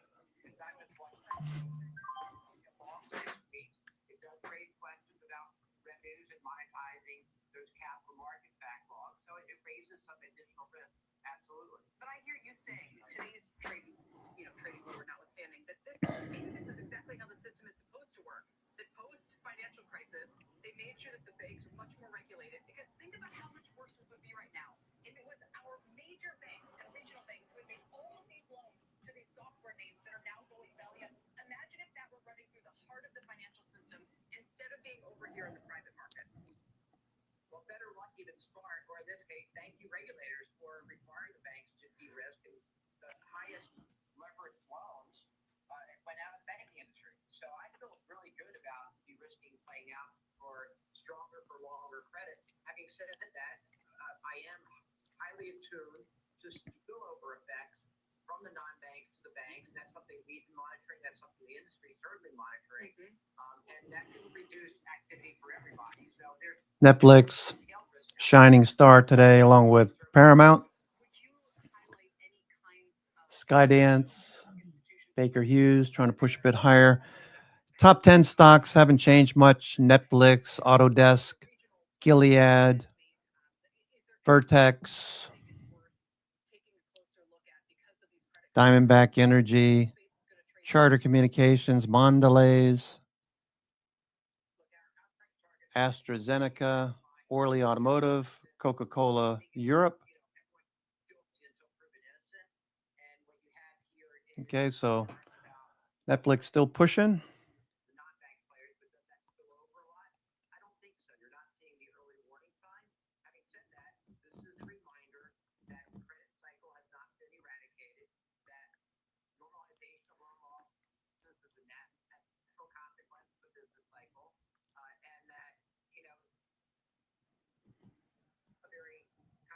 Hypersensitive market right now. But the business banking is not to have zero losses and zero fraud and zero everything else. You accept losses for a certain amount of your return. And I think a lot of these loans outside the banking industry weren't necessarily properly priced from what we hear from the banks, which have been squeezed out of the business. Well, and I hope, as you say, whether it's Treasury Secretary or some of the Fed officials talking about,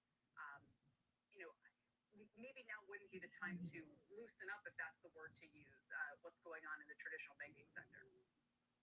Well, now the banking industry is the foundation. The balance sheets are about as strong as they've been in decades. Netflix. Liquidity and the oversight, the boards are attuned to this, and the de-risking. Capital's about double since before the global financial crisis. Liquid assets are about double. They de-risk the leverage fund. They de-risk the subprime consumer. I mean, but the question does become the less diversified firm. Look, 3 decades ago, you had national banking happen for the first time in history of America. And one reason for that is you had rolling recessions that wiped out banks in Texas and California and the Northeast. Now you have these national diversified banks that are better protected, but the smaller regional banks, when you get smaller in size, one bad loan, it can have a much more negative impact than for diversified firms. Absolutely. And I'm glad you said subprime. In some ways, this is going to be like subprime, but you hope because it's not in the core banking system that it's not like a domino effect, obviously. Mike, we'll leave it there and appreciate your time today. Thanks. With pleasure. Mike Mayo joining us there from Wells Fargo. Quick programming note, we'll speak with JP Morgan Chair and CEO Jamie Dimon in a first to get his latest thoughts on AI, financial services, the problems in these private markets. Really looking forward to that at 1:30 p.m. Eastern on Monday afternoon. And coming up, a contrarian take on software. Our market guess is buying some names in the group at these levels. We'll tell you which one's ahead. But first, in a saga for the ages, Paramount Skydance winds up winning Warner Brothers Discovery, setting P-Sky up 22% on that news. And Netflix investors are also thrilled. Those shares jumping 12%. They're back up to almost 95 today after they didn't win the bidding war. What should Netflix do now? That's next. This is The Exchange.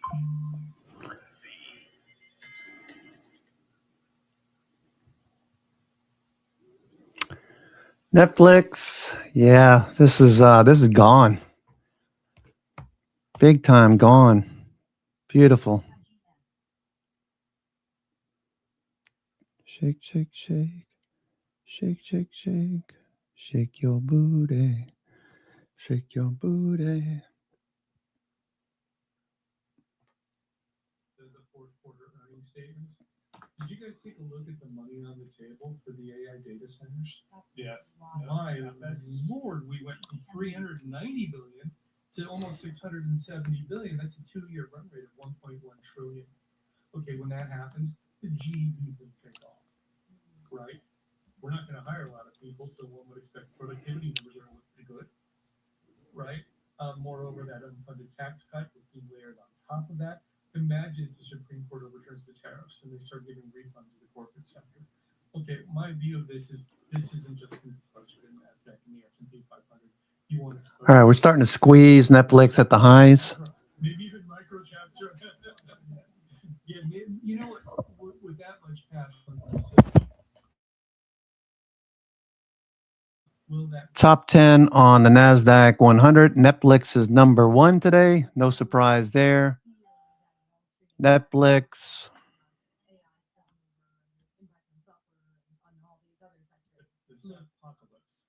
Looking much better here. Netflix clear. Look at this Kirby over here on the left. Netflix. S&P is still drifting lower. Autodesk. Construction. Engineering. Architecture. Moving higher. Software. Gilead. Nice bounce on Gilead. Diamondback Energy, just looking at the top 10. Diamondback Energy, looking at the top 10. That looks like a good entry. Diamondback, put a stop under today's low, 21 day. That's number 5. Jockeying for number 5, back and forth with Vertex, VRTX. These two keep going back and forth.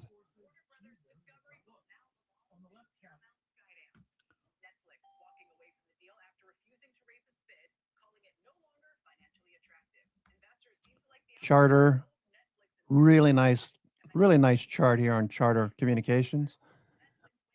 I love when I see higher lows like this fade for the last 2 weeks. That was a consolidation of the previous gains. Charter probably keeps going.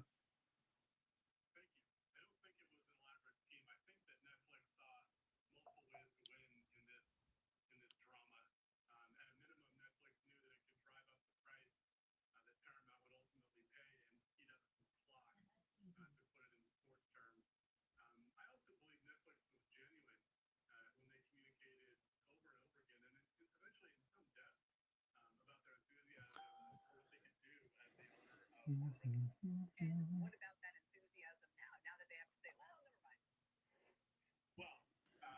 is a business, and it's about earning returns on your money that exceeds the cost of that money. And we think Netflix is a very financially rational entity, and there's a price at which a given project isn't attractive. The strategic benefits are effectively priced in, and so we do think that Warner Brothers at 31 is priced above economic indifference. But stepping away from the numbers and all the analyst talk, strategically, Netflix would have looked pretty desperate if they continued to bid these assets up to multiples that were in excess of anything we've seen mature media companies. Yeah, I would agree with that. I would agree with that 100%. Well, this outcome is fun for media analysts because it produces a behemoth at Paramount Skydance in terms of its enterprise value, but more importantly, its content budget, which will be close to $30 billion. It'll be a bigger buyer of content than Disney. It's really an extraordinary number, and it spans films, premium scripted television, mass market, CBS scripted television, and sports. Yeah, that's kind of slow right now, right? This time of day. Got 2 hours and 34 minutes to go. I'm your host, Cousin Vinny, coming to you from theclosingprint.com. It is Friday, February 27th, last trading day of the month. Be interesting to see how we open on Monday, Sunday night into Monday. Being we have a very large OPEX triple witching for March, 3 weeks later. So be watching that.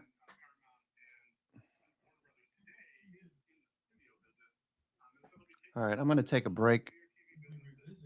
I'll take a break, maybe make some lunch. I'll be right back.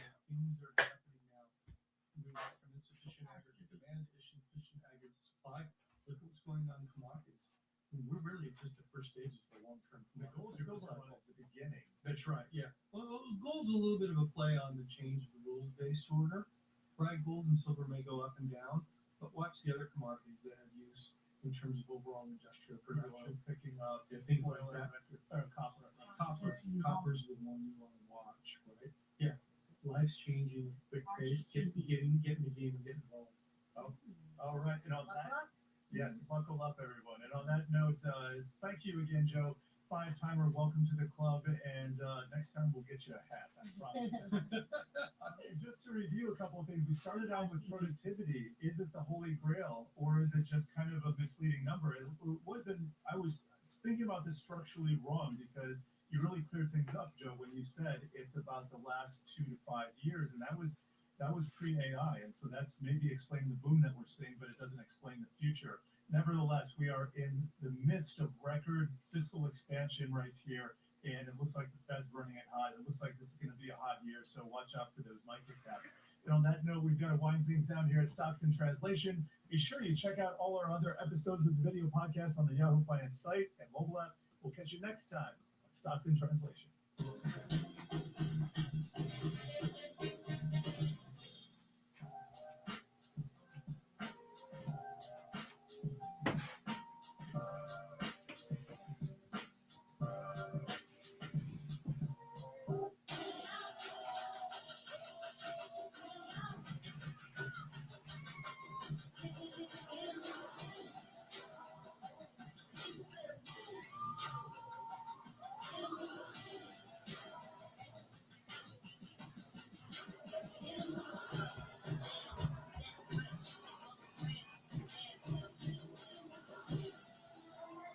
Big time, best time, all the time. Come seek the Royal Caribbean. Witness news as it happens, 24/7, live, raw, and uninterrupted.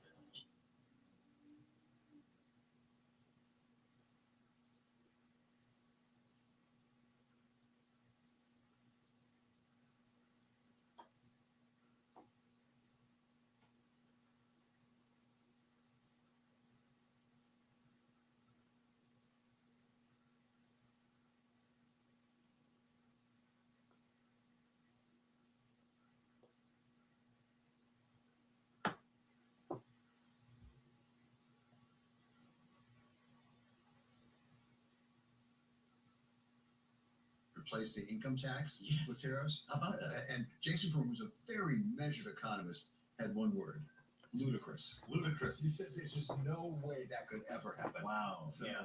Just to dangle that out there in a State of the Union is pretty remarkable. I hope they're not going to throw us out of here, James. Let us know. But delayed investment were the two words that struck me there, because when you talk about uncertainty, it's as simple as that, right? President Trump talks about trillions being invested in this country, but how many more have been delayed? Well, exactly. And one of the questions is what happens with all those deals, supposed deals. We'll see what happens on the investment. Like Japan, for example, with $550 billion going to be invested here.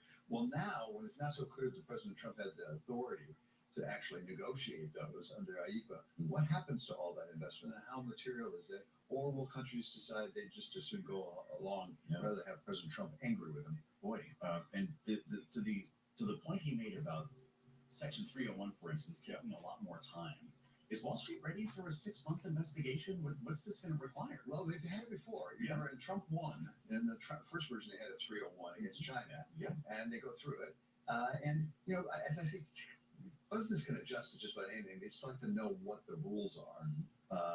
And as a practical matter, it's about 10, 11% effective tariff rate right now after this all happens. Yeah. And that's on goods. Goods are only 25% of the total economy. So it's not quite as massive as some people have warned in the past. But and that cuts both ways. It isn't as bad, perhaps, as some Democrats would say. And as Jason Furman says, it might not be as good as the Republicans like to believe. Very, very interesting. I'll be curious to see how Republicans in Congress weather this. Once, particularly, we get through primary season, David, is this where the president's going to find the line? Well, also, you would know this better than I, Joe, but it seems to me it's going to be a question of what the constituents are thinking back home. Yeah. If inflation kicks in again, and there's a lot of stimulus coming in under the One Big Beautiful Bill Act, and there's a lot of stimulus coming in, if inflation starts picking back up again, a lot of what the president has said about affordability just being a ruse for the Democrats might be uncomfortable for some members of Congress, particularly in the House, going back and campaigning in their home districts. Well, we'll hear and see that full interview with Jason Furman on the program this evening. Bloomberg Wall Street Week with the great David Wesley. Great to see you in person, David, here at World Headquarters in New York as we assemble our political panel for their take on what we're talking about. And it really just comes down to an incredibly long week in the world of politics. A week ago, SCOTUS, Tuesday night, the longest State of the Union address in human history. And we have Rick Davis and Jeannie Shanzano to break it down. Bloomberg Politics contributors. Jeannie is our Democratic strategist, democracy visiting fellow at Harvard Kennedy School's Ash Center. Rick is our Republican strategist and partner at Stone Court Capital. Jeannie, we've talked a lot about finding the line, so to speak, on Capitol Hill, and a number of Republicans have expressed their concern about moving forward with tariffs under various justifications, whether it's 301 or something different. Do Democrats have any say in where this goes? If Republicans aren't seizing on this in Congress, does the legislature stay out of the mix? You know, unless something happens, as Donald Trump knows all too well, in November and Democrats take the gavel, or, you know, we see Gonzalez moved out and we are looking at an even house. I mean, we're so tight in these margins. There's a lot of opportunity. But at this point, you know, the president said during the State of the Union that congressional legislation wouldn't be next. And to me, as a political scientist, that's terribly disheartening because he missed the entire message of Neil Gorsuch's opinion, which was that American government depends on an active legislating Congress, not an active legislating president through EOs, and certainly not legislating from the bench. So terribly disheartening for those of us in the political science realm to hear him say that. Rick, you work in the investment world. What are you hearing when you have conversations with people about delayed investments, to Jason Furman's point? Yeah, I think it's just a lack of clarity of public policy that, you know, over time you would hope gets smoother and easier. And instead, certainly this week has been incredibly disruptive. And so I think that all you know, investors want is sort of a level playing field and some certainty around policy. And I think it's a good example where we haven't had a lot of certainty around the policy of the Trump administration, especially as it relates to the tariffs. And David's right. They haven't been as punitive as everybody thought they were going to be. Certainly not as threatened on Liberation Day as we thought. But at the end of the day, you're making decisions based on years of investment return, and you know you're seeing changes in public policy on a daily basis. You know, the president came out just this last weekend and said he was going to up those tariffs by 15% post SCOTUS ruling, and it turns out when they were filed, they were only 10%.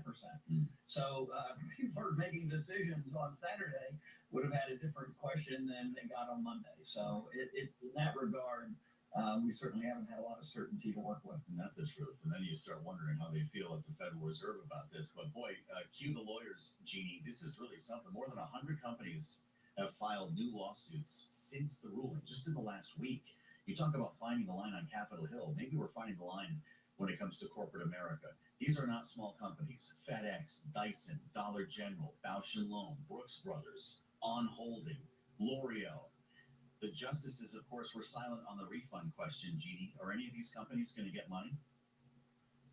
I don't know if they're going to get it, but I think if we step back and look at this from a political lens, wildly unpopular these tariffs are. The president has doubled, tripled down on them. And now we're talking about this big boom for lawyers who have, you know, filed all these lawsuits on behalf of these behemoth, major and smaller companies.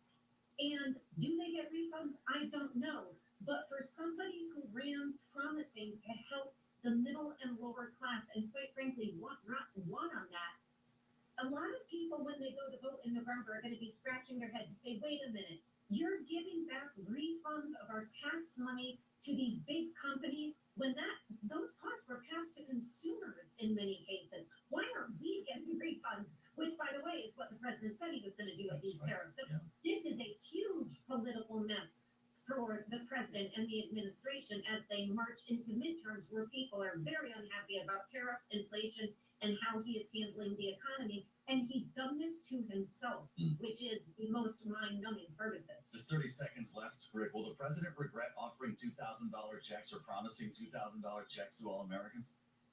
No, I think that's pretty much overtaken by events. I mean, it's such a scrambled deck right now. I don't think anybody has any expectations.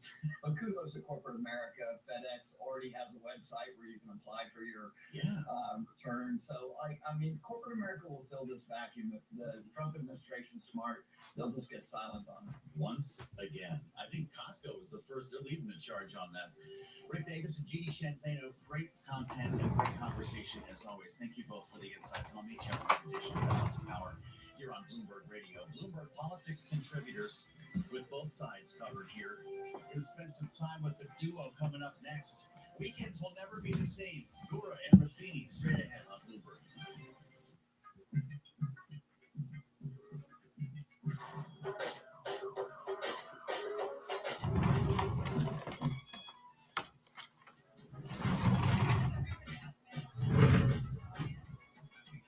Join me each week on Wall Street Week for stories of capitalism from business, markets, economics, tech, and fun. More than what you need to know, it's what you need to think about. After fire, water, or storm damage, home can feel far away. And for over 50 years, A&I Fire and Water Restoration has been helping families across the Carolinas get back to normal. With expert care and decades of experience, we make coming home possible. A&I Fire and Water Restoration, restoring more than property, restoring peace of mind. You can rely on A&I. Nissan.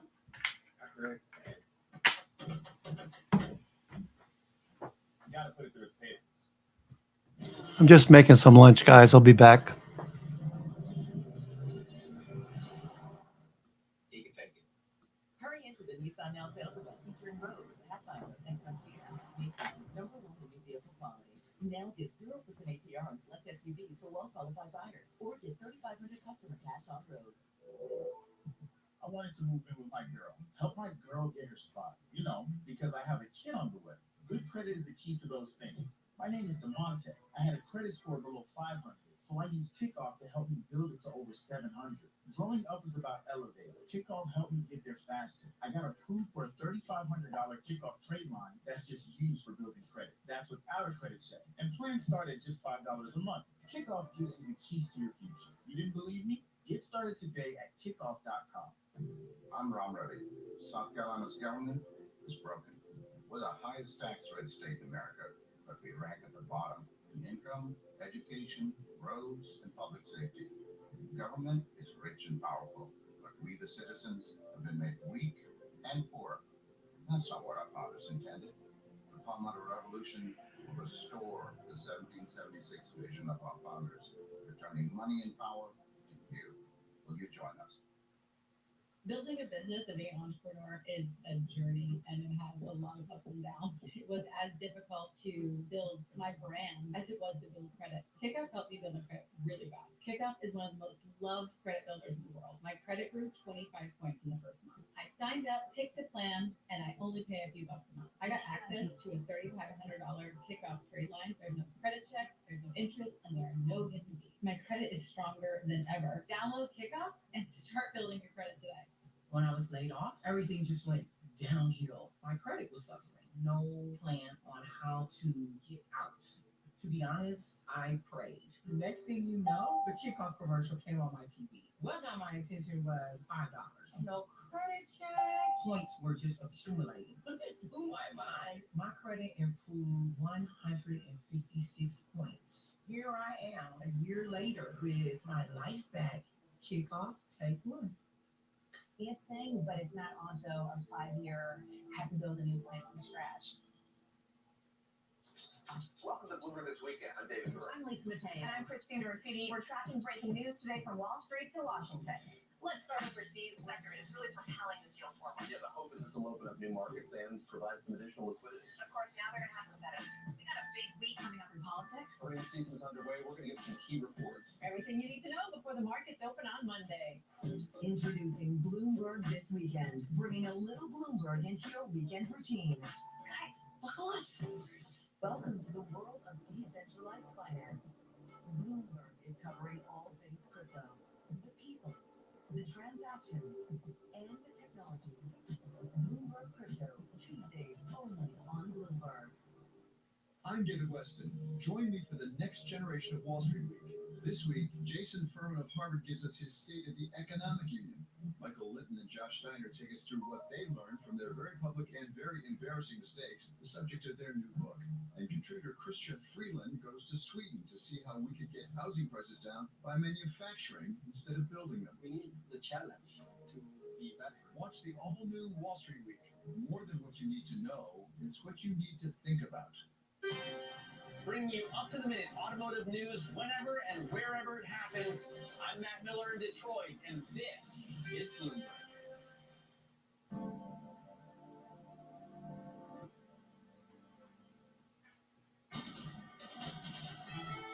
It's 1:40 on Wall Street. We do check markets all day long here at Bloomberg. We've got the Dow, the S&P, NASDAQ all declining right now. S&P 500 index lower. Stocks are declining on concerns about AI disruption and private credit troubles. Investors also focused on war jitters with Iran. S&P 500 index right now is trading lower by 0.8%, down 54. We're now at 68.54. Dow Industrials down 653 for the Dow, a decline now of 1.3%. The Nasdaq Composite Index down 278, Nasdaq down 1.2%. The Russell 2000 Index of small cap shares hit particularly hard today, right now down 2.2%.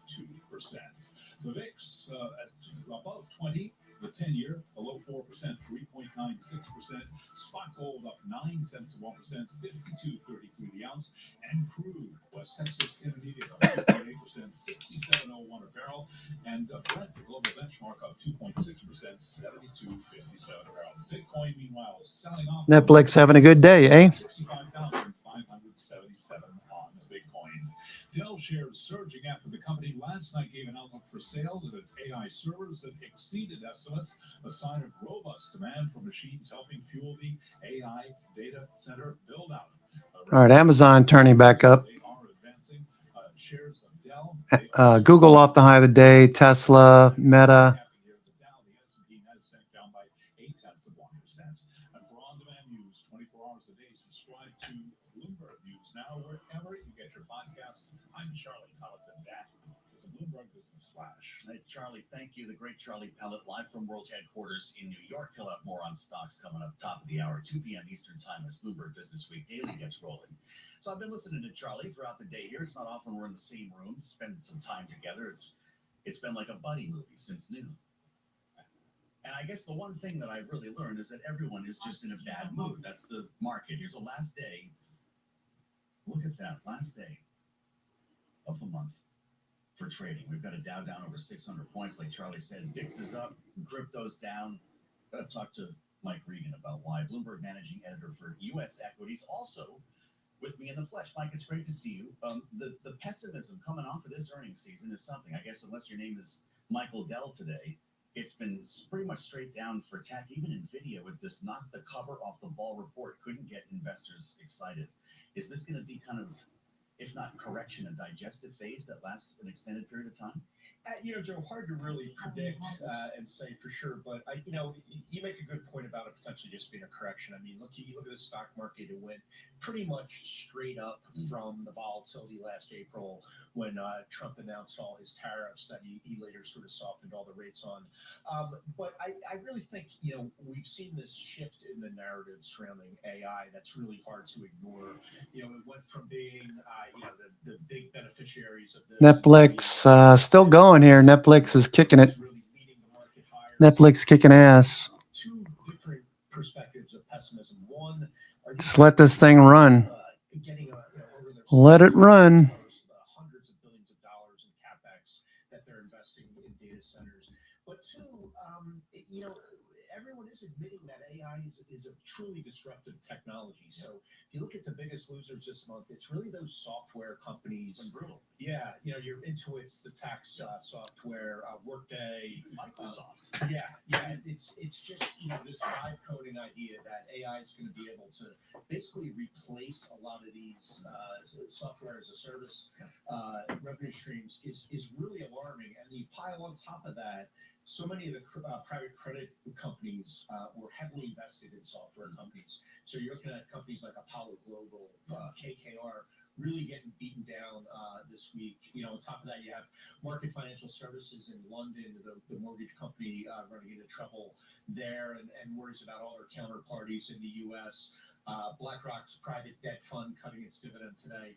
You know, I hate to use that cockroach analogy, but it really is what people are talking about, that the cockroaches in this private credit space are really starting to scare you about. At the same time, though, and I always come back to this point when we talk, if you look at the equal weight S&P 500, it's basically at an all-time high. It's amazing. How often do you see this much volatility beneath the surface, but so much stability in the indexes and a rotation that apparently is lifting the equal weight to new heights? Yeah, it's really fascinating. And even with, you know, I don't know about today, but yesterday, days we've seen these really big drops in the S&P 500.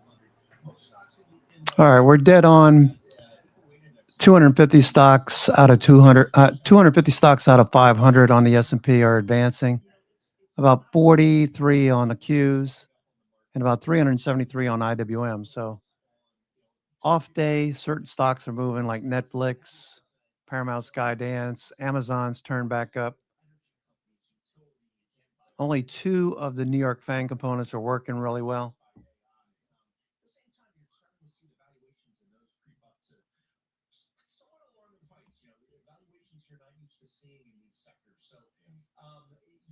Futures, S&P turning back up.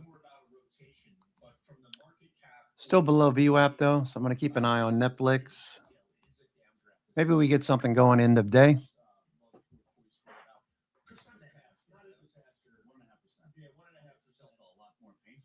feels a lot more painful than that, especially, you know, when you look at some of these individual movements. You know, these software companies that you're used to sort of leading the growth in the index, really getting hammered this one. Single stock nightmare, but the indexes are hanging in. Mike, thank you so much. With February under the bridge, well, almost at least, Mike Regan reporting for Bloomberg. Managing editor, U.S. Equity, is doing a lot more than reporting with us here on Balance of Power. This is the part of the program where we get to hang out with the cool kids, because the real reason we came here was not for the Buddy movie with Charlie Pellet. It was for these two. Weekends will never be the same at Bloomberg, or hopefully for you and your household. You've got the clock set. I already told you it's at 7 a.m. And I'm not going to let something like this pass by without trying to be here, witness it in person, maybe even be part of it. And they were kind to invite me. This is, of course, David Gore, Christina Ruffini. You've heard about Bloomberg this weekend. They've had no opportunities to talk about it on the air, so we wanted to bring them in right now. Because, look, this isn't some wacky variety show or morning Zoo show, unless you guys tell me it is. Surprise. Yeah, I didn't expect that at all. But it's actually, you guys are covering hard news. And, Christina, that begins with the Democratic leader of the House. It does. We actually just wrapped that interview this afternoon, and we asked a variety of questions. One of the good things about this show is, a bit like your show, we've got time to talk to these people. It's not a 2 or 3 minute. We've got time to sit down, run them through all the questions you want to ask them. My question for any leader in the Democratic Party is always, who is in charge of your party? We asked that and a couple other questions to the leader, and I think we've got that sound for you now. Do you think your party is united enough to hold that line? And who is the leader of the Democratic Party right now? I'm the House Democratic leader. We've got great members of the House Democratic Caucus as well that are leading in a wide variety of different ways. It's not my job to make determinations as to who's the Democratic Party leader. What I can tell you is that Democrats have won elections consistently for the last 14 months. And so whoever the leader may be, he or she is doing a great job. Because literally, we haven't lost a meaningful election in the entirety of the Trump administration, winning races up and down the ballot across the country, in places like New Jersey, in New York, in Virginia, in California, certainly during the off-year elections last November, in Mississippi, in Georgia, 3 state Supreme Court races that we swept in Pennsylvania, and then went on to win races in Florida, the Miami mayor's race for the first time in 30 years, and of course these special elections that we've seen dramatic overperformance, most recently in Texas by 31 points, and then in Louisiana, the home state of Mike Johnson and Steve Scalise, by 37 points in terms of an overperformance from the Trump number. So collectively, we're going to continue to message and communicate to the American people our values, juxtapose that with the extremism that the Republicans are unleashing on the American people, and let the chips fall where they may. And emboldened. He had all that at the ready. It seems like he was ready to rattle that off. Yes. Wow. What a moment for him as the world predicts a landslide, essentially, for the House in November. Well, the world is maybe predicting that. He is as well. Of course, he said that at the press conference. A little bit more profit taking at the highs. Netflix having a good day. Over these last few days. He seems to me, and Christina, correct me if I'm wrong, very confident about the path forward here. In the One of the best days in a while. Netflix up 12.5%. Netflix today. Paramount Skydance obviously having a good day as well. Paramount Skydance at the 200-day, it's up 23, almost 23.5%. Paramount Skydance.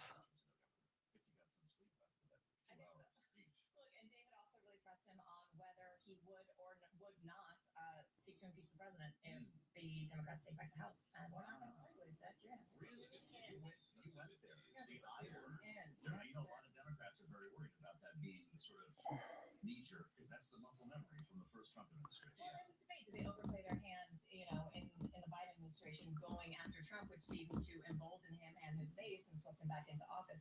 Are they going to repeat those same mistakes? You know, it dawns on me as well. You guys are launching at an incredible moment. We're talking about a potential military action against Iran.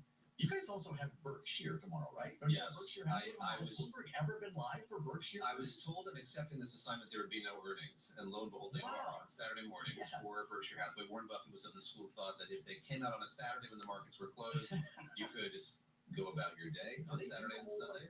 3-hour thing on TV with the Coke. S&P, trying to do something here, S&P. Been pretty flat all day. Let's see what hedge flows look like. Hedge flows. All right, so you see the infamous sine wave where hedge flows just keep moving sideways. Look for choppy price action. I will say that because the number of stocks advancing are 50-50, this could go later in the evening. So we could get a move up or down out of this range. We got resistance just overhead at 68.70, currently trading 68.54 on the S&P 500.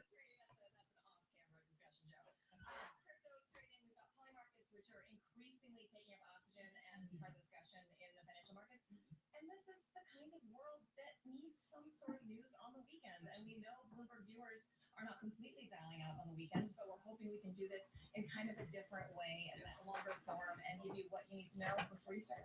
We're all part of this elite team, members of which have gotten a call at an early hour in the morning. Big news is broken on the weekend, so this in effect is kind of formalizing. This is all good for me. That's well, good for you. It's a lifestyle improvement. I'll let you know my vacation days many months in advance, Joe. But no, it formalizes that if news breaks on the weekend, there is a place to go to for it on that. It's not going to be ad hoc, and so we have great plans for what we hope to cover this weekend and next weekend. Of course, we're aware of the fact all of that could be scuttled perhaps dramatically, but we are prepared. And as you know, the newsroom is so huge and in the spring to action. What's Kalshi saying about this launch, James? Are they a lot of odds on this working, or Polymarket? America's producer, checking. I would unfortunately, put my money on something happening this weekend.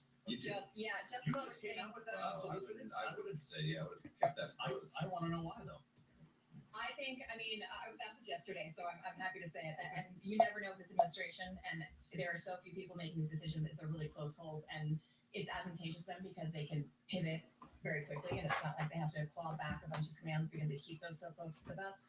But I've been watching this situation in the U.S. Embassy in Israel, and I think the fact that they've gone on authorized departure tells you something. How about that? So We'll have to see. You know, the counterpoint to that would be there are talks on the books for next week, technical talks. I'm happy to be proven wrong, and we will have you covered either way. where are those odds, James? 25% chance of strikes by March 2, 50% by March 13. That's Polymarket.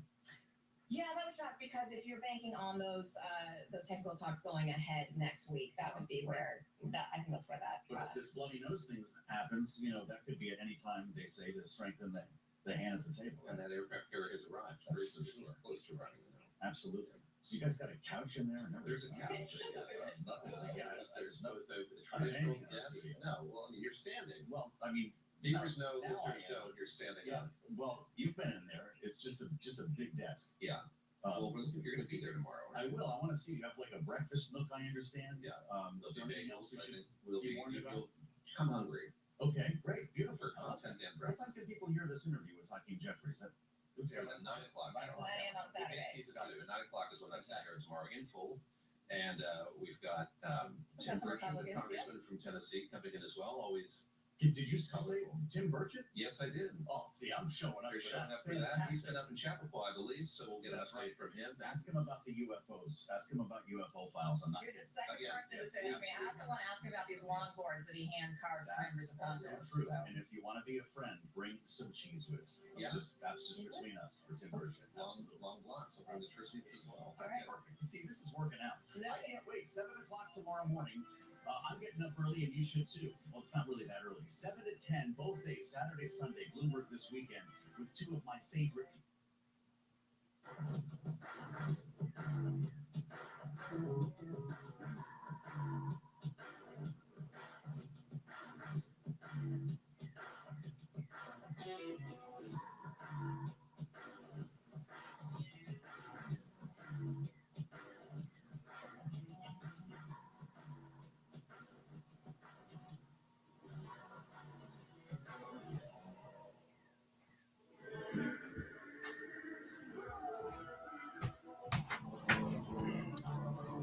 More chop.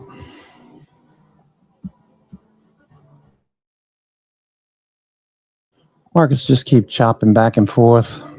Netflix, Dell up the high. Dell reporting an interest, increasing purchases of its servers for AI. So that gapped up today, looking good.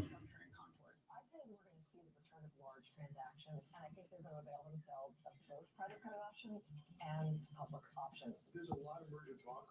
There's a lot of firepower. You know, investors wanted to know at what price would this deal be, and now they answered that question at $70 a share. So congratulations to Bloomberg Deals team for getting it first. I'm Danny Berger, and this is Bloomberg Deals. Every Wednesday at noon Eastern, only on Bloomberg Television.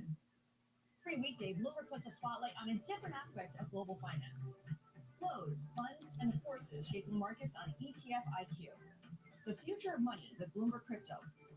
The players behind major transactions on Bloomberg Deals. The stories informing finance with Bloomberg Markets. All right, let's see. We have, 2 hours to go now? 2 hours to go. Okay, 2 hours to go.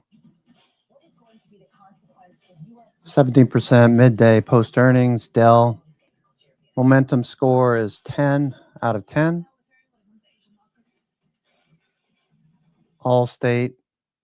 Okay. Large open interest strike building at 210 as premiums reflect low risk. Let's take a look at Allstate. ALL.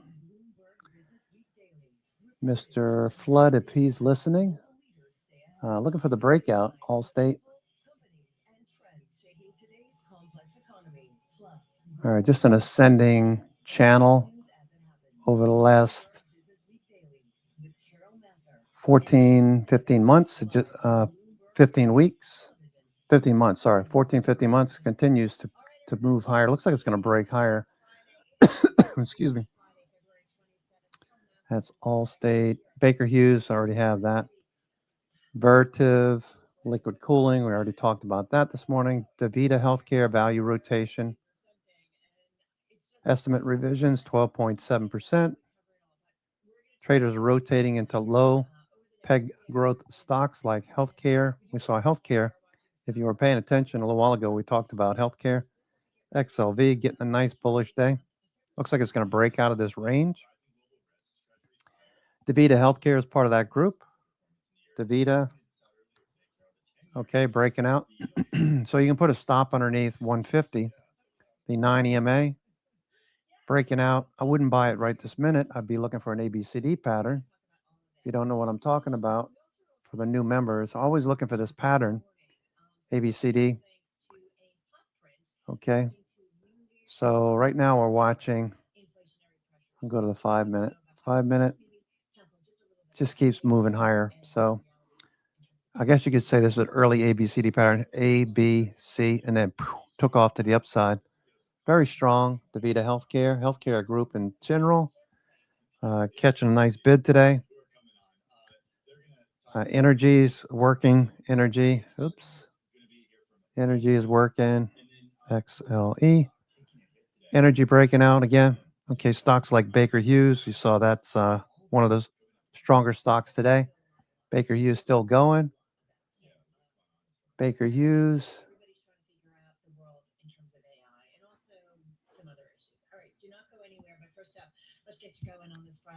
Okay, Seagate Storage. All right, there goes the S&P starting to move. Constellation Energy, scarcity play. Follow through Microsoft Meta nuclear deals. Got a position in CEG, Constellation. Okay. Looking for that to break above the 200-day. Sandwich between the 50 and the 200-day right now.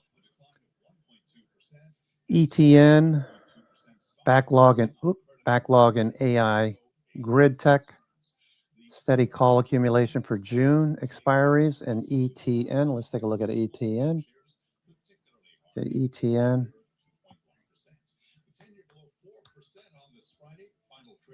Okay.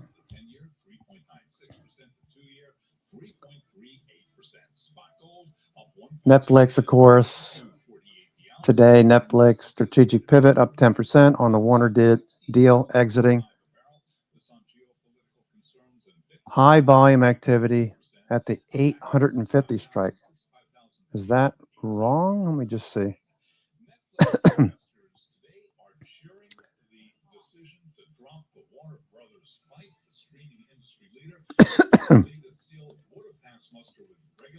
Sorry.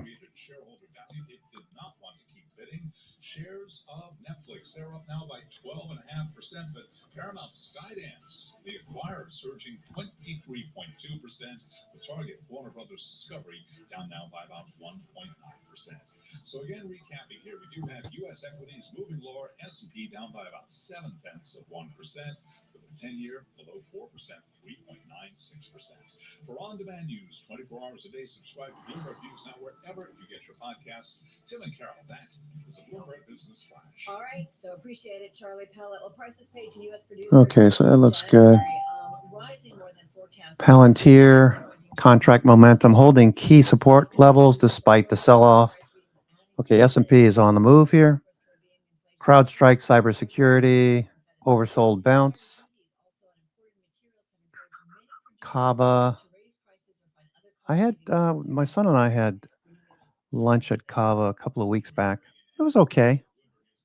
Nothing special. It kind of reminds me of a Chipotle. But nothing really super special, Kava. Same thing with Chipotle. I was surprised that Chipotle for the longest time traded, what, $2,000? It was crazy. Kava, let's take a look at Kava. Kava, C-A-V-A, Kava, that's at highs. Chipotle, CMG, Chipotle. Okay, that's so-so. What about Cheesecake Factory? Come on. Cheesecake Factory. Bloomin' Brands, BLMN. Nothing there. Eat, Brinker.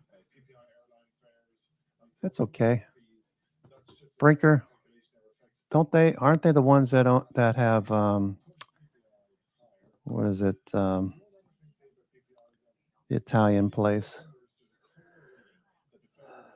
Olive Garden. Isn't that Eat Brinker? Who owns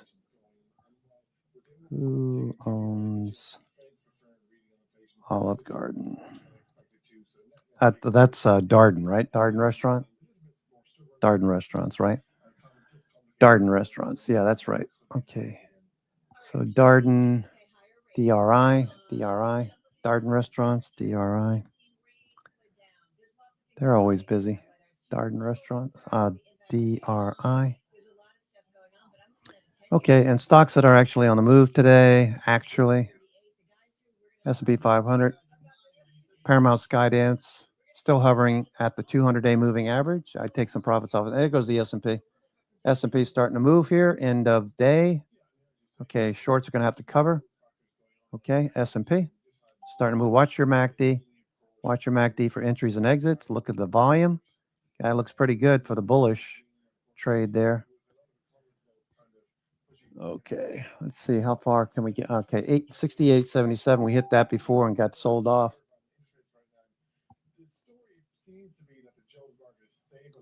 S&P.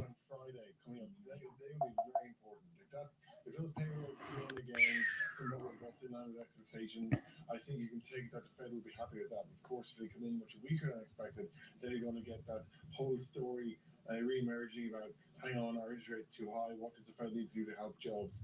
And as I say, if that comes in stable next week, and provided inflation is where it is, I think we're probably at a point where the Fed is on the sidelines on the policy story for a couple of months from here at least. Hey, and just the last 30 seconds, we got to get you to weigh in on AI and what that means for labor. I think the story shifted for a lot of people yesterday when they heard about Jack Dorsey's block cutting 4,000 workers, more than 40% of its workforce, really leaning into AI. Got people very concerned. Wait a second, is this the future? Leaner, meaner, more AI-reliant companies. What is the effect, just very briefly, of AI on the labor force?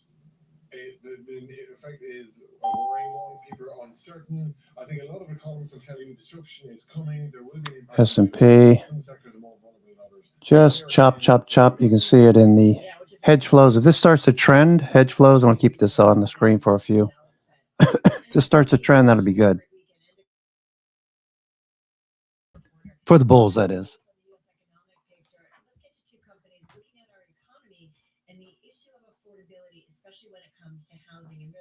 The ability to own a home. As we know, home ownership in the U.S., it offers stability. It's an offer, a way to create wealth. And this is a really big part of the American dream. I laugh, but it's not funny because a lot of people, between U.S. home prices outpacing wages, it's made it really difficult for many to afford a home in the United States. So two companies are looking to address that. We're talking about Compass and Rocket companies. The two announced a 3-year strategic alliance aimed at Low ticker minus 800. to create a significantly enhanced and affordable home buying and selling experience for American families. All right, we wanted to know more. Also, we should point out our next two guests. Both of them had earnings last night. Compass shares are a little bit lower. The company forecasts first quarter revenue that top analyst estimates, and shares of Rocket rallying after the mortgage finance company posted revenue and adjusted profit for the fourth quarter that beat the average analyst estimate, which means we're going to get to the macro as well. With us in studio, Robert Reffkin, he's founder, chairman, and CEO of Compass International Holdings, and Varun Krishna, president and CEO of Rocket Companies, both joining us here in studio. Welcome. Like, you are the perfect guests to have right now with so much going on. I want to talk about the partnership, though, and how it gets to the affordability issue. Let's go right there. Robert, or whoever wants to kick it off, please. So that's a good partnership. Well, look, what this represents is the #1 largest brokerage in the world, Compass, 340,000 agents, 9 brands, Compass, Corcoran, Sotheby's, Coldwell Banker, Better Homes and Garden, ERA, 631, Christie's, and Ad Properties, partnering with the largest mortgage company in the world to help sellers by giving them something they never had before, which is the ability to market their homes to 16 million buyers without days on market and price drop history. Ultimately, there's a risk to listing, negative insights that are on listings that we are taking off the listing, so for the first time, so that they can market without risk. There should not be these artificial barriers. Come on in here, because if we think about affordability, what we hear over and over again from economists is, mortgage rates matter. It matters how much people are thinking about buying and their salaries and how they think about affordability. But it really has to do with supply.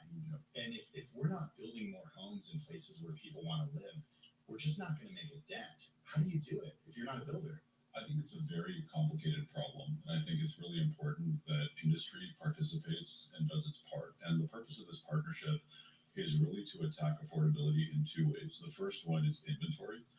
As Robert shared, we plan to bring, as a result of this partnership, 500,000 to 1 million listings to the market that are not accessible. And so, why aren't they accessible? because part of the issue is that certain sites provide access to these private exclusives and coming soon listings. And these are inventory that really comes down to a more flexible way for sellers to be able to advertise their home. And what we think is that everyone is really focused on the buyer. It's obviously a very important side of the equation. But in some ways, the entire world is forgotten about the other side of the equation, that's the seller. And so this partnership first is focused on the seller. It's about lowering the barrier to entry so that more listings can be advertised online, on Redfin and on Compass.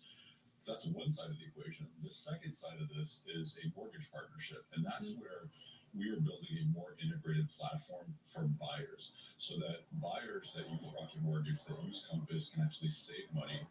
They can get up to $6,000 in closing cost coverage. They can save up to 1% on payments for the first year. And so it's a very multifaceted challenge to fix affordability. What's great about this partnership is it fixes things for both buyers and sellers on both sides of the ecosystem. But I gotta ask, one of the things that Tim and we've covered this a lot in terms of affordability. Yes, some of it is buying homes, affordable homes where they are needed. It's not just buying homes. But the other thing is a lot of folks have said, we need to pay people more, that it's an income thing. So are you guys going to give mortgages? Are you changing your metrics in terms of income and so on and so forth? Like qualifies? Yeah, because that gets to the affordability issue too. Yeah, I think, look, the reality is affordability, as you said, is much more than just supply and demand, although supply and demand are probably the major ways to attack the problem. But a part of this is you have to have more ways to qualify people. You have alternative ways to look at things like credit. You have to think about reform. You have to think about wage. You have to think about self-employed. We have diversified the way that we look at our population. You look at things like the creator economy. You look at the self-employed economy. So you have different ways that people make income, have credit. And it's really important, I think, to acknowledge that and to diversify the way you qualify folks. So I think the idea in the big picture is you increase supply, you get more homes listed out there, and it frees up inventory for people to buy that first home, Robert. But yeah, go ahead. So you mentioned developers and builders. Look, unfortunately, that will just take too long. If we attack the builder side, that will take 2 years to have even the most modest impact. The bigger And impact. that's not really where you play. The bigger impact, exactly. Well, we play on both. But the bigger impact is on existing home sales. And that's where there's been less inventory because so many homeowners are locked into low mortgage rates and they don't want to lose that low mortgage rate to transfer to a 6% mortgage rate. So the way to expand the existing home sale market is to reduce the barriers to entry. And so let me give you some examples. Yeah. Why do sellers say, when's the right time to list? There shouldn't be a right time to list, but they're worried about days on market. Why is there a fear of what price should we go at? Well, there should be a price drop history. That should be a conversation. My wife would never want to sell her home. But if you ask her, is there a price you'd sell your home? Yes. There's a price. There's always a price. But don't those histories inform the potential seller? Doesn't that data show and help inform a buyer? Doesn't that provide more information to the market? So look, if I were buying your company, I would love if your investment banker told me how long you've been trying to sell your company, how many times you dropped the price. But that's not what I'm buying. That's a negotiating point for leverage. If buyers deserve to know price drop history and days on market, sellers deserve to know how long has that buyer been searching, how many times they put in offers that fell through and fill out a contract. And so we believe if you, the buyer, what you need is you need more inventory. So to help you, the buyer, the best thing that we can do is just let the seller sell however they want. And if we do that, there'll be more inventory. So then wait a minute. So then now does the seller have more information or you're just getting rid of it and it's just kind of a through? We're just getting rid of it for the first time. So you just list it and go. If you go to Australia, the word days on market price drop history are not. All right, we're trying to turn up hedge flows. Looks like but price action just staying below. VWAP, Netflix at the highs. Netflix. Good close up here would be nice. Top 10, still the top 10 on the NASDAQ 100. Netflix, number 1. Autodesk, Gilead, number 3. Diamondback Energy, number 4. Vertex, Charter Communications, number 6. I like the idea of Charter Communications. Seems like there's something going on here. Charter.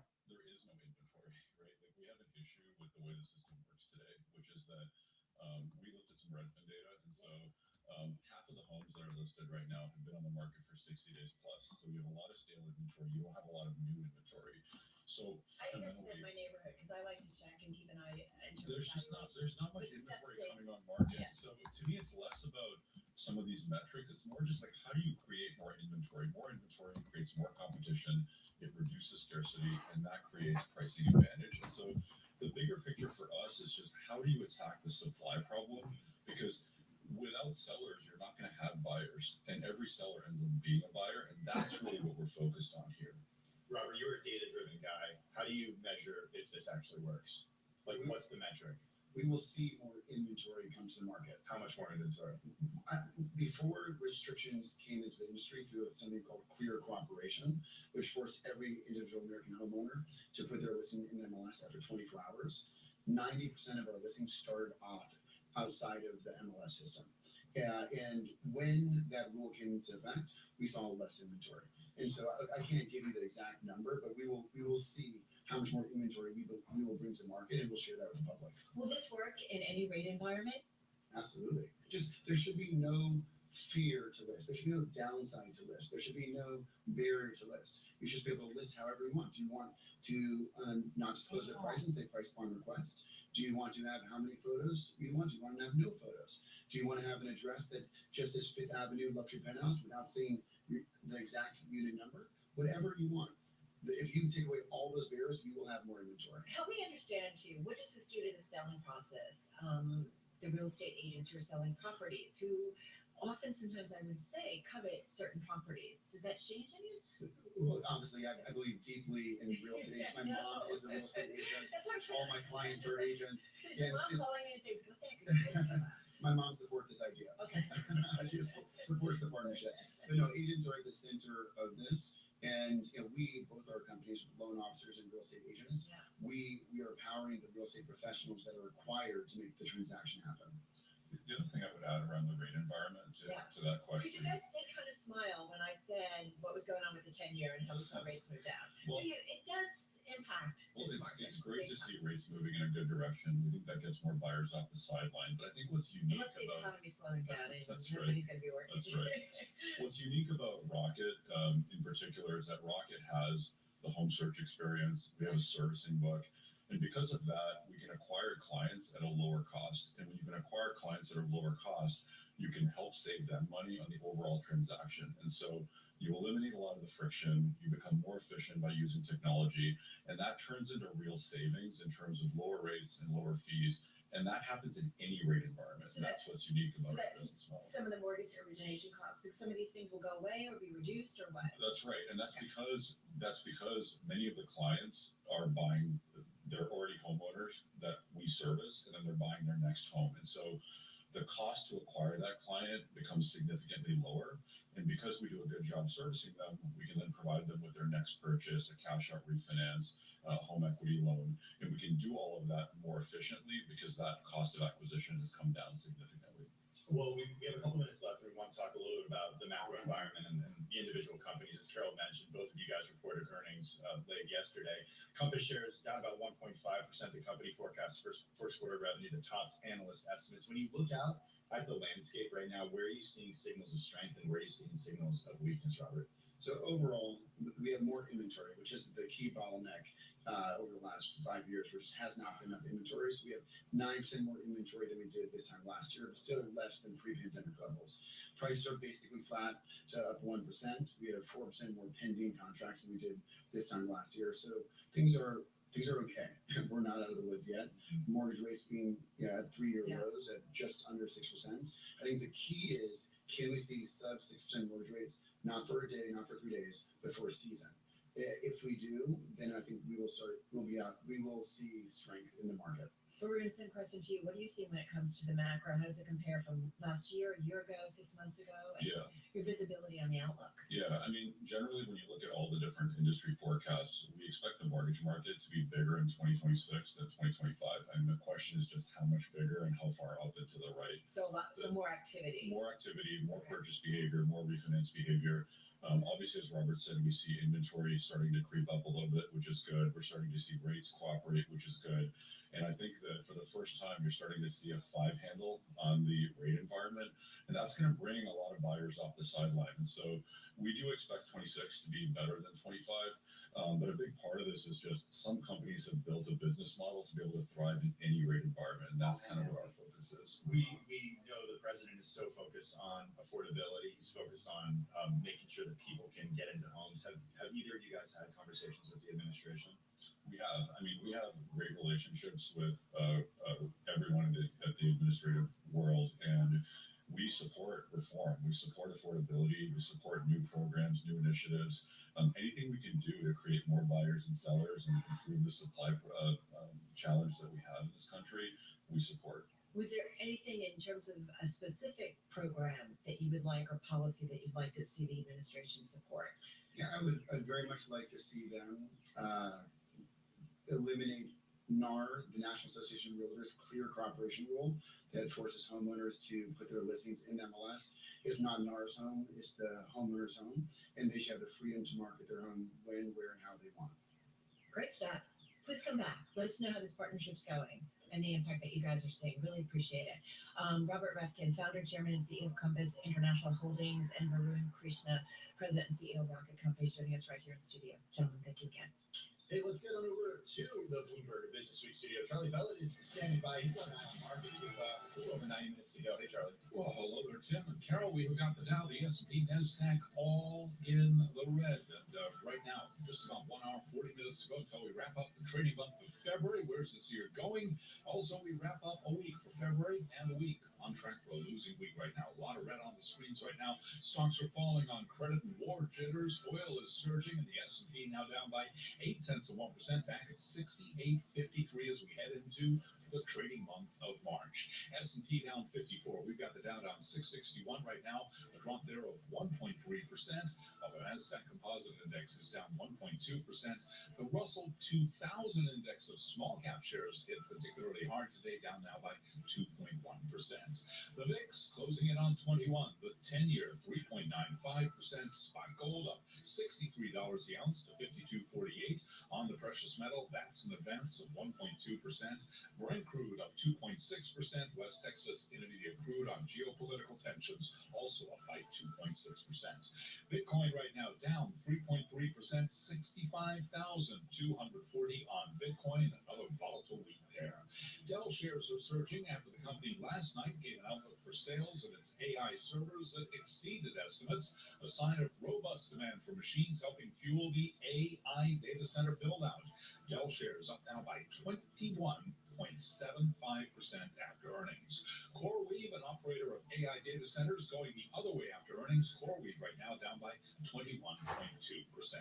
And briefly, Netflix rolling the closing credits. It decides to walk away from Warner Brothers Discovery. Investors are cheering. Right now we got Netflix up by 13%. Paramount Skydance, the apparent victor, of 23.8%. Warner Brothers Discovery, the target, lower now by 1.9%. Recapping, a down Friday, down week as well. S&P down 0.8%.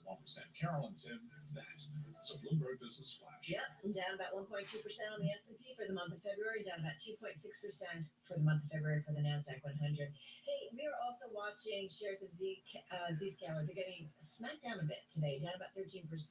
Hitting a 52-week low, now down about 36% year to date. Stock is down more than 60% since November of 2021.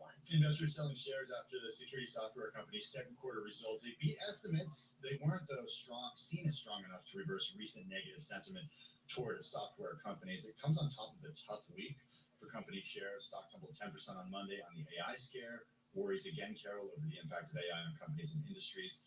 Shares that rallied back close to 17% in the next 3 days, thanks to it calming down a little bit in the trade. Yeah, it's been a crazy week for Zscaler, no doubt about that.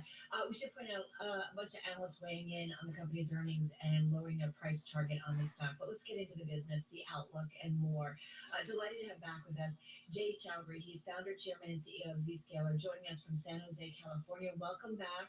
Also with us, someone who understands, follows this company very closely, our own Mandeep Singh. He's Bloomberg Intelligence Global Head of Technology Research here in studio.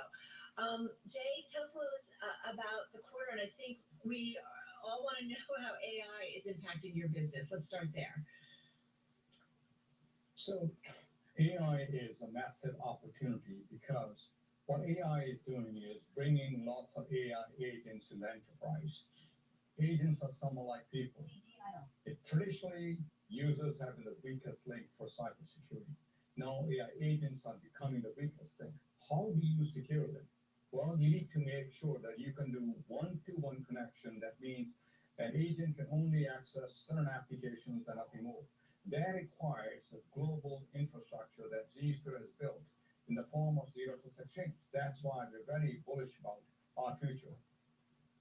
So go ahead, Mandeep. Yeah, I mean, Jay, I think the street obviously didn't like the billings number in your print, and that was seen as, moderating. Like, was that attributed primarily because of seat growth slowing down, and we keep hearing, layoffs like the one that Square announced yesterday, or was there anything more to the billings number last night? So billings is a secondary number for us. The number one area of focus for us is ARR growth and revenue growth. Our revenue grew 26% year over year, ARR 25%, free cash flow 18%, operating margin 22%. They're all great numbers. Now we have a Z-Flex program that gives some flexibility in billings. So billings can get impacted, but with Z-Flex, customers are doing multi-year, 4 or 5 year deals with us, committing to Zscaler, which is a very strong sign. So I don't think the billing should be viewed in a negative light. Overall business is very strong. Jay, I want to go back to what you said about AI and protecting these AI agents and just how you're thinking about that, because I think a lot of people are trying not just to understand the impact of AI on cybersecurity, but the impact of AI on a company like yours when it comes to operations. So from an operations perspective, with the context of what we saw from Block late yesterday, the company relying more on AI and less on actual human beings, how are you using AI at the company operationally to increase your margins, to make your employees more productive? Or get rid of employees. Nobody's going to answer that. Everyone should and need to use AI. We use AI to make sure we can deliver better customer support to our employees. Our AI agents are helping us. We are increasing in productivity of our engineering team by using all this stuff. But I think the numbers that Block shared, they seem way out of line that anyone else is saying out there. We are seeing some reduction in hiring, additional hiring, but I do think that in some of these critical areas, you need people. I'm hiring more developers for AI development, for example. And for us, many times customers think that as the number of employees may not grow, that means it impacts our user-based pricing. The user-based may slow down from growth point of view, but we are actually securing all the agentic traffic, all the agents. When we have millions of users, we'll have billions of agents to secure. That provides an opportunity for us to secure the enterprises and monetize. Maybe, Jay, I want to go to a different topic around sovereigns, because we've been hearing more and more that, every sovereign wants to build their own AI. How does that impact a company like yours that operates globally, given, sovereigns are more keen to deploy this on-prem? Does that impact a cloud security company like yours? Actually, sovereign cloud is a positive development and opportunity for us. We built Zscaler architecture where the data that we store which is essentially metadata and logs, can stay in that country. We have had a cloud that's built for EU and is EU with data in EU for a long time. Now, many of the large countries also want to operate the cloud in that country as well. We're working with many large countries to really provide them a sovereign security cloud that will access the data wherever the data is. So there are two aspects. There may be AI models sitting in India or France or Germany, but our sovereign security cloud will make sure they can access the model, whether sovereign or non-sovereign. So overall, it's a positive thing for us. It's an architecture that allows us to build sovereign security cloud. Yeah, and look, I mean, Amazon today announced this $50 billion investment in OpenAI.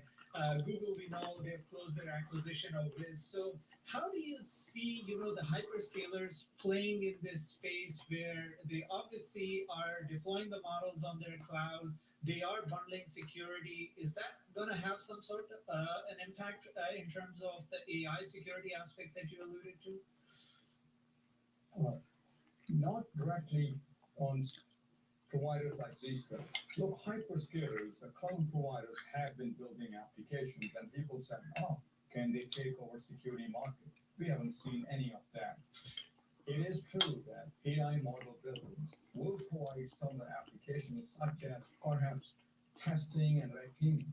Netflix. When it comes to being the zero trust exchange, that makes sure that agents created by Microsoft, OpenAI, Anthropic, or whoever can securely access that application. They look for someone like Zscaler. We become the Switzerland that connects right party to right party, just like they built such a strong business for securing users in spite of all these other vendors out there. The more models they create, the more applications they create, the more agents that get built, the more opportunities Zscaler has. Does that mean the hyperscalers, you're getting bigger orders from them? I'm just curious. Where are you getting business? And is it the hyperscalers? Is it, yeah. So we are getting business from enterprises because enterprises need to secure access to applications no matter where they are. So applications become destination for us. We are the switchboard providing zero trust access. The market, we pioneer. And we are way ahead of anyone else. The rest of the market is doing firewalls and VPNs, and we are probably the only real credible choice for enterprises, and that's what gives us business. Over 45% of Fortune 500 companies. So Jay, in this case, how are these enterprises measuring the efficacy of your product versus whatever is coming bundled with the hyperscale solutions? Like, what is it that is really making them go with Zscaler in terms of the efficacy aspect specifically? So Zscaler is not a piece of code that you bundle with the hyperscaler goes up with. Zscaler is a globally distributed infrastructure sitting in 160 locations around the globe. So any traffic from an enterprise that may be from users, that may be from cloud workloads, that may be from AI agents, it needs to access our application services. Netflix having a good day. The switchboard, the policy enforcement for that. That traffic will go to Microsoft, AWS, Google, Anthropic, doesn't matter. We are the policy enforcement point to make sure right people get access to the right application, right agents get access to the right application. Imagine agents getting hacked and hijacked on your network. That's a problem. That's what we secure. You mentioned Anthropic, and fresh in our minds is what's happening between the U.S. government, the Department of Defense, and Anthropic right now. We're going to be covering that in our 4 o'clock hour today. But on the government, is the U.S. government actually buying more of your services right now? Are deals happening? Are they getting delayed? How would you characterize that? So federal is a strong market segment for us. Last year, it went through some changes, but it is back on track. We have strong pipeline. We have strong business in the federal government.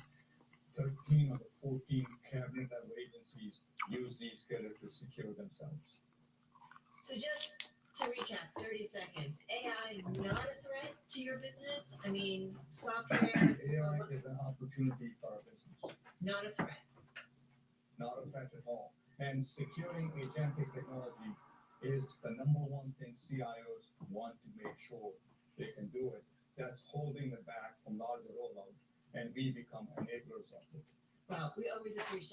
on with you. Jay, thank you so much. On what was it? A busy week. Jay Chowdhury there, founder, chairman, and CEO of Zscaler. Have a good weekend, along with, of course, our own Mandeep Singh, Bloomberg Intelligence Global Head of Technology. Gotta say though, Zscaler, we're continuing to see this stock trade lower in the trade down about 13%.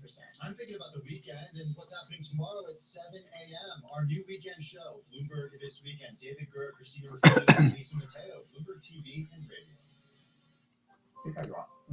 Dell hanging out at the high of the day. S&P is just chopping people up. S&P, VWAP overhead. Any bullish activity? Best case, we make it back to VWAP or the highs we put in earlier. Doji spinning top. Could be a lot worse. We could be closing at the lows near 6,800.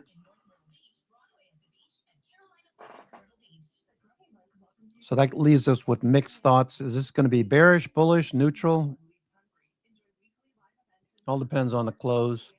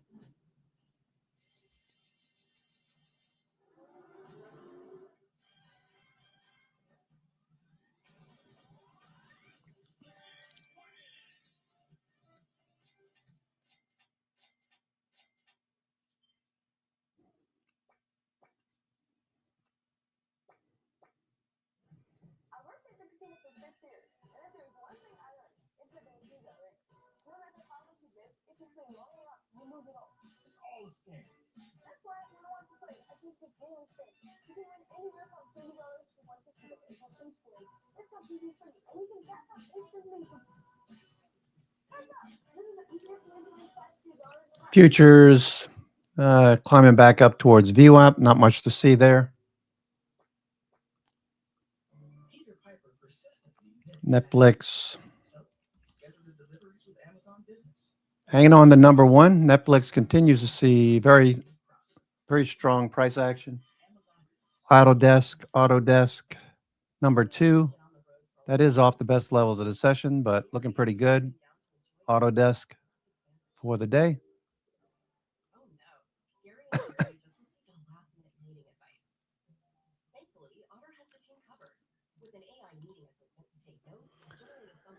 Autodesk, Gilead, of course, doing well. The pharmaceutical stocks catching a bid. J&J trending. The healthcare sector, XLV, very nice bullish day. So this is just getting started. Looks like we're going to break out of a range. So pay attention to healthcare. UNH coming off the low.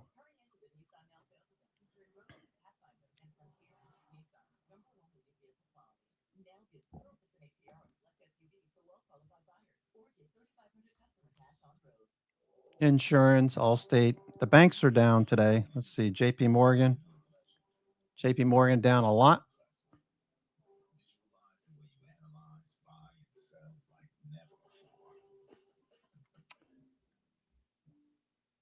Google trying to get back up to the highs. Google, Microsoft. We're looking for, all right, it's 2:39 already with an hour and 20 minutes to go. Netflix still pushing the high. Netflix.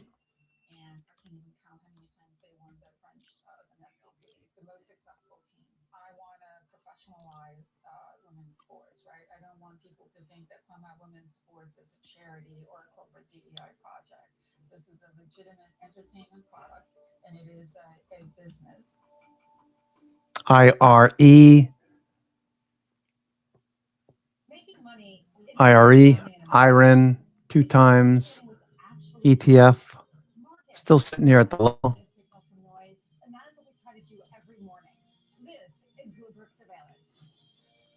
What's USAR doing? The critical metals, those took a break. Had a nice bounce earlier in the week. Back to the 50-day USAR.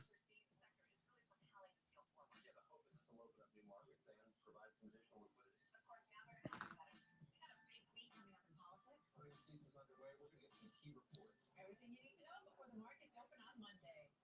Introducing Bloomberg this weekend, bringing a little Bloomberg into your weekend routine.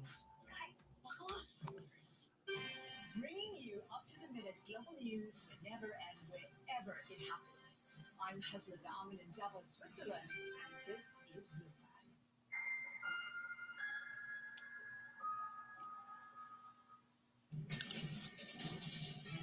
It's 2:40 on Wall Street. We do check markets all day long here at Bloomberg. The U.S. 2-year now at the lowest since 2022. Bonds extend the rally. We have got the 2-year yielding 3.37%, and the 10-year 3.95%, moving below 4% today. The Dow, the S&P, Nasdaq, all in the red. Stocks are falling on credit and war. Netflix. Oil is surging. S&P right now down 56, drop there of 0.8%. The Dow down 673, down 1.4%. Nasdaq lower by 1.3%, and the Russell 2000 index of small cap shares down 2.2%. Again, the 10-year at 3.95%. That 2-year 3.37%. Gold up 1.1%, 52.44 the ounce. West Texas Intermediate crude is rallying 3% on geopolitical tensions. 67.18 a barrel on WTI, and Bitcoin down 3.1%. Bitcoin now at 63,350. Jack Dorsey's block cutting 4,000 employees, reducing its workforce by nearly half, in a move the company describes as a bet on artificial intelligence changing the future of labor productivity. Shares of Block today, ticker XYZ. Netflix still holding the highs. Expect to see some profit taking in today. If we don't get that, that'd be great. 3.37%. S&P down 57, drop there of 0.8%. Carolyn Tim, that is a Bloomberg Business Flash. All right, Charlie, thank you so much. Shares of Duolingo are taking. Yeah, looking for IRE to bounce down here. About 17%. It did, though, hit its lowest intraday since February of 2023.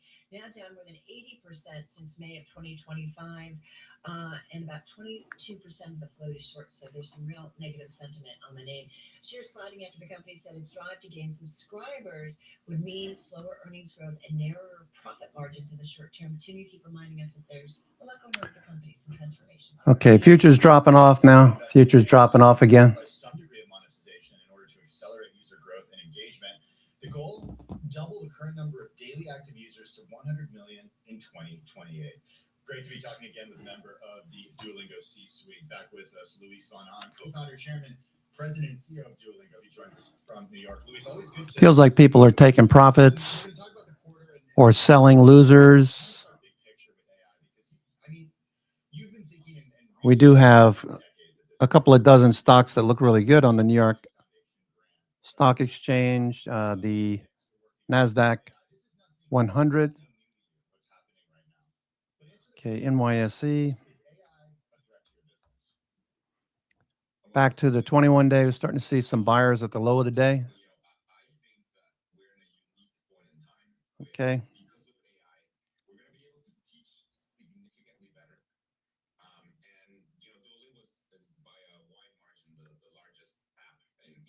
Charter Communications at the highs. Charter.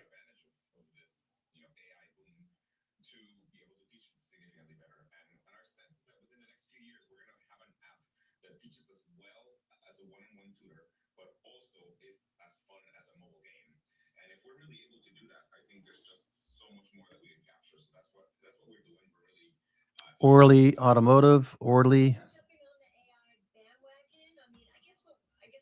Coming off the low. Orly Automotive.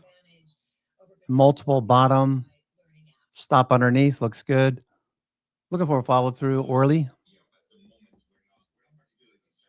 Biogen, Amgen. Those were up earlier in the week. Faded Tuesday, Wednesday, Thursday. Now we're starting to bounce. AstraZeneca bouncing as well. J&J. Those look good.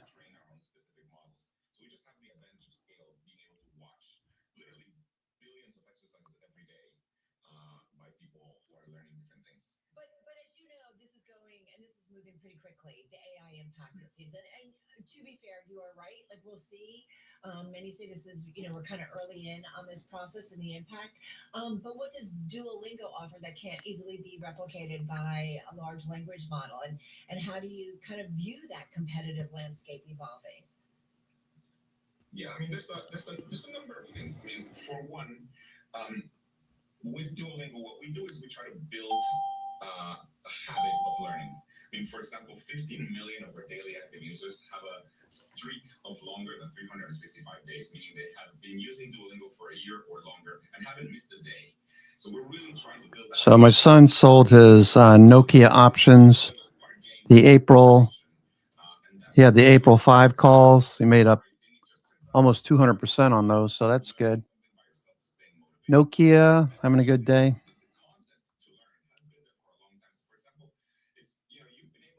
He bought on this dip.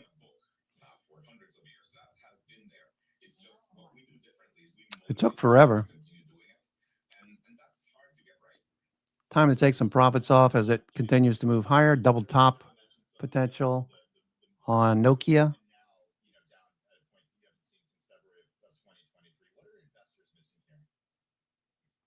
I think it's a matter of timing. On our end, we are trying to build a company for the very long term. We're trying to do something that, for example, in our shareholder letter, we said that we're shooting to have a double the daily active users that we have now. I mean, at the moment we have Netflix at highs. Would expect to see some profit taking in the next hour or so. We're saying that that's going to take some time, and so we're concentrated in the long term. And what we're doing is we're trading off this year's financial metrics for a much larger thing in the long term. Yeah, go ahead. Well, I get that, right? Companies have to invest in order to provide growth going forward. And I think it's fair to say that we understand why investors, they're not loving your forecast for first quarter adjusted EBITDA. That's missing the mark from what the street was expecting. 2026 revenue, also that forecast missing. Same story for 2026 adjusted EBITDA overall. So shocks to sector rotations. You're tracking the catalysts that move. All right, they were just talking Duolingo. Let's take a look at Duolingo. She's giving them a hard time. It's down 44%. Wow. Duolingo, DUOL, that was a darling. That continues to drop off. Duolingo was trading the 350s. It's down here at $90 now. Wow. That was a highly profitable company. And then let me just see what this guy's talking about. This is the CEO.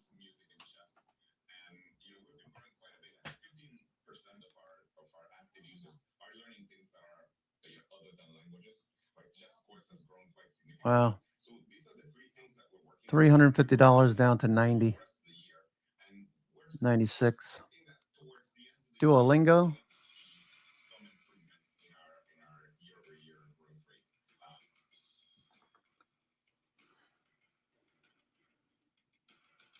Netflix at highs, expecting to see some profit taking. We got an hour and 10 minutes to go. Welcome back to Power Lunch. As you just saw, the Dow there is down about 670 points this afternoon, driven by a myriad of worrisome headlines you can point to. Starting, of course, in technology, where software stocks remain under pressure, but also circling to Iran jitters going into the weekend and some other issues. Let's do a special tech edition of our Power Check, shall we? Given all this, G Squared Private Wealth CIO and CNBC contributor Victoria Green is here with us to walk through these trades. Victoria, welcome to you. Let's actually start with Dell. This one deserves more attention. It is flying. It's up 20% in last check, 21 now. What are they doing right, and what do you do with the name? I love Dell here. Honestly, it was a very impressive beat that they just had. The amount of free cash flow they generated, this is a quality company, and they're sitting right where they need to be, where people are spending money on servers, on racks. We're having all this infrastructure build out. And they talked about it's not just coming from the hyperscalers anymore. It's coming from sovereign nations. It's coming from government build out. It's coming from corporate build out. You're not just the Mag 7 exposed here. It's everybody spending money on compute power and AI, and Dell just sits so pretty. And look at this stock. It's actually relatively cheap for a tech stock, right? About 15, 16 times. I know today's a big move up. It's one I'd like to own, though. Similar to hopping into memory there a little bit. I think you need to hop in here for a little bit more infrastructure the big tech names. How about IBM? We're speaking of Lotus 123. I think IBM bought that back in the day. We're down about 7% this week on some AI concerns about, they're going to take over some of the coding language. Would you own it? Yeah, I do own it. Full disclosure, we have trimmed it back. It's a hold for me. I love IBM. I think it's a great company. I think there are headwinds right now that's going to make the stock a little bit difficult in the near term. Now, click your dividend, understand they're well positioned, but there's a shakeout going on right now in software. There's a sell everything, freak out about if there's going to be any consultants left. Is there going to be anything to do on the services side? IBM. Wow. 100-point move in 3 weeks on IBM. Wow, that's pretty impressive.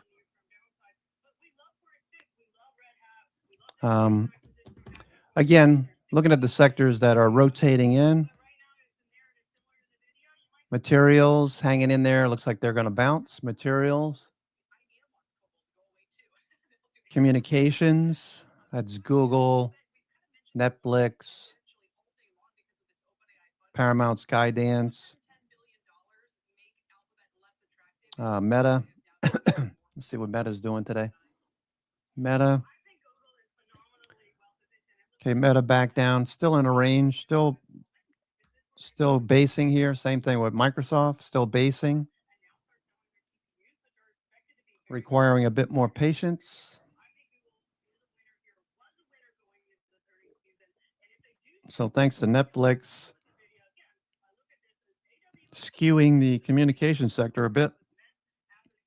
Google, you're looking for that base to hold, get back above the 50-day. Energy holding up very well. So energy stocks, Chevron, ExxonMobil, all of these doing well. ExxonMobil, Chevron, ConocoPhillips, breaking higher. Phillips 66, Valero, refiners, Murphy,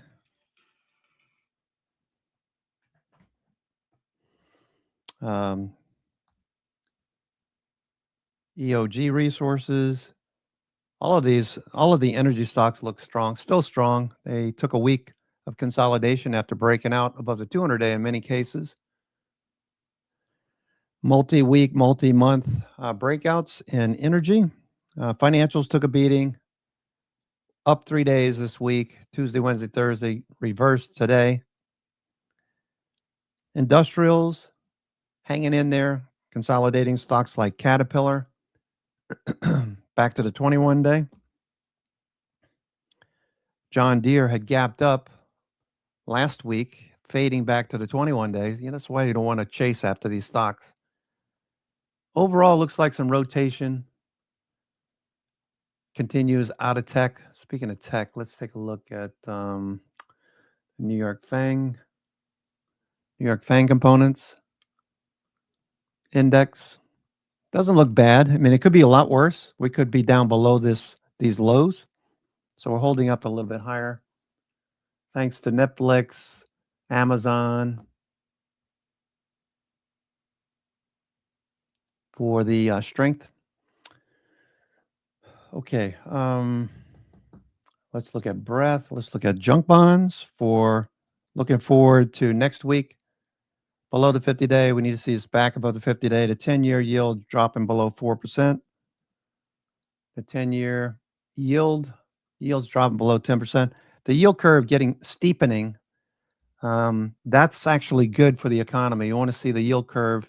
You want to see the 30-year drawing more yield, a higher yield than, say, a 3-month or a 1-year or a 3-year or a 3-month yield. You want to see that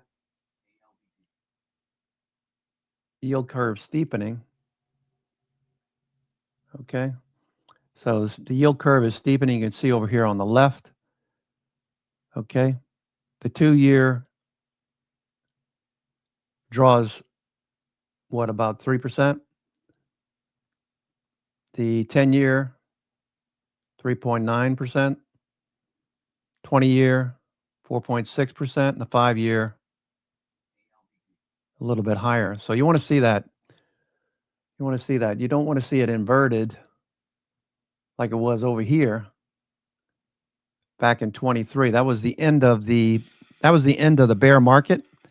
Once the yield curve started to change direction, okay, that was in 24. That was the bull market started. And now we see this steepening of any more. So this looks good, even though we're at highs. Wouldn't be too concerned about the markets right now. I would say this, though. If you have no hedges and your entire portfolio, your entire trading account is long, you may want to consider at least some exposure to, say, VIX, maybe April at this point. I would wait for it to come back. So I wouldn't be buying April. I'd be looking at the 21s. I'd wait for this to come back to like 18. The other thing that I have been talking about, it's been on the chart for a few weeks now, a couple of weeks at least. Been talking about a put fly, cheap way to enter if we do lose this 6,800, and this does turn out to be distribution, we can't get back above the 50-day and start to lose 6,800. We could see a grind lower over the next several months. These are, I believe, out in December, right? I believe those are out in December, S&P.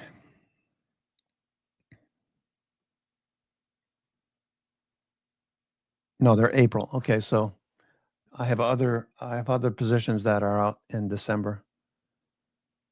But April, all right, so if we start to lose this, next week starts the first trading day of March. Many people are expecting a bounce, and a lot of this selling having to do with end of the month. Accumulating cash, selling the losers.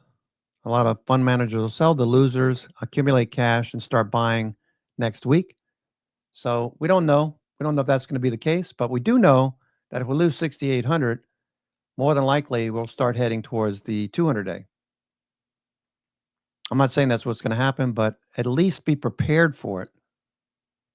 We had 7 distribution days coming into this week. Volume was a little bit elevated. We won't see today's volume until the end of the day. Have some sort of hedging. Also have some SPY puts, 650, 640 puts. Those are for December.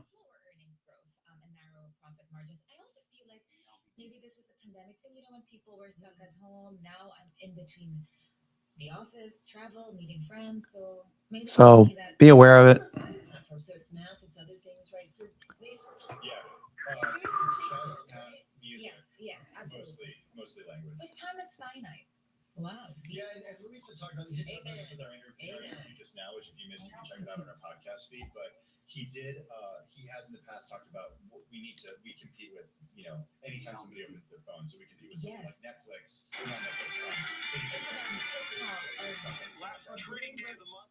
Great time for a quick update on what American City is winning the stock market so far. I know it's early. Netflix hanging out at the highs. Best case scenario, we hang out at the high and we don't give anything back in terms of profit taking. Follow through next week. A lot of traders are planning for higher. If you've been watching what Money Magic has posted in the trading room as well as myself,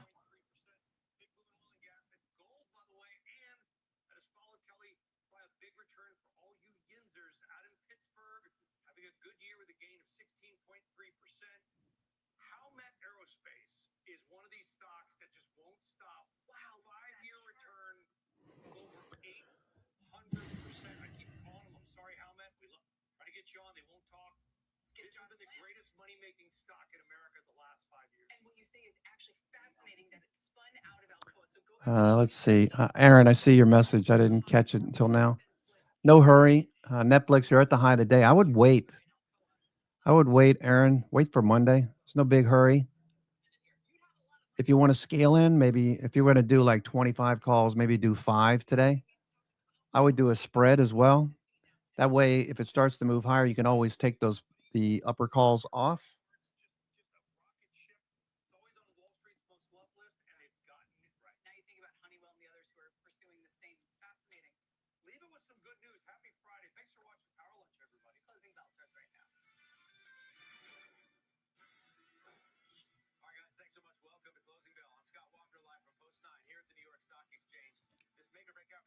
100, 105 for May.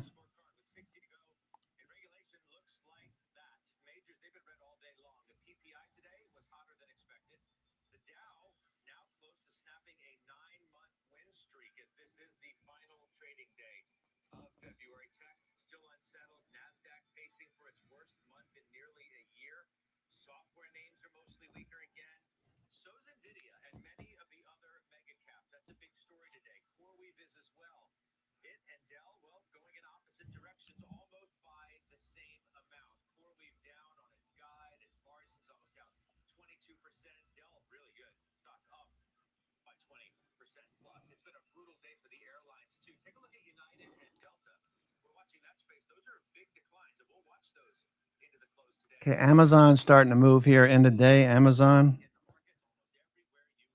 trying to move. Okay, we got to get through this level over here. Okay, we got to get through this level. MACD crossing up, volume looking better. So it looks like Netflix wants to go.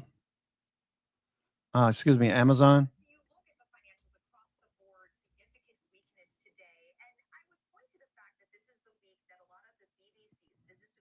Amazon looking good. I see Frano, you're on it as well.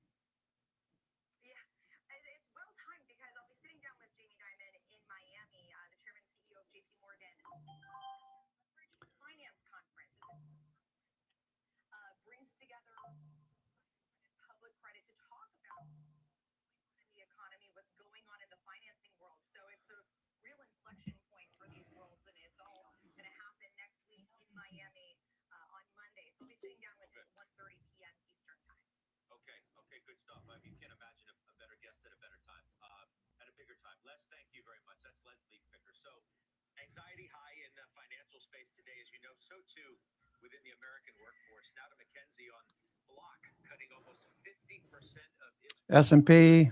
Okay, let's see what hedge flows are doing. Hedge flows just choppy, chop, chop.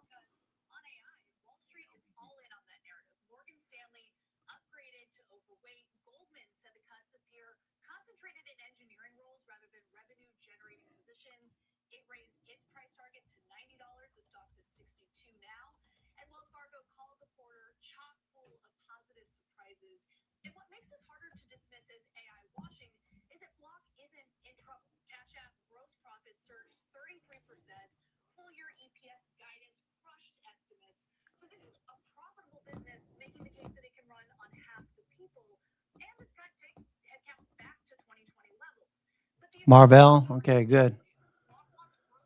S&P, Amazon trying to go. S&P 500.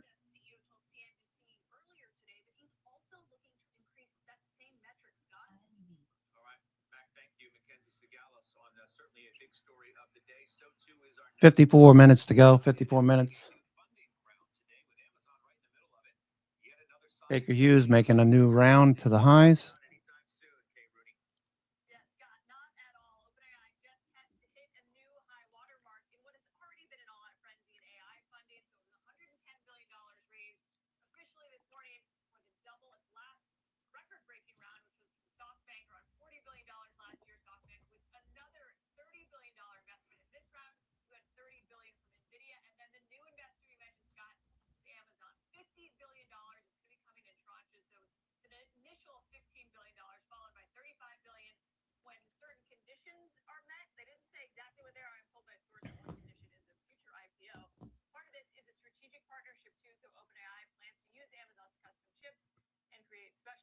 Netflix hanging in there. Nvidia turning. Shorts covering.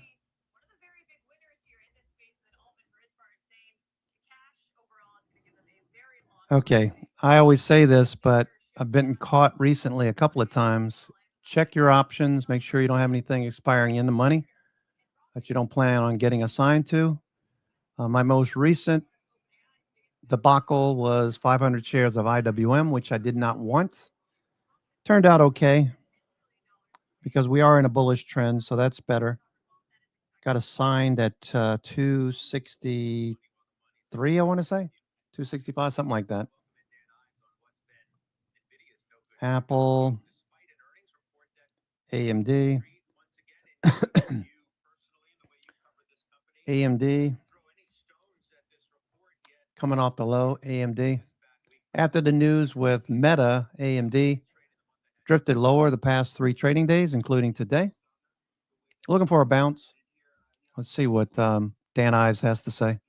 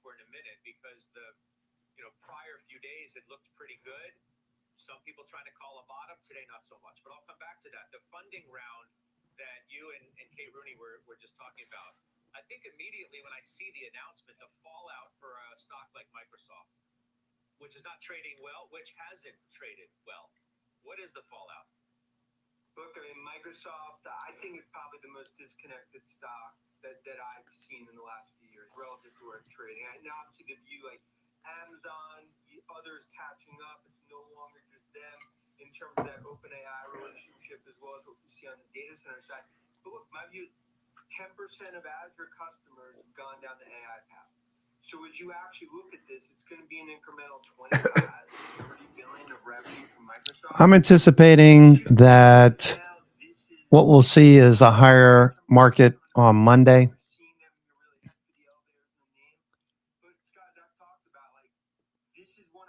Not seeing a reason to think that it's going to be dropping off. I have protection just in case those April 64, 65, 6600 put flies centering around the 200-day. I might actually roll those up a little bit to reflect the increase, the higher 200-day.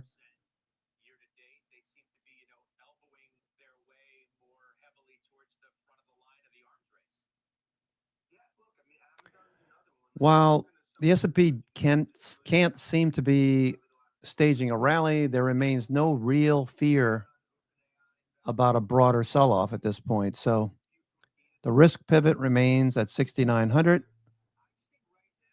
Risk pivot's at 6,900. We want to pay attention to that. So as we're trading below it presently, we just want to pay attention to it because we'd like to see price action back above the 6,900 level. We hit 6,950 on Wednesday, got rejected. S&P's turning back up now. 49 minutes to go. But there's no reason to think that we're going to have a broader sell-off at the moment.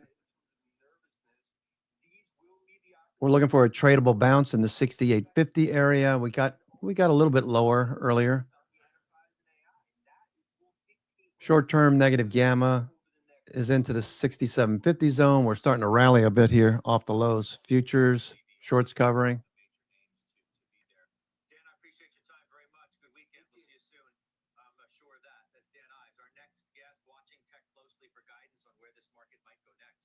Tony Pasquarello is head of global hedge fund coverage at Goldman Sachs. He joins us now. It's good to see you again. Welcome back. Thank you. Man, I mean, there's so many different places we could go, but let's really start on tech. I mean, what's on your mind as you watch what's happening here? So, CapEx is a percentage of operating cash flow is on my mind. So, at various points in the prior couple So I'll update Gamma at the end of the day. Netflix is going to make a new high right here. Netflix. Okay, here goes the S&P. S&P 500's on a move. S&P. So Netflix is trying to go right here. Netflix trying to go.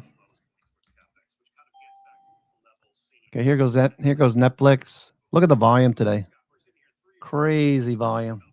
S&P starting to bounce, followed through now, pushing higher. Netflix. Can we get above 100 by the end of the day? That'd be freaking awesome. Tesla's turning the corner right now.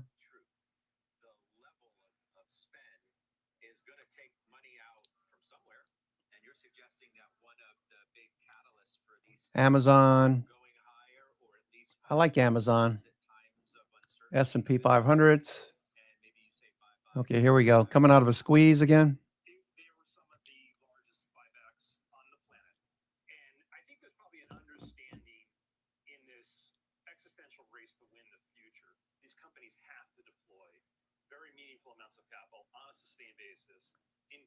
Not if you're Apple. Apple, you did the smart thing. They're leveraging off of Google.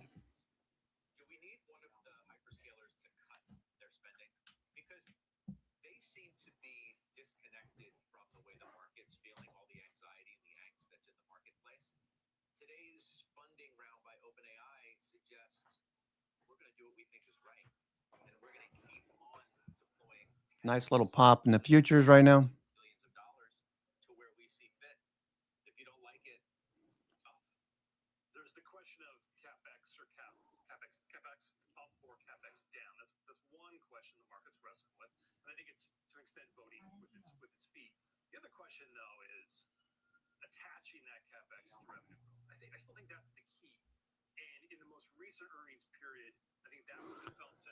Nice rally here.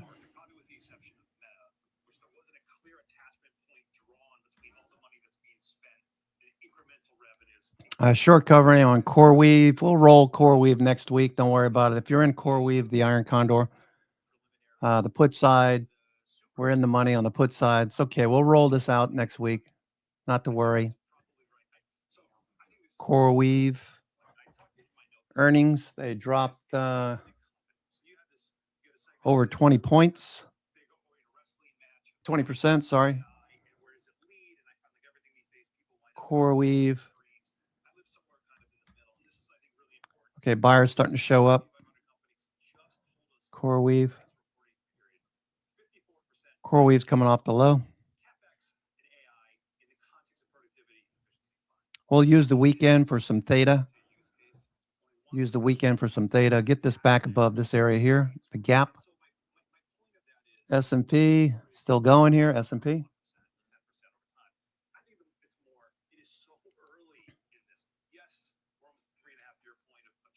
Baker Hughes. Baker Hughes. A lot of stocks are on the move right now. Baker Hughes turning back up. Amazon also going. Amazon taking out this high right here. Okay, we're breaking out. Need to get above this. We need to get above this gap right here. All right. Get into this gap zone right in here. Then we could see this gap overhead. So watching this gap right here. You can notice MACD and histogram is turned up for TTM.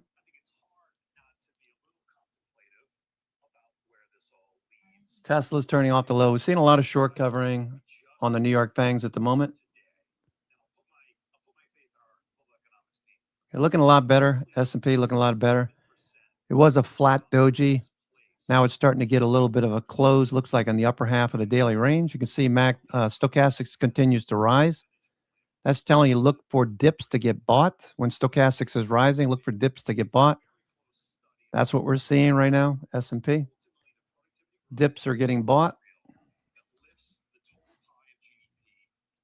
ultimately the unemployment rate is actually fairly steady. Maybe these jobs, as some would suggest, they're redeployed rather than removed permanently. S&P dips are getting bought. Would tell us. Again, I come out, I think, kind of All right. humility and open-mindedness because again, Really need Bitcoin to get its shizzle together. Bitcoin's been disappointing. Coinbase, have a position in Coinbase and BITX, MSTR. Second win. Baker Hughes, BKR. Turning back up, Baker Hughes.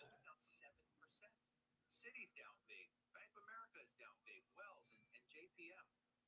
Is it going to be hard for this market to find any level of stability and or comfort if that trade continues the way it is? So what I find kind of wildly interesting about He loves to speculate a lot. If this happens, are we going to be in the doghouse? Of course. Of course. But it's just the financial sector. A lot of other sectors are seeing money flow. Like healthcare, for the longest time, hasn't been doing anything. Have you been watching healthcare? The healthcare sector? This hasn't done anything since November. We were at 158 in November. Finally starting to break out, maybe take out 160. So, yeah, financials are off. All right, here's healthcare. So that's what Wapner's talking about right now.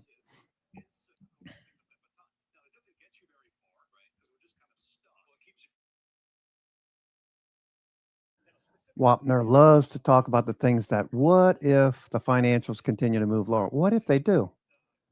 There's money flowing. There's always going somewhere. Money doesn't just evaporate. It goes somewhere, right? Where's it going? Communications, obviously. Netflix. There's a lot of money flowing into Netflix right now. Amazon coming off the low needs to break into this gap. It's down. It's already down.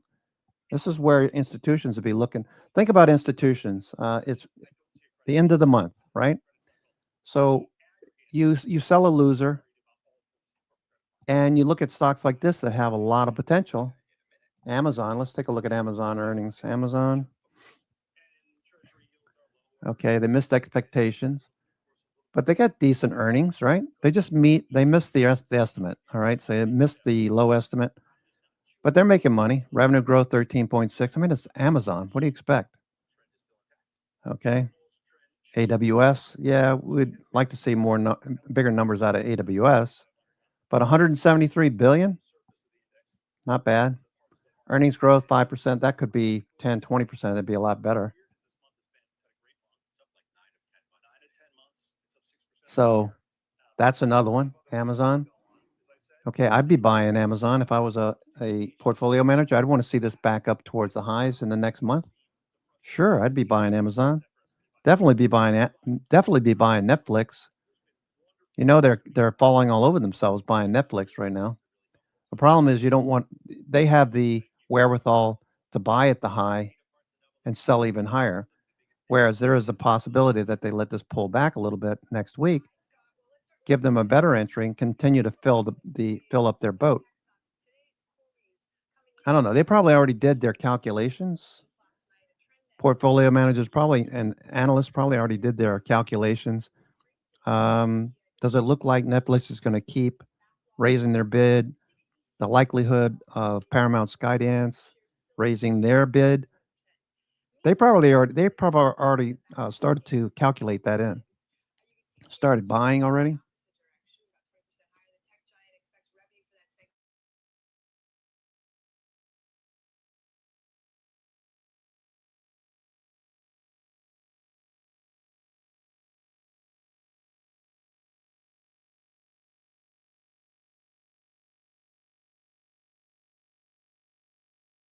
So if you're a portfolio manager, what would you be doing? Damn straight, I'd be buying Netflix down here. The average amateur trader, somebody who hasn't been trading that long, they're scared of doing something like this, which is, good reason. So instead of buying shares, 100 shares of this and being out $9,200, almost $10,000, instead of doing that, maybe you buy one call option that controls 100 shares. Maybe you do a spread that'll cost you less than let's say you buy the 100 105, which is very popular today. The 100 105, I bought the April. I rolled some out. I bought April. Is it May? I have May, right? I think I have May. Let me just check here. Amazon. I have May. All right. No, that's Netflix. That's Amazon. Netflix. I have what? Netflix. 100 105. So that was very popular today. 100 105. Let me just check that one more time. Money Magic posted in the room earlier. A lot of calls being bought. Right? I think you did that, Money Magic. I think it was Amazon, right? No, it was Netflix. Okay, Netflix. So going out to May. Let's see what May looks like. May options for Netflix. Yeah, there's a crap ton. Holy moly. 65,000 contracts against 7,000 in open interest. You think they're interested? I do. Wow. Just freaking wow. Yeah, that's that looks good. 65,000 contracts versus 7,800 in open interest. Okay. This is what I got. That's what I have. Okay. Excuse me. I'm getting sick.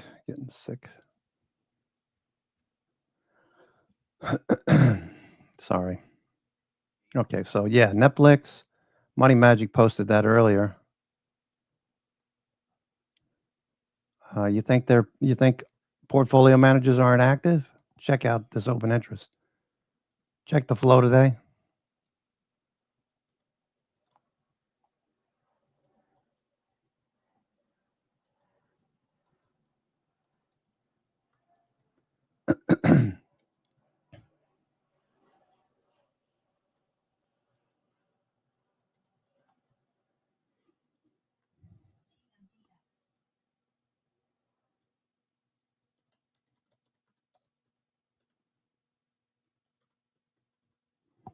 Yeah, so the 100, 105.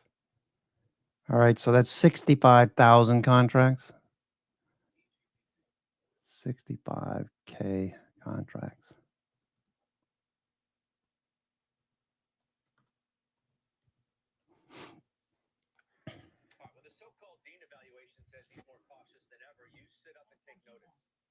I can't type worth a crap here. Let me just, so you don't think I'm some kind of schlub. Can't type.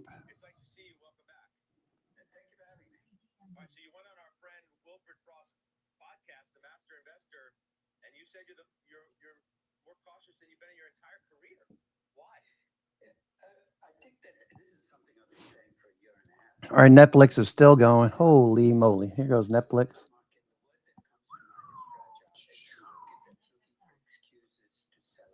Baker Hughes taking off as well. There goes Baker Hughes. Netflix. Winners, chicken dinners. Look at that move from the low this morning. Volume coming in.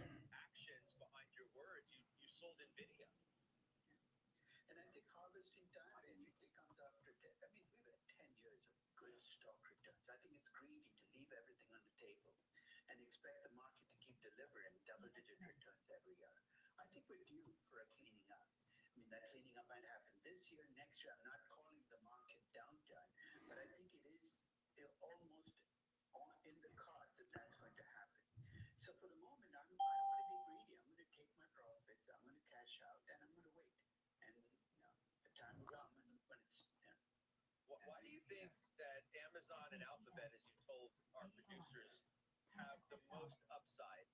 you like Apple as well, but why Amazon and Alphabet at a time where there's many, many questions about so many of the mega caps and the hyperscalers? I mean, Amazon, because it has the widest business range. It's in pretty much every business. It's a disruption machine. Alphabet, because it has potential. We've been waiting for that potential to pay off now for a decade. They still remain an advertising juggernaut.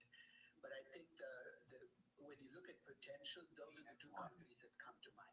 Apple, to me, is my steady state cash machine. I don't think Wow, there it goes. There goes Netflix.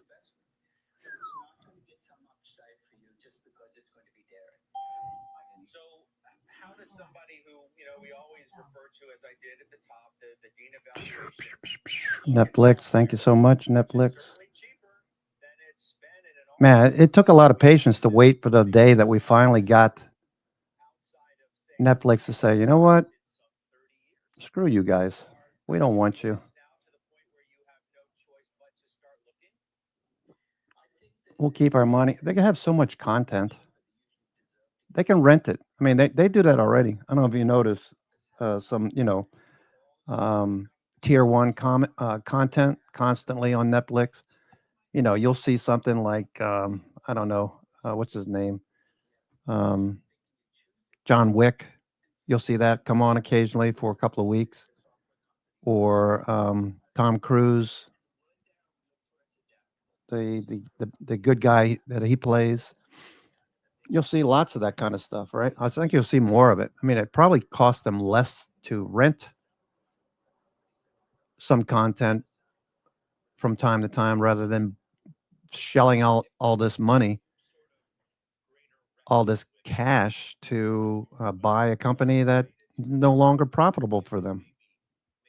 And who the hell knows what this is going to do for Paramount Skydance? They had a temporary pop. If you took it this morning at 10 o'clock, you did very well. If you took options, even better. But it's possible that they have to offload some of their content at some point. Netflix is probably in a better position. I think it's in a much better position now. And voting with the institutions that are buying a crap ton of content today, a crap ton of contracts today, suggests that out in May, very high probability. It's almost a 50 delta at this point. The 100 strike call is almost a 50 delta. And you can get that for pretty cheap.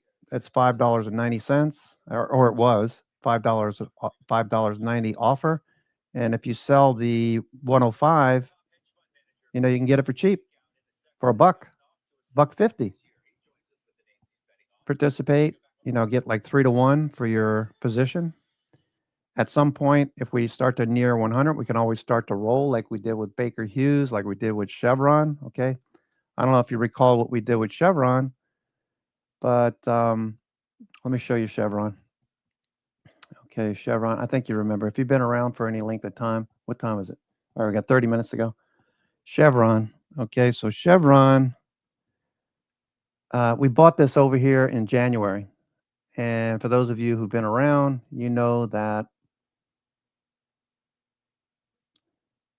we bought right here. We bought the Monday after Maduro was captured. We initiated the position. We didn't throw 100% of the money at it. We put 10%. We went for 100 shares instead of 1,000 shares. And we also bought some options. When this dipped the next couple of days, once it moved back above the 20 MA, what did we do? This is Chevron. We bought the 150, 155 call vertical.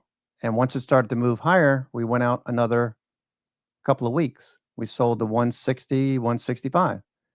And then as it started to progress higher, we bought the 165, 170, 170, 175. It just keeps going. 170, 175, 175, 180, 180, 185. Now we have the 200s. Okay, those are a little bit further out of the money, but I took profits in a good bit of the position that we started over here at 155, 160. We took profits. as this rose higher, right? We rolled some out and we took some profits. So this was a winner. Same thing that's going on with Netflix right now. Look at Netflix. Okay, so what are you going to do with Netflix? We're going to do the same thing. Okay, we're going to do exactly the same thing. Okay, so I have the 100, 105. So if this continues next week, I'll hold on to that, maybe take some profits, look for the 20 EMA to catch up. At some point, I'll do the 105, 110, maybe out in June. But yeah, this is going to do the same thing. Paramount Skydance. All right, same idea. I'm not as keen on trading this for a swing as I would be for a day trade today. That turned out really well. Okay, so that pulled back. So we sold into strength. What else? Amazon. Amazon, another good example. Amazon. Right? Amazon going to do the same thing. Okay, it's starting to move above the 20 EMA. So what are we going to do? We have Amazon, I want to say 205, 210s or 200, 210, something like that. Let me go check. Amazon. We're going to do the same thing. We'll start rolling up. So what that does is it locks in profits and you can profit more, right? But you're doing it with less capital at risk in case the markets do drop below 6,800. So that's the reason behind the credit spreads, right? I want to go credit spreads. I don't want to buy 1,000 shares of this. I'll buy 10 calls and control the same amount of shares, and I'll do it with a spread instead. So that costs me less. Let me see what I have here. Keep getting sidetracked. I have the Amazon 200, 220. Okay, Amazon 220. All right, so we got a little bit more because that's a 50 delta right now. The May 220, 225s. Okay, so I'll just hold this for a while. Let this come up to the 220 level, 225. I'll take some profits and I'll roll some out. Maybe I'll do some straight calls. Maybe I'll buy some shares and something like AMZU, something like that, like we did with Netflix and FXL. So AMZU, right? AMZU, 2 times bull. You could do that too. You could buy shares of AMZU instead of buying Amazon. But as long as it stays above the 20 EMA, we're just going to keep looking for this to roll upward. If you're an institution, where are you going to buy? First day of the month of March, where are you going to buy? You're going to buy something that's not as good as Amazon? I don't know. But this looks like, as long as the volume still holds up here, this is fine. Volume is showing that institutions over the last 2 weeks have started buying. And what happens? Prices move higher. They've been averaging about 2.5 million a day for the last 2 weeks. So that looks good. That's AMZU. AMZN, even more volume. So about 500 million shares trading hands in the last 2 weeks. 400 million. And that's moving higher. Okay, S&P pulling back. Netflix. Okay, CoreWeave coming off the low. CoreWeave short covering. All right, again, CoreWeave, we'll roll that next week. There'll be some dip buyers down here, most likely. CoreWeave.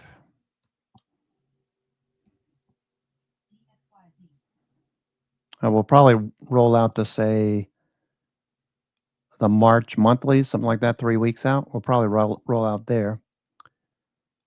Same strikes, 80, 80, 75. Probably get a credit. We'll see. We'll see.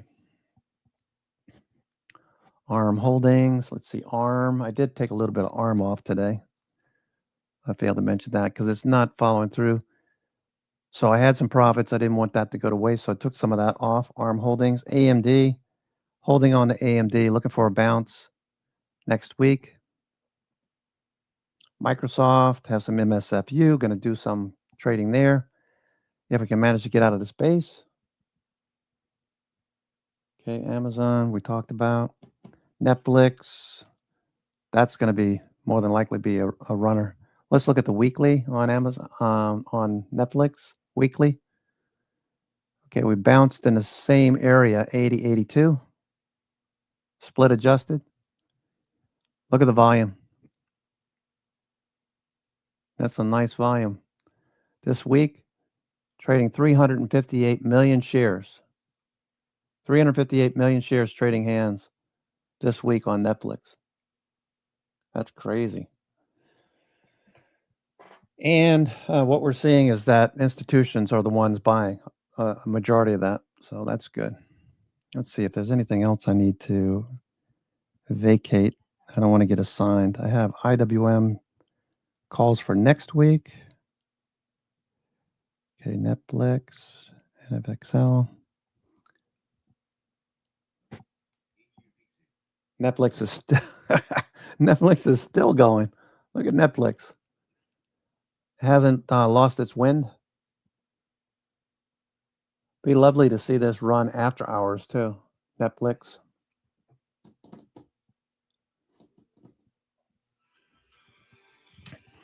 So using the 20 EMA on a 60-minute time frame, once you get the trend in, start buying call verticals, right? Call spreads. As the stock moves higher, you can start to roll out. So you got a 100, 105 call vertical, and it's a nice trend going. Depending on what you want to do, you roll up to the next month, 105, 110, 110, 115, 115, 120, and you just keep doing that until we lose the 20 EMA. You're locking in profits all along the way, and you're staying with the trade. And you don't have to have just straight calls. I mean, obviously, straight calls are good if you've got that much conviction. Right now, I don't have that much conviction. Why, Vinny? Because of what I'm seeing here. Okay, I don't have as much conviction. I don't want to go straight calls. I don't want to go straight shares because we could lose 6,800. We could attack Iran. I thought that's what was going on this morning when we were down 50 handles. I thought we were attacking Iran or something. I didn't know. I didn't see what the futures were saying. But if we lose 6,800, I want to have some protection. That's what this is for. 6,600, 60. What I'm going to do is roll this up. You see where the 200-day is now? 65, 75. So I'm going to roll this up 75 points. And instead of April, I'll probably go out to May. At some point, the midterm election is going to kick in. That's the big takeaway. At some point, it's going to be like 2018. I would suspect, I'm going to plan on it. I'm not going to take anything for granted. The midterm elections, remember in the midterm elections of 2018, 2 legs down, 10% and 15%. Total, it was 20%. 20%, see that draw down there? After the election, we dropped even more. So if we have any kind of a repeat, okay, this is the midterms. That's in the back of my mind. What's going on? What's going on in the markets, right? So I want to stick to it. I want to stick to the longs, but I want to be safe too. So I want to hedge. TRBCX. Let's look at TBR's TRBCX. Okay, TRBCX. Okay, we made it 10% down. So this is looking like a base right now. So I might get back into some TRBCX. Okay, this potential breakout zone. I thought we might come all the way back there. And this trend line, we made 176% on that position. We just stuck with it. And occasionally we would take some off. Once it got back above the area where we took it off, we added it back. Initially getting in late 2022. Okay. And we just rode this trend. How many times have you gotten 200% on a mutual fund or a long-only fund in your 401k? Doesn't happen very often unless you use a strategy. T. Rowe Price, blue chip growth. This pulled back a little bit. I might get back into some. I haven't done anything yet. SPHD, SCHD. All right, so these are 2 positions as well. SCHD still hanging out at the high. All right, consolidating. If this breaks to the upside, I'll add to it. If it breaks down a little bit more, I'll reduce my exposure. We got into this on January 8th, if you recall, or January 10th. January 10th. SCHD.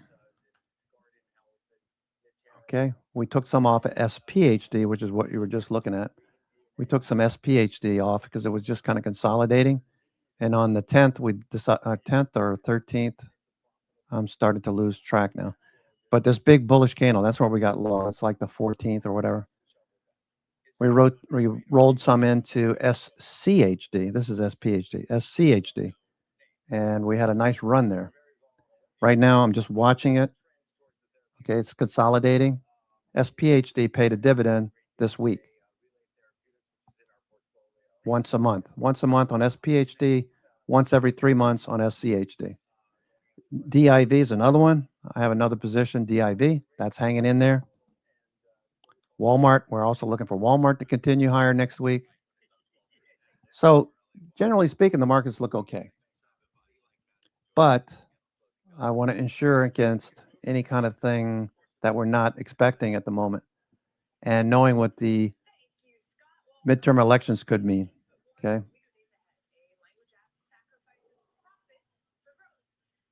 Okay, so sear this into your memory.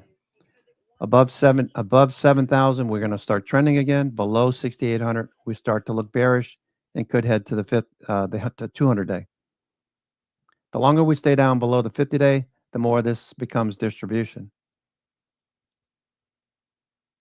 So I want to do more credit spread. I want to do more verticals or debit spreads on the call side, put side. I want to limit the amount of capital I'm putting to work, but yet be involved.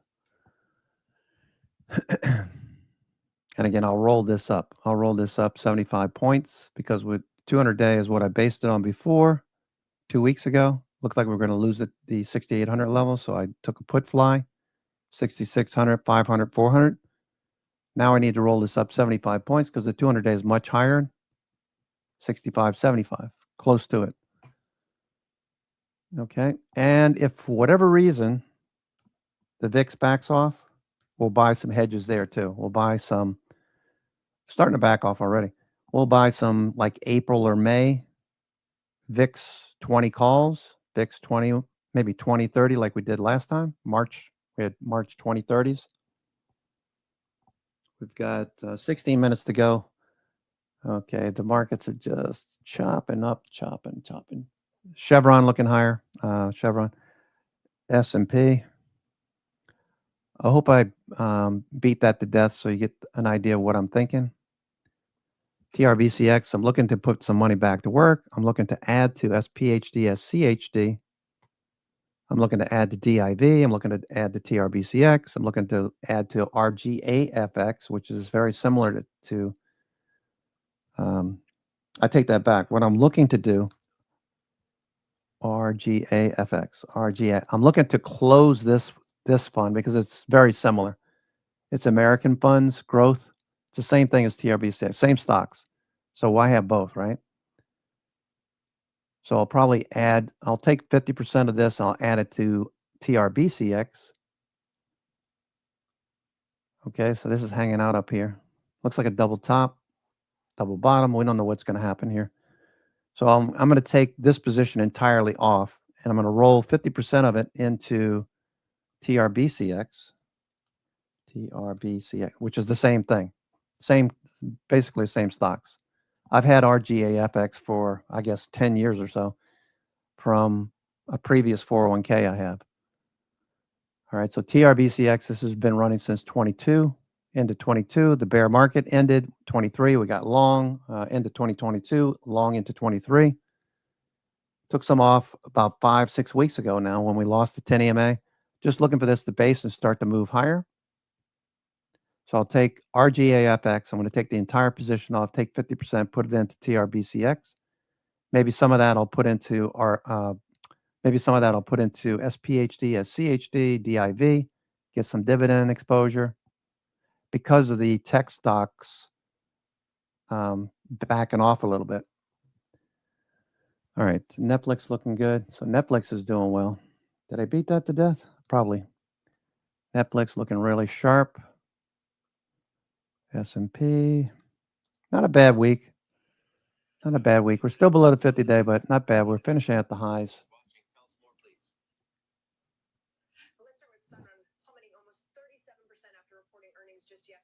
Whoa, Sunrun is off quite a bit. That might be an opportunity. This is one that Lee Star would be looking at. I guarantee you. I guarantee you he'd be looking at this. Sunrun's down big. No, there's no hurry. Okay, no hurry. But what I would be doing is looking at this. That's 50%. That's a 50% move, obviously. You can see that without Fibonacci. So Sunrun will probably do something with Sunrun in the short term. Okay, so that looks about 50%, right? 618, 50%. Yeah, it's definitely going to do something. But let's look at it next week. So you've got stocks that got sold into the end of the month. Let's see who buys what was sold. All right. So Sunrun was sold. Somebody's going to come in, probably pick up shares. 50% off. Yeah, I'd go with that. If you can pick up a $22 stock at 11, you still like the earnings. That'd be good, right? Sunrun. Okay, here's Sunrun. Really? Okay, earnings growth was not that great, but revenue growth, look at the revenue growth. Look at the earnings surprise, 3,700%. Is that 3,700%? Yeah, 3,700%. So yeah, they missed the earnings growth, but the revenue growth is there. Sunrun, yeah, definitely 50% retracement, 618. That looks good. Do I need to buy it right now? Is it going to bounce 50 points or 10 points next week? I doubt it. Probably going to base. So you give it 7 to 8 trading days after an earnings pullback like this. That's the usual way to trade it. So 7, 8 days. We got the whole week to deal with it. What's Enphase doing? Enphase. That's off a little bit. First Solar, FSLR. That's off too. SEDG. Okay, so these are all off at the moment. TAN, I know Dr. Frank likes to trade TAN from time to time. So that might be an opportunity right there. So we got the first of the month on Monday. We'll watch for where the money is flowing and act accordingly. Tesla's trying to turn. Apple's at the low of the day. Microsoft off the low of the day. Microsoft still basing. But Netflix definitely something we want to watch next week. All right, so we saw nearly 70,000 contracts trading out at the 100 strike in May. So I definitely want to pay attention. I'll probably add to my Netflix next week. Okay, I have the May 105, 100, 105. 66,000 contracts trading today. All right, we'll see how much of that's open interest next week. 59,000 contracts of the 105s traded today. That's a 36 delta. 100 strike is a 46 delta. That'll be a 50 delta next week. Netflix, Baker Hughes moving higher. Baker Hughes looks good here. End of day, Baker Hughes. Okay, Baker Hughes. You know what I'm thinking about Baker Hughes. AI adjacency trade on Baker Hughes.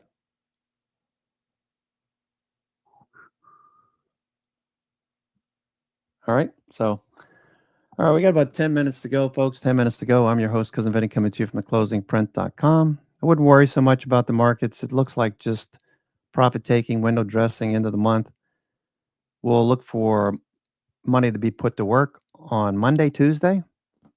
I'll be looking to do some things I just outlined. If you missed any of that, this is always recorded.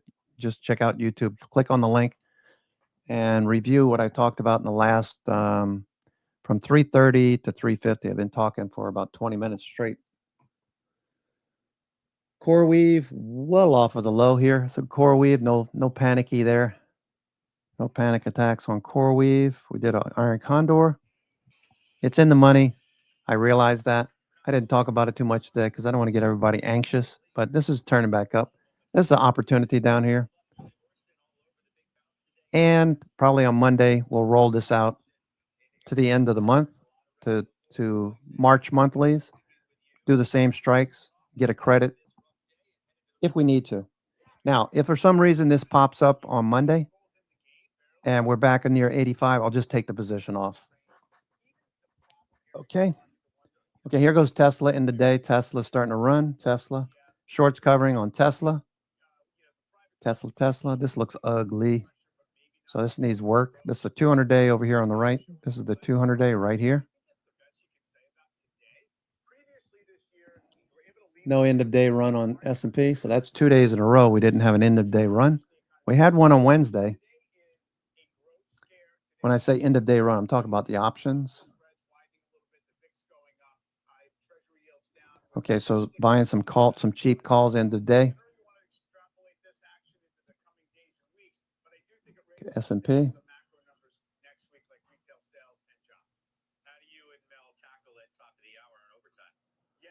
Okay, so everything's gonna be fine. Everything will be fine. Yeah, the market sucked today for a lot of reasons, but there's some stocks that rotated in. Healthcare, communications, materials, industrials holding up well, but healthcare is definitely showing signs that it might be a forerunner next week. Communications, Netflix most likely continues next week. So we've got some money rotating out of financials, it looks like. Maybe they bounce next week. We'll see. Financials, consumer staples looks okay. Utilities looks good. Utilities with a big bounce 2 weeks ago. Faded last week, and now we're bouncing again on XLU. If you look at XLU, why is that, Penny? What's happening with XLU? Because the Fed is most likely going to lower rates. Maybe they won't have to because the 10-year yield is dropping. So their refinancing rates are lower. But XLU, big breakout. So stocks like American Electric Power, AEP, American Electric Power, Quanta. These stocks moving higher. Baker Hughes, we talked about extensively in the last few days. Baker Hughes, Chevron, energy stocks, COP. Airlines are off.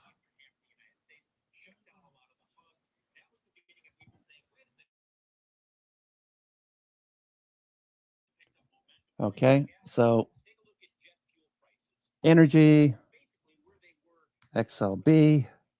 So it's just some rotation. That's all it is. You get CNBC. I don't want to say that they have ulterior motives, but they're selling advertising. You think they sell advertising when everything is good? Nobody looks at CNBC when the markets are fine and they're rising. They only look when the markets are, markets in turmoil. You remember how they used to get their butts handed to them? They would come out with markets in turmoil back in late 23, and then the markets rallied for the next year. They look like fools. So they get people to tune in when the news is bad. The average investor doesn't have a resource to a room like this where you got a lot of good traders or myself or other people that I follow. They don't have that resource. So where do they get their information from? From CNBC. They watch that stupid ticker. I remember when I first started investing over 38 years ago, I used to watch that little ticker go by. And during the Gulf War, I remember looking at it I was like mesmerized. My wife thought I was crazy. There goes Google. Google popping here in the day. Google. But where do they get their information? They get it from CNBC. So they'll tune in. What are they going to do? They'll probably sell out of fear because of all the things that they keep talking about. But they're selling advertising. So that's their ulterior motive. I mean, they got to make money. So I understand. But understand what they're doing. NVIDIA is moving lower, by the way. NVIDIA is lower. NVIDIA is not working. Apple's not working. Amazon is working. Google's working. Okay, these are all communication stocks. Communications and consumer discretionary, Amazon. But you got AWS. So I would consider that tech/communications. Tech/data. Microsoft. Okay. So look at Google. Look at Google going here. Google, Amazon. Okay, Netflix. Little profit taken on Netflix, but closing near the highs of the day. We got 3 minutes, 40 seconds to go. Yeah. So all I'm saying is rotation. I felt kind of silly this morning because yesterday I was saying the same thing. You know, I don't see anything really that worrisome about the markets. And then I wake up this morning and I see the markets. I'm like, uh-oh, what happened? What happened? The market's down. 37 handles. We're trying to pop back up. But look at the New York Stock Exchange, NYSE. Does this look like it's falling apart? Okay, Tom Lee's talking. I'll listen to him for a minute. We're uncertain, like the path that it takes, whether or not it's actually a net positive for the economy. I think investors are losing sight of the bigger picture, which is that President Trump directs every federal agency of the U.S. government to immediately stop using Anthropic's tech. Oh, boy. What is Anthropic's? What do they trade under, Anthropic? a lot of the angst we've seen this month and a lot of the research and a lot of the people pointing to how there's downside scenarios for AI. I mean, a lot of that is just guesses. Okay, we got 2 minutes to go. So, overly pessimistic. What do you make of NVIDIA's Anthropic is privately held, so doesn't have. They're talking IPO rumors, but I'm disappointed to see the stock not stronger off those results. Amazon is one of the proxies for Anthropic.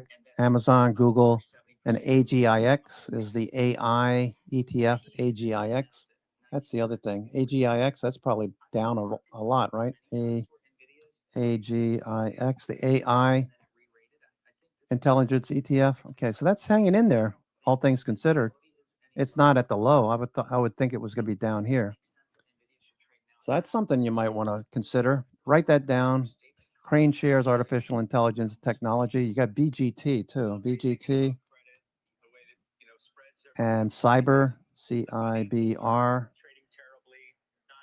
Cybersecurity ETF. These are all probably going to be buys soon, right? I'd buy Cyber down here. Zscaler. I'd buy Zscaler at the lows. Palo Alto. I'd buy it down here. I don't want to buy it up there at $220 a share. I want to buy it down here, $140 a share. CrowdStrike, same thing. Okay, so there's going to be a lot of things that people will be looking at next week. I wouldn't be that concerned. Hedge if you are concerned. That's the only thing I've done. I'm hedging, and I've reduced some exposure. Taking credit spread, debit spreads instead of straight calls or straight shares. Making it a cheaper entry, but yet being able to benefit with the leverage and be involved. And if the markets do move lower, we'll start to add to butterflies. Okay, we'll start to add to put flies. And that's it. That's it in a nutshell. CoreWeave is just going straight up here. CoreWeave rallying off the low. Okay, CoreWeave. You could take CoreWeave off probably.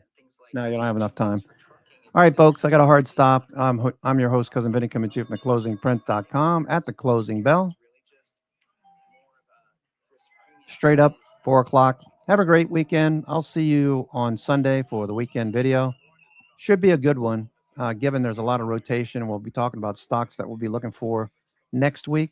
Okay, so be sure to tune into the weekend video. I know a lot of you don't watch it because you have your other things going on, or you just come into the room and you trade, so you don't really need to watch it. But for those people that are longer term investors, check out the weekend video. That's what I make it for, so you know what to expect in the week ahead. Have a great weekend. Take care. We'll see you on Sunday. Ciao.